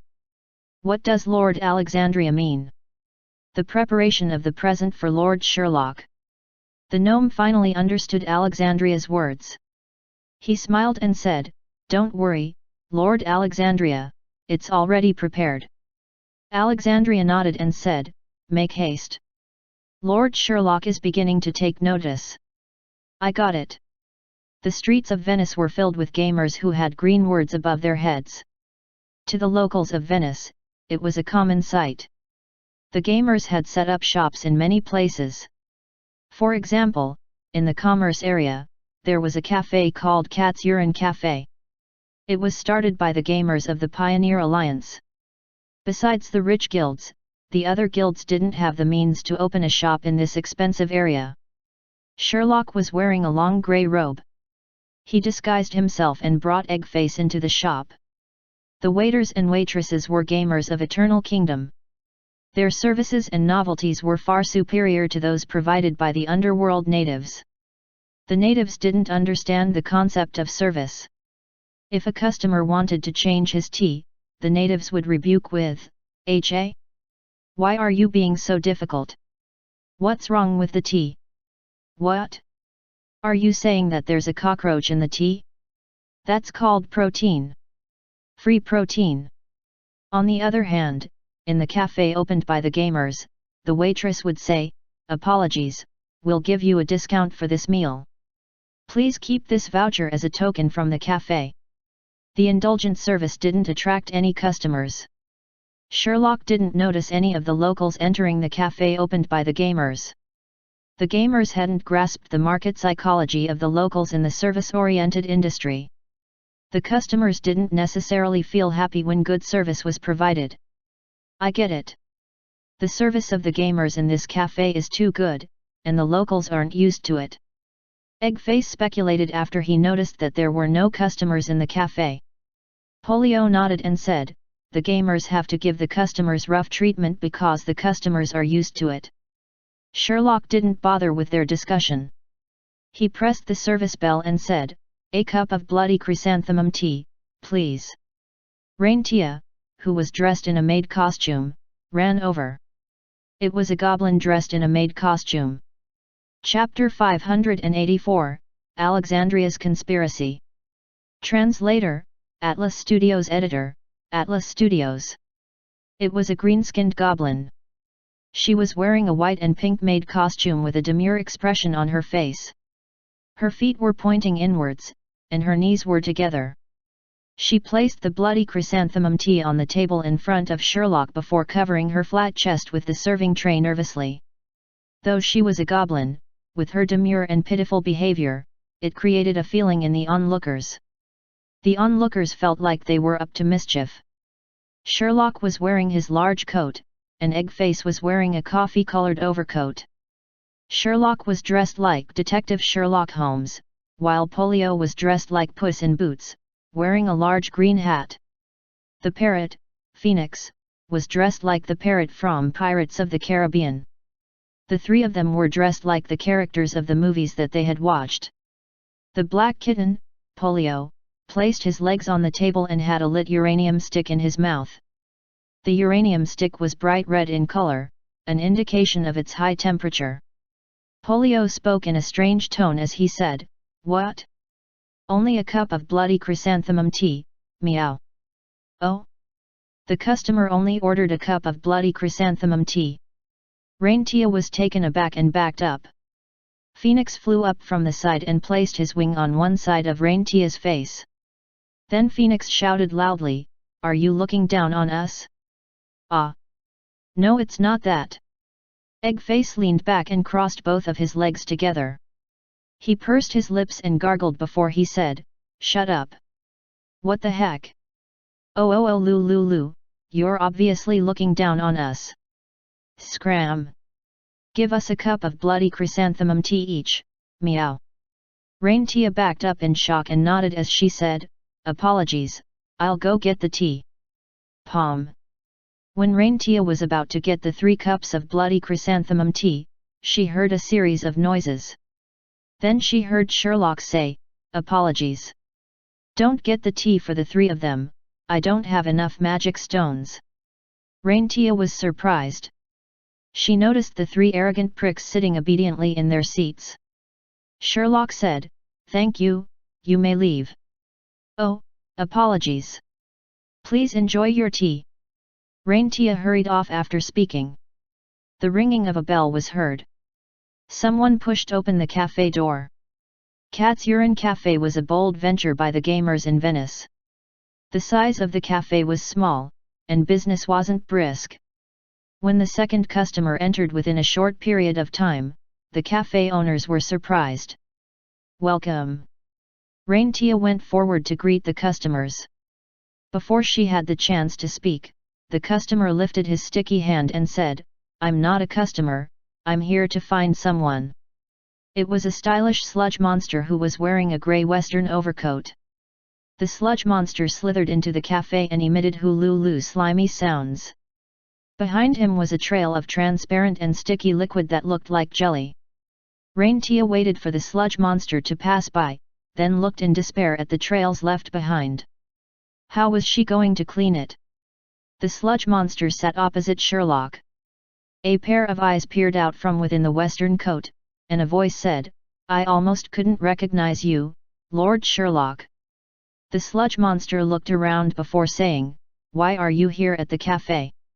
Sherlock leaned back and said, "Because this is a safe place. There's no chance of someone eavesdropping." "Someone's eavesdropping on you. For example, the gnome behind you is leaning on the sofa and eavesdropping. That's a low-class method of eavesdropping." The sludge monster was taken aback. He straightened himself and looked at the sofa behind him. A gnome with the word peasant above his head was slumped on the sofa. When he heard Sherlock's conversation, he immediately stood up. He whistled as he walked past. When he noticed Sherlock and the sludge monster staring at him, he said, "I wasn't eavesdropping." The sludge monster stood up, and his body expanded. The whistling peasant gaped in astonishment at the expanding sludge monster, then collapsed to the ground. He had gone offline. The sludge monster looked in surprise at the collapsed gnome. Then he heard Sherlock say, "Don't bother with him. He won't be online for some time." Online? I mean, awake.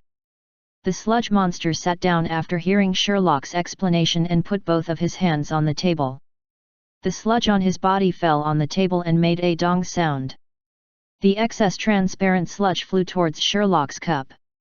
Sherlock lifted his hand and pulled the cup back, so the excess sludge dropped behind the cup.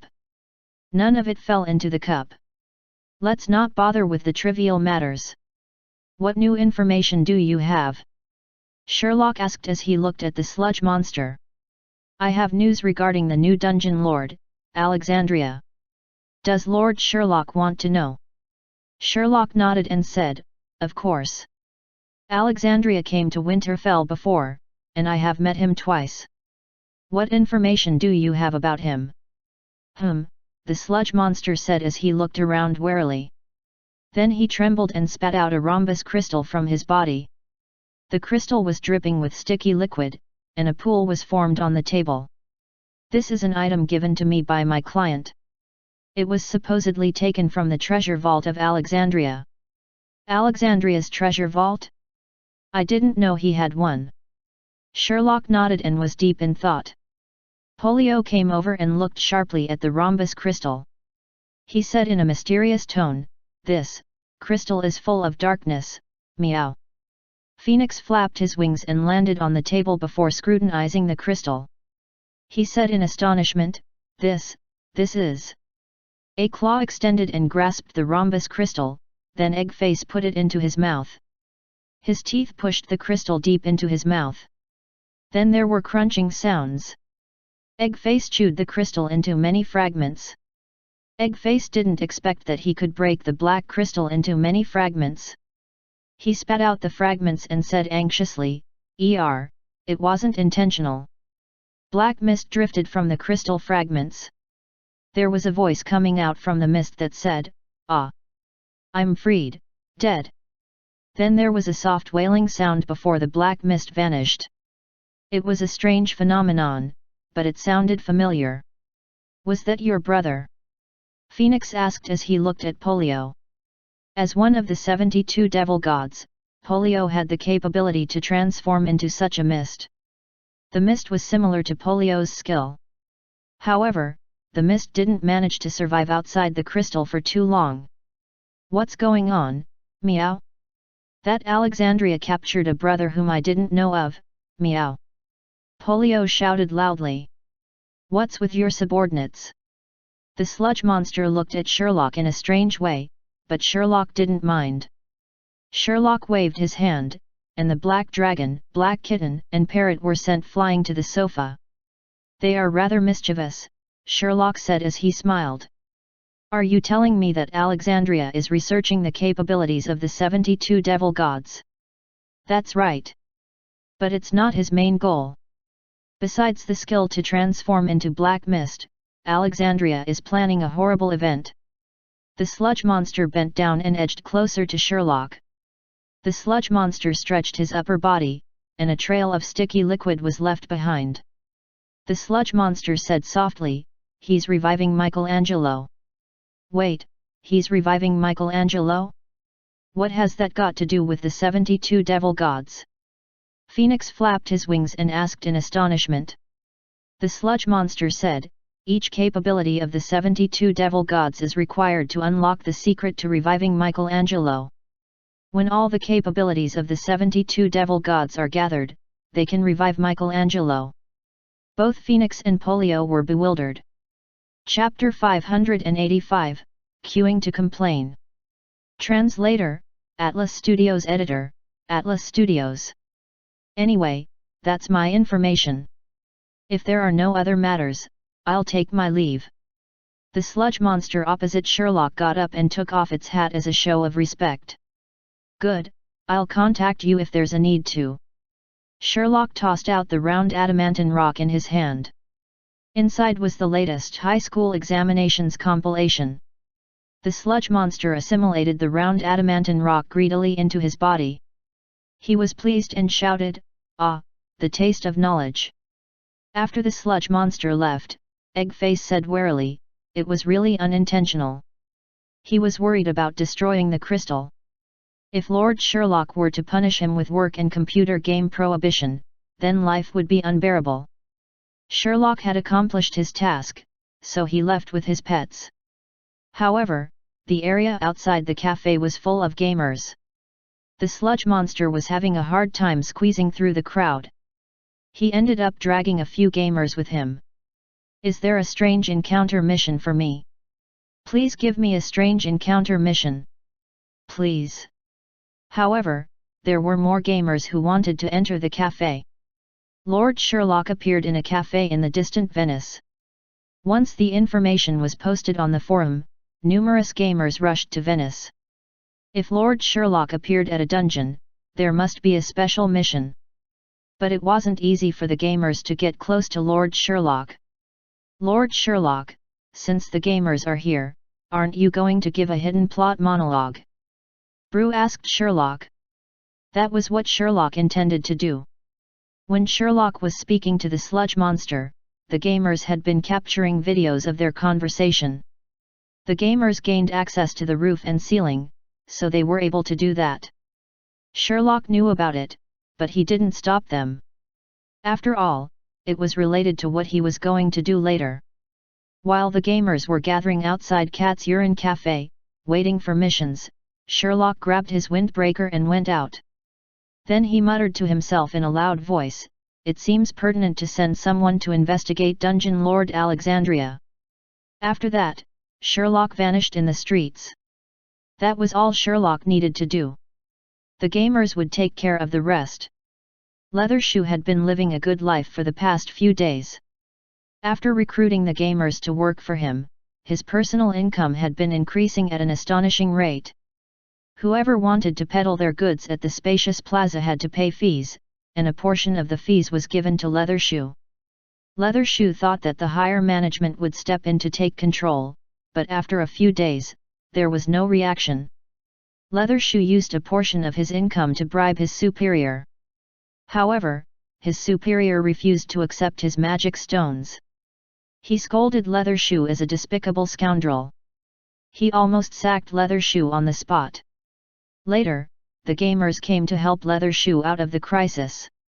It was a dark and stormy night.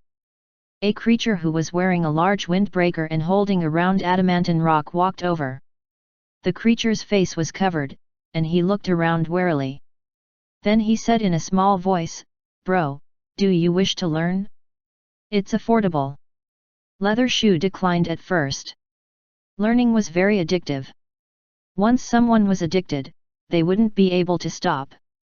Leathershoe had seen many of his friends fall to learning. They started out as good creatures, but after they started to learn, they became corrupted. They would groom their greasy hair and wear neat clothing. Previously, they bathed once a year. Now, they bathed daily. They even tried to explain it. "Before learning, I have to bathe and change clothing. Then I can learn earnestly." It was too decadent. However, decadent things were incredibly tempting. For example, the item that the creature had offered. It was broad daylight. Leathershoe declined, but who could resist the temptation?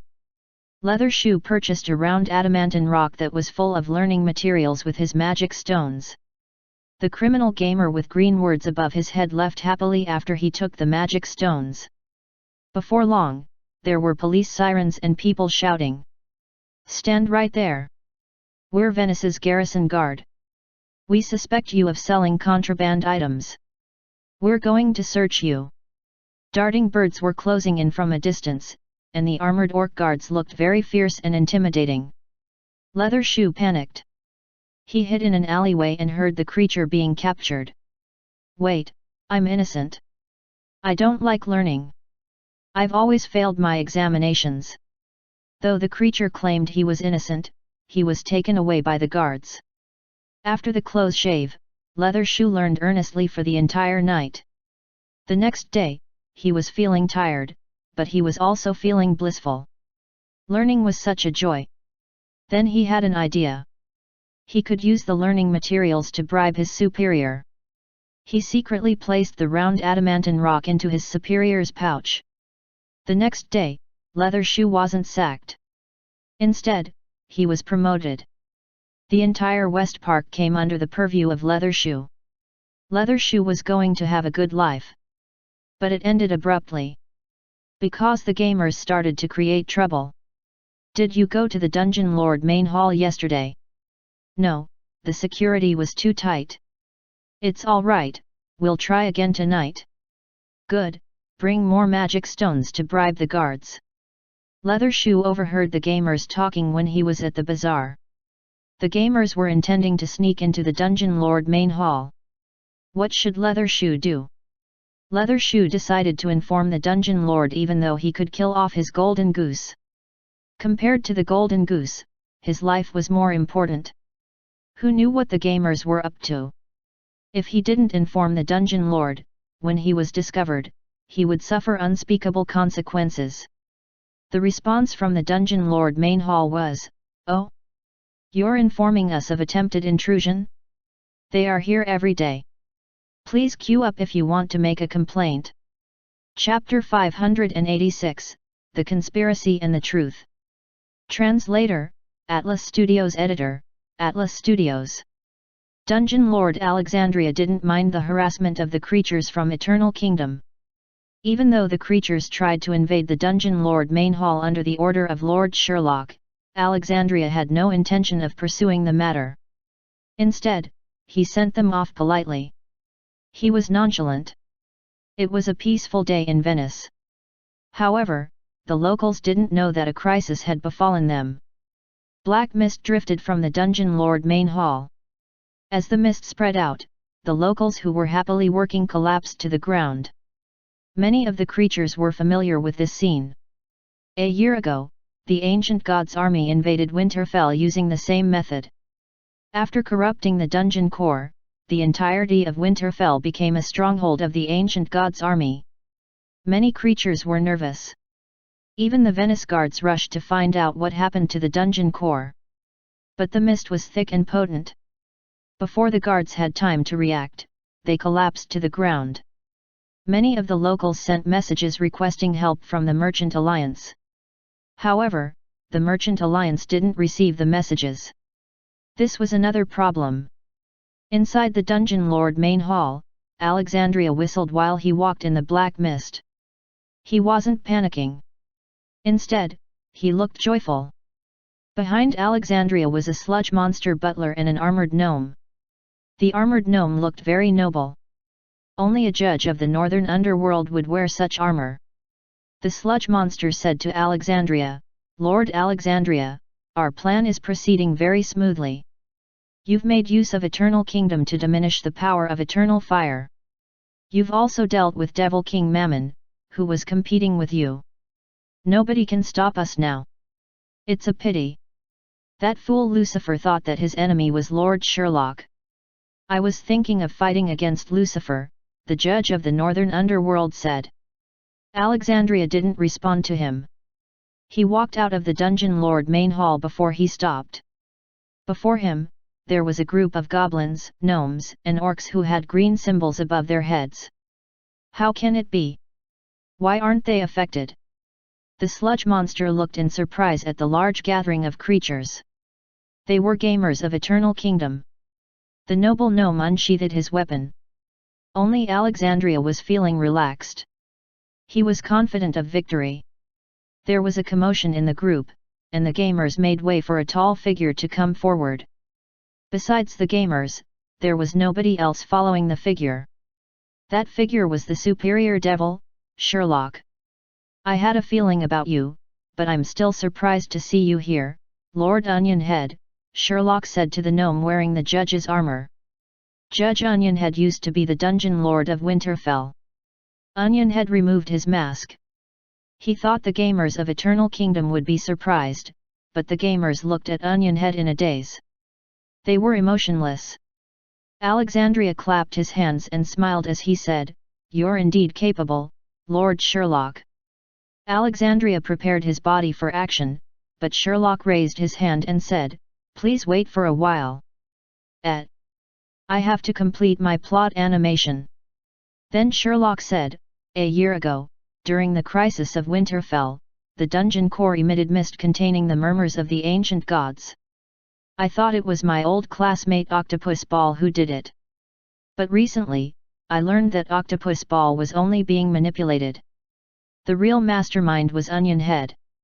However, Onionhead wasn't the top mastermind.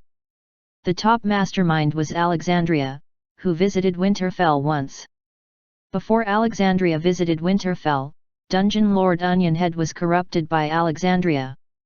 To be more precise, Onionhead was corrupted by the ancient gods behind Alexandria. That's why you exiled your son-in-law, Beast, who was worshipping the sacred light. The sacred light is capable of dealing a fatal blow to the ancient gods. As such, you disliked your son-in-law, Beast. You had a motive for attacking Winterfell, to attract the attention of the Merchant Alliance and the Seven Devil Kings." Sherlock said quickly, "The ancient gods intended to escape their prisons by using Venice Dungeon. In order to not attract attention, you attacked Winterfell. Without Eternal Kingdom and the crisis of Winterfell would still have been dealt with by the Merchant Alliance. However, because of the greed of Devil King Mammon, he discovered the treasure near Venice. It was the primordial dungeon core of the ancient gods. You weren't worried about the dungeon core being taken away by Mammon, but that he would discover the secret of Venice. Hence, you helped the farm owner seek help from my adventurers guild, doing so in a bid to have me intervene. In fact, I was led by the temptation of money to intervene. After that, I had a conflict with Mammon, and we almost fought. Fortunately, the crisis was resolved. Let me think." Sherlock pondered for a while and said, "Yes, one of the seven devil kings, Samael, has become one of you. When he attacked Winterfell, he was giving you cover and distracting the attention of Hades management. As for all of your efforts, your ultimate goal is..." Sherlock pointed at the ground below Venice and said, "To make use of the burial ground of Michelangelo as the source of power to break the cages of the ancient gods, freeing them. If I'm not wrong, the dungeon core of Venice has been modified. At the appropriate time, it will be activated to obtain the power of Michelangelo. But there's a condition. You have to revive Michelangelo first. That's the reason you researched the capabilities of the 72 devils. Only with the combination of the powers of the 72 devil will Michelangelo be revived." Sherlock clapped his hands and smiled as he said, "I didn't expect Michelangelo, who destroyed the world, to be the key to opening the cages of the ancient gods. Do you think he's that inferior?" Alexandria laughed and said, "In comparison, Michelangelo is inferior to me. If I hadn't been imprisoned in Hades, my junior, Michelangelo, wouldn't have had the chance to destroy the world." Sherlock nodded and said, "Indeed, the ancient gods are the manifestations of superior devils in the heavenly kingdom. From the start, Michelangelo was always in control of the underworld. Michelangelo never fought against the devils and angels at the same time. As such, he seems inferior to the ancient gods." Alexandria, who claimed to be an ancient god, said, "What's your choice, Lord Sherlock? Are you joining us and becoming one of us? Or do you prefer to die at our hands?" Sherlock raised his hand and pointed to the dazed gamers. He smiled and said, "I'm joining the side of the natural calamity." Alexandria frowned and said, "Do you think that these creatures can fight against the ancient gods' army? Even if they can revive, once I regain freedom, their souls will be controlled by my mental control." Sherlock shrugged his shoulders. "Apologies, but the fourth calamity didn't have souls." When Sherlock turned around and wanted to leave, Alexandria asked, "Since you already knew the truth, why didn't you come and stop us earlier? Why did you wait until we deployed the magical formation and researched the way to revive Michelangelo? Because I'm Michelangelo. I didn't die, morons. Sherlock waved his hand and said to the gamers, kill them. The entirety of Venice will be your loot. The eyes of the gamers lit up with greed. Chapter 587, Happy Ending. Translator, Atlas Studios Editor, Atlas Studios. In Eternal Kingdom, Sherlock was sitting at his computer table while playing his favorite Civilization VI. His other pets were also working hard. Eggface was at his computer desk, working as a customer service officer. He was typing furiously on the keyboard. At one point, Eggface had said, "The faster I type, the prouder my parents will feel." Eggface's father had said that he would bring Eggface home after a year, but it had been more than a year. That day, Sherlock received a letter from Eggface's father. There was a round adamantine rock that had a voice recording. Dearest Lord Sherlock. Greetings, I'm Eggface's father. The Las Vegas ladies are attractive. No, I mean, I have too many things to handle in Las Vegas, so I don't have time to fetch Eggface. Please help me take care of my son. I'll leave Eggface in your care. Why didn't the Black Dragon write a letter? Phoenix asked. Polio licked his paws and said, perhaps his claws are too long, meow. I feel that. Sherlock looked at the letter and said with uncertainty, he's pretty busy. Even his voice is trembling. He must be very tired and doing heavy work. I see. Making ends meet isn't easy. Yes, the Black Dragon has a difficult life, meow. Everyone looked at Eggface, who was busy working. Don't let Eggface know. Lord Sherlock, I didn't expect you to be Michelangelo. Why did you go missing for thousands of years? Did you meet someone who changed you? Let me guess, did you fall in love with a human? Or an angel? Then your lover died, and you lost the will to destroy the world, so you sealed yourself. Brew asked as Sherlock put down the round adamantine rock that contained the voice recording of Eggface's father. Sherlock played his computer game while he replied.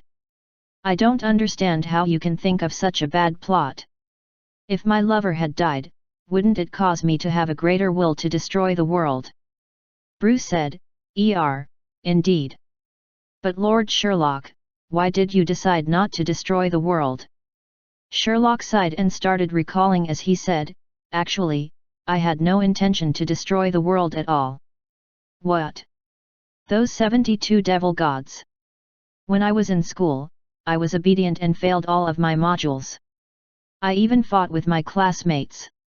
Because I was a good fighter, the defeated classmates followed me. I didn't do anything, but they started to plan the destruction of the world, even obtaining the support of the Underworld. When I discovered what was going on, we were almost at war with the Heavenly Kingdom. I see. If Lord Sherlock allows it, I'd like to write a novel depicting your experiences. It will definitely be a sellout. A superior devil who didn't want to destroy the world, yet his followers thought he wanted to destroy the world. The superior devil became the underworld leader and started the war with the Heavenly Kingdom. I have thought of the introduction. You're full of ideas, Brew. Sherlock smiled and kept quiet. After a period of silence, Brew said, Lord Sherlock, aren't you curious about my identity? Why isn't Lord Sherlock curious about my ability to summon the gamers? Your identity? Didn't you tell me before? You are an abandoned dungeon core from tens of thousands of years ago. Sherlock said, as for your abilities, I can use magic. Can you do the same? I can't do that. Everyone has their own abilities. There's nothing to be curious about, Sherlock said casually, but Brew was talkative. Lord Sherlock, what do we do next? Destroy the ancient gods and terminate their conspiracies. That's not necessary. I have informed the Devil Management Committee about the planned escape of the ancient gods. The 7 Devil Kings will take care of this matter. The ancient gods are too troublesome. Then destroy the human kingdom. The gamers of Victoria City are fighting an intense war with the godly kingdom. Let's go and help. It's an instance dungeon that I've painstakingly created. Why would I want to intervene? Then, let's attack the heavenly kingdom. Brew suggested once again, but Sherlock didn't bother with it, just like before. Sherlock looked outside at the busy gamers and smiled. I only wanted to be the greatest dungeon lord. Lord Sherlock. The voice of Evelyn was heard outside the door. Sherlock saw the blushing Evelyn holding a letter. She put the letter on Sherlock's table, then bowed before running off like an escaped prisoner.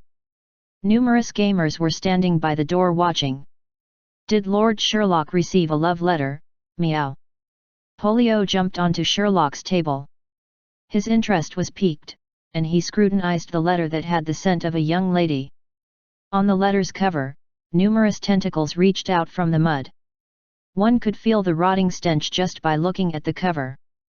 Tisk, what a nice cover. No. I believe that it's the succubus letter for a salary increase. She has been working for a year without any salary. How about a doubling of her salary? I think it's feasible. From no salary to double the amount, I don't think it's too much. Meow. Phoenix and Polio were busy discussing it, but Sherlock had already opened the letter. The paper inside was emitting a rotting stench. I like you, Lord Sherlock. There was a list of 250 reasons why Evelyn liked Lord Sherlock. The reasons were well organized and meticulously written. Did Brainiac ask Evelyn to send the love letter? Ha ha ha ha. Phoenix laughed out loud. Ha ha ha ha. Brainiac has expressed his love for Lord Sherlock. Ha ha ha ha ha, meow. Polio also laughed loudly. Before they finished their laughs, they were cut off. Sherlock's smile was gone. Sherlock tossed Phoenix and Polio to the ground, then looked at the letter. He put the letter away properly. Oh? Isn't Lord Sherlock going to burn it? This is the first time that I've received a love letter. What? Plan a Valentine's Day event for me. What? Brainiac sat beside the dwarven cousins. Morose was also sitting by the side. Since there were too many gamers, the duty of instructors had been taken over by the gamers. The gamers taught everything themselves, but they paid money to the NPCs. Job prospects in Eternal Kingdom were fantastic. Zi. Simba placed a thick burning object into his mouth and inhaled deeply. A fragrant smell drifted from his mouth.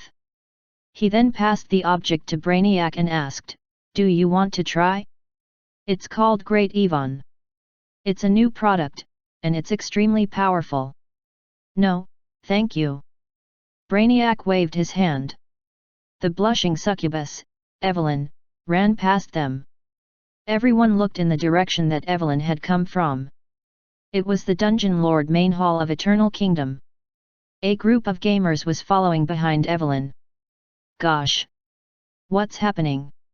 Evelyn just gave a love letter to Sherlock. No. The customer service officer said that the letter was from Brainiac.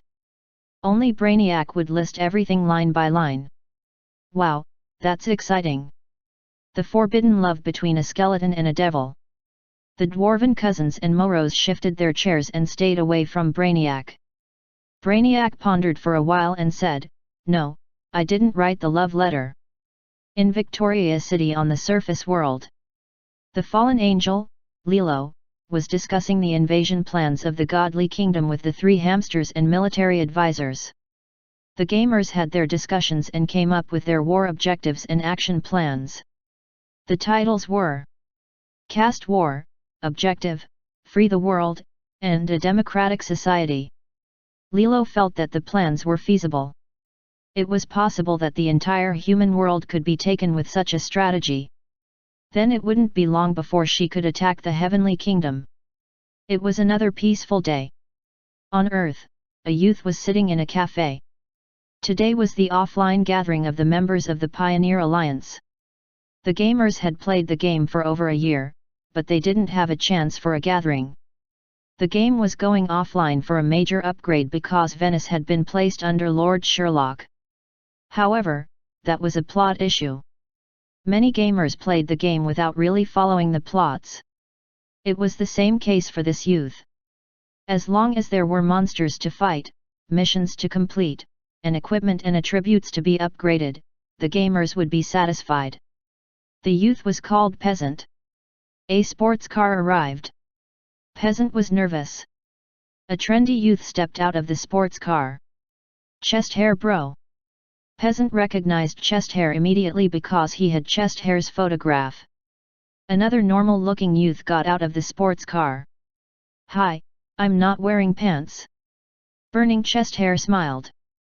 Many gamers arrived at the cafe. They had gotten to know each other in the game. When Arthur arrived, there were 3 cars following him. Arthur had a dedicated butler and chauffeur. Everyone was shocked.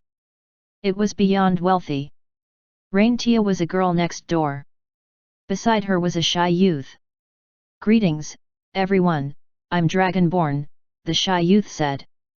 But someone asked in surprise, wait, weren't you in a wheelchair? I heard it from someone.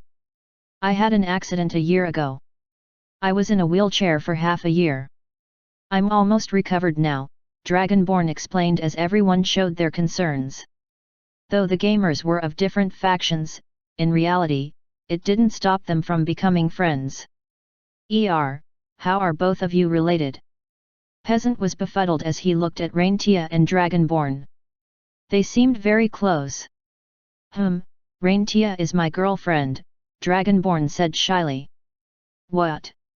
Everyone looked in shock at Arthur, who was frowning. Arthur said, Raintia is my cousin. Why are you looking at me like that? Are you sure? Raintia is your cousin. Guild leader. We didn't hear you mention this before. Guild leader. We thought you liked Raintia. Everyone was exclaiming in shock. It was then that a loud engine sound was heard, and a motorbike stopped in front of the cafe. A lady who was wearing a black leotard was on the bike. The well-endowed lady with a great figure had a pair of long and slender legs. Her legs were long enough to ride the motorbike. The young lady steadied the bike and took off her helmet while the engine was still running. She flung back her long dark hair. She was gorgeous. She placed the helmet by her side and looked at the crowd. Then she smiled and said, "Where's my Arthur bro?" The crowd was stunned. They raised their hands and started shouting. Me. Me. Me. I'm Arthur bro. Sister Vanna's.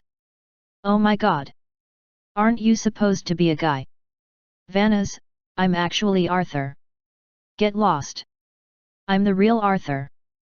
The laughter of the gamers filled the cafe.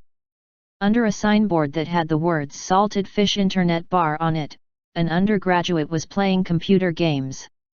He was Takia Spirit. He was playing League of Legends since Dungeon was offline and being upgraded. Entering League of Legends. Choosing talents, 1/5. Please choose your skills, 2/5. Prompt for monsters fighting, 3/5. /mute all, 4/5. He entered the following words in the game. I only have the following words. Every time I place a question mark on the map, you will die. If you're not happy, locate my real-world location and beat me up. After that, Takia Spirit started his game. In the game, Takia Spirit was sending out question marks in a frenzy at a Yasuo team member with the ID Black Dragon Eggface. With Takia Spirit's superb judgment, the question marks were placed exactly at each landing spot of Yasuo, who perished every time. Takia Spirit was enjoying himself. He wasn't aware that a mana ripple flashed in an alley outside the Salted Fish Internet Bar. A man in a long black robe was together with a short fatso. The body of the fatso was black, and he had a black tail. He was crying incessantly while talking in an alien language. That fellow is shooting out question marks at me. He said that if I'm not happy, I can track him down and beat him up. Lord Sherlock, please help avenge me. W.A. W.A. The fatso wailed loudly. It's all right. The black-robed man, who was called Sherlock, caressed Eggface's head and said, we'll track him down and beat him up.